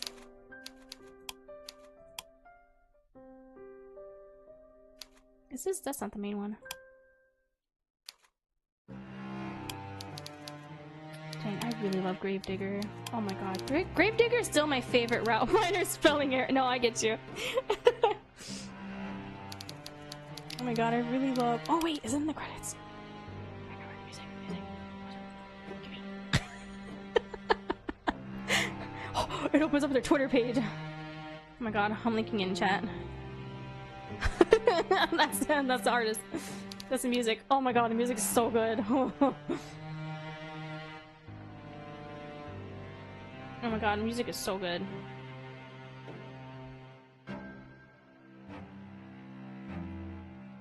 Oh my god. Oh my god. Can we use these songs?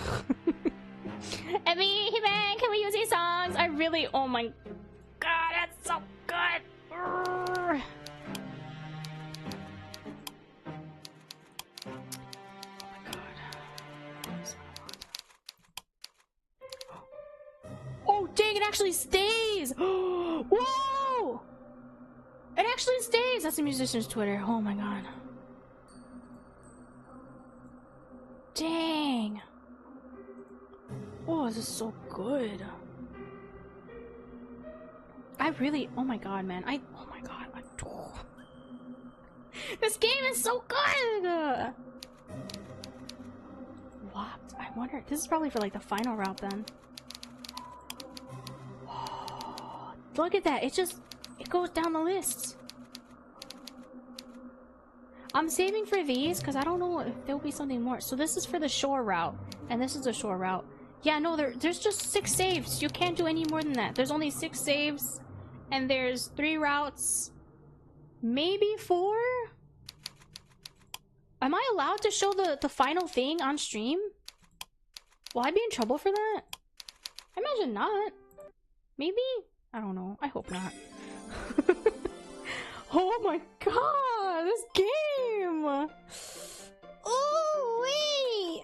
It's 7:30. Oh, I normally stop stream before 7. Sorry, I'm stretching. I normally stop stream at around 7, if not a little earlier than 7. But I needed to finish that route. I had a lot of tech issues. I'm so sorry. I mean, they stopped after I switched out USB hubs, so I don't know if it's just my USB hub or if it is just because I have a laptop and it's just, it is what it is, what's gonna happen. Because it happened when it hit go live. That's the weird part. Because I was using my laptop all day. It was fine. And then the moment I hit go live, my audio is just disconnecting. And it's not disconnecting in the way to where it was easier for me to fix. Now it disconnects in a way where I'm unable to fix it easier. I have to unplug my headset and then plug it back in. I don't know why I say headset. They're earbuds. It's a USB earbuds that I have on. Strange. It's like that USB hub suddenly just stops working. So I don't know. I'll try to do my next stream with my little USB hub. Maybe that'll be better. And then I'll use the beefy USB hub for when I have to plug in my capture card. Did I hear earbud again? No! Earbuds! Stop! I wasn't properly educated growing up. I probably needed speech therapy as well, but it is what it is. I'm a poor child, leave me alone. So yeah, Wednesday, 2 days, on the 12th of February, I'm gonna play A Date with Death Beyond the Vet. Oh my god, I'm so excited. Oh, I'm so excited to play it, you have no idea. Oh. I'm also very nervous because I really love Grimmy. He's so cute. Oh god, I'm so parasocial for this guy. Don't worry, I'm ESL here. Oh my god, really? Your English is very good though. I'm freaking English native, but I'm a big idiot, so it's like I'm ESL, but I'm not. It's like I'm ESL, but I'm not, because I'm just dumb. I have a slurred speech. It sucks. Oh my god, man, these achievements are so pretty too. Love that consumes. Crazy. Hello, Howie. Hope you're doing well. Thank you. I appreciate it. Yeah, I just finished up the second route to It Gets So Lonely Here. She said it twice. I think Gravedigger Chan only said it once in my first playthrough, and now that's my second playthrough. So next week I'll definitely I'll play the final route, which is the shore. I don't know who the heck is there gonna be a mermaid? Are we gonna find a mermaid? This is an otherworldly place, right? What if we end up drowning? Oh my god, it's gonna be like Shape of Water. Have you guys ever heard of that movie? I don't care. I don't mind. Oh my god. Oh, is it gonna be like Shape of Water? We're gonna find a fish woman and we're gonna be wooed by her? Oh dang, I can't wait for that. I can't wait for that! Wowee! Dang. Frag. I'm so curious.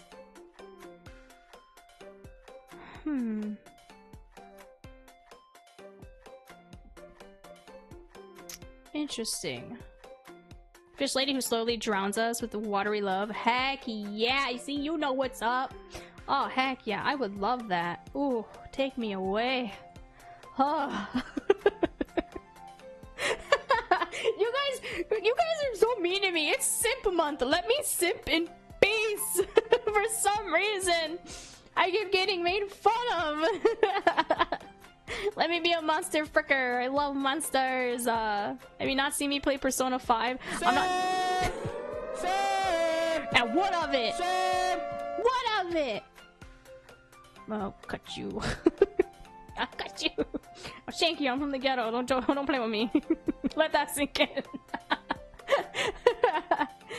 Oh man, I freaking love these games so much. Holy mama. I'm gonna see if there's someone I can raid. Individuba. Individuba tag. Oh shoot, Venna! Wait, hold on. Venna's playing Lethal Company? Oh my god. I didn't see her on my following page. Yeah, look at her. She's playing Lethal Company. Oh my god. The game's so funny.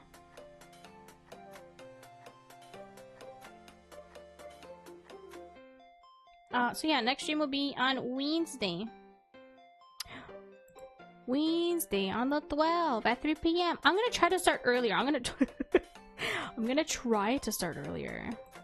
Does your model have a knife for yandere mode? No. I wish I had a knife.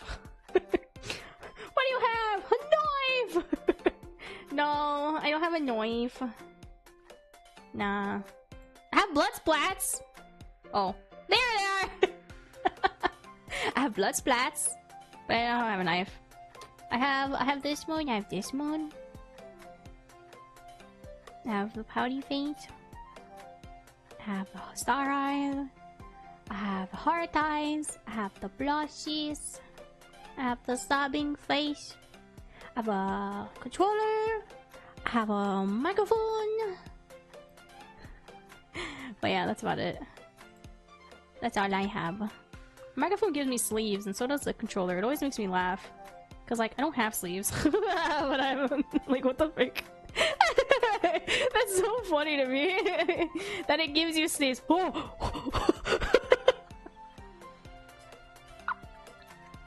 You didn't see that. I am a pixie of many weird powers. I'm a pixie of many weird powers. But yeah, that's what I has. I just wish I could toggle them a little better. But it is what it is, I guess.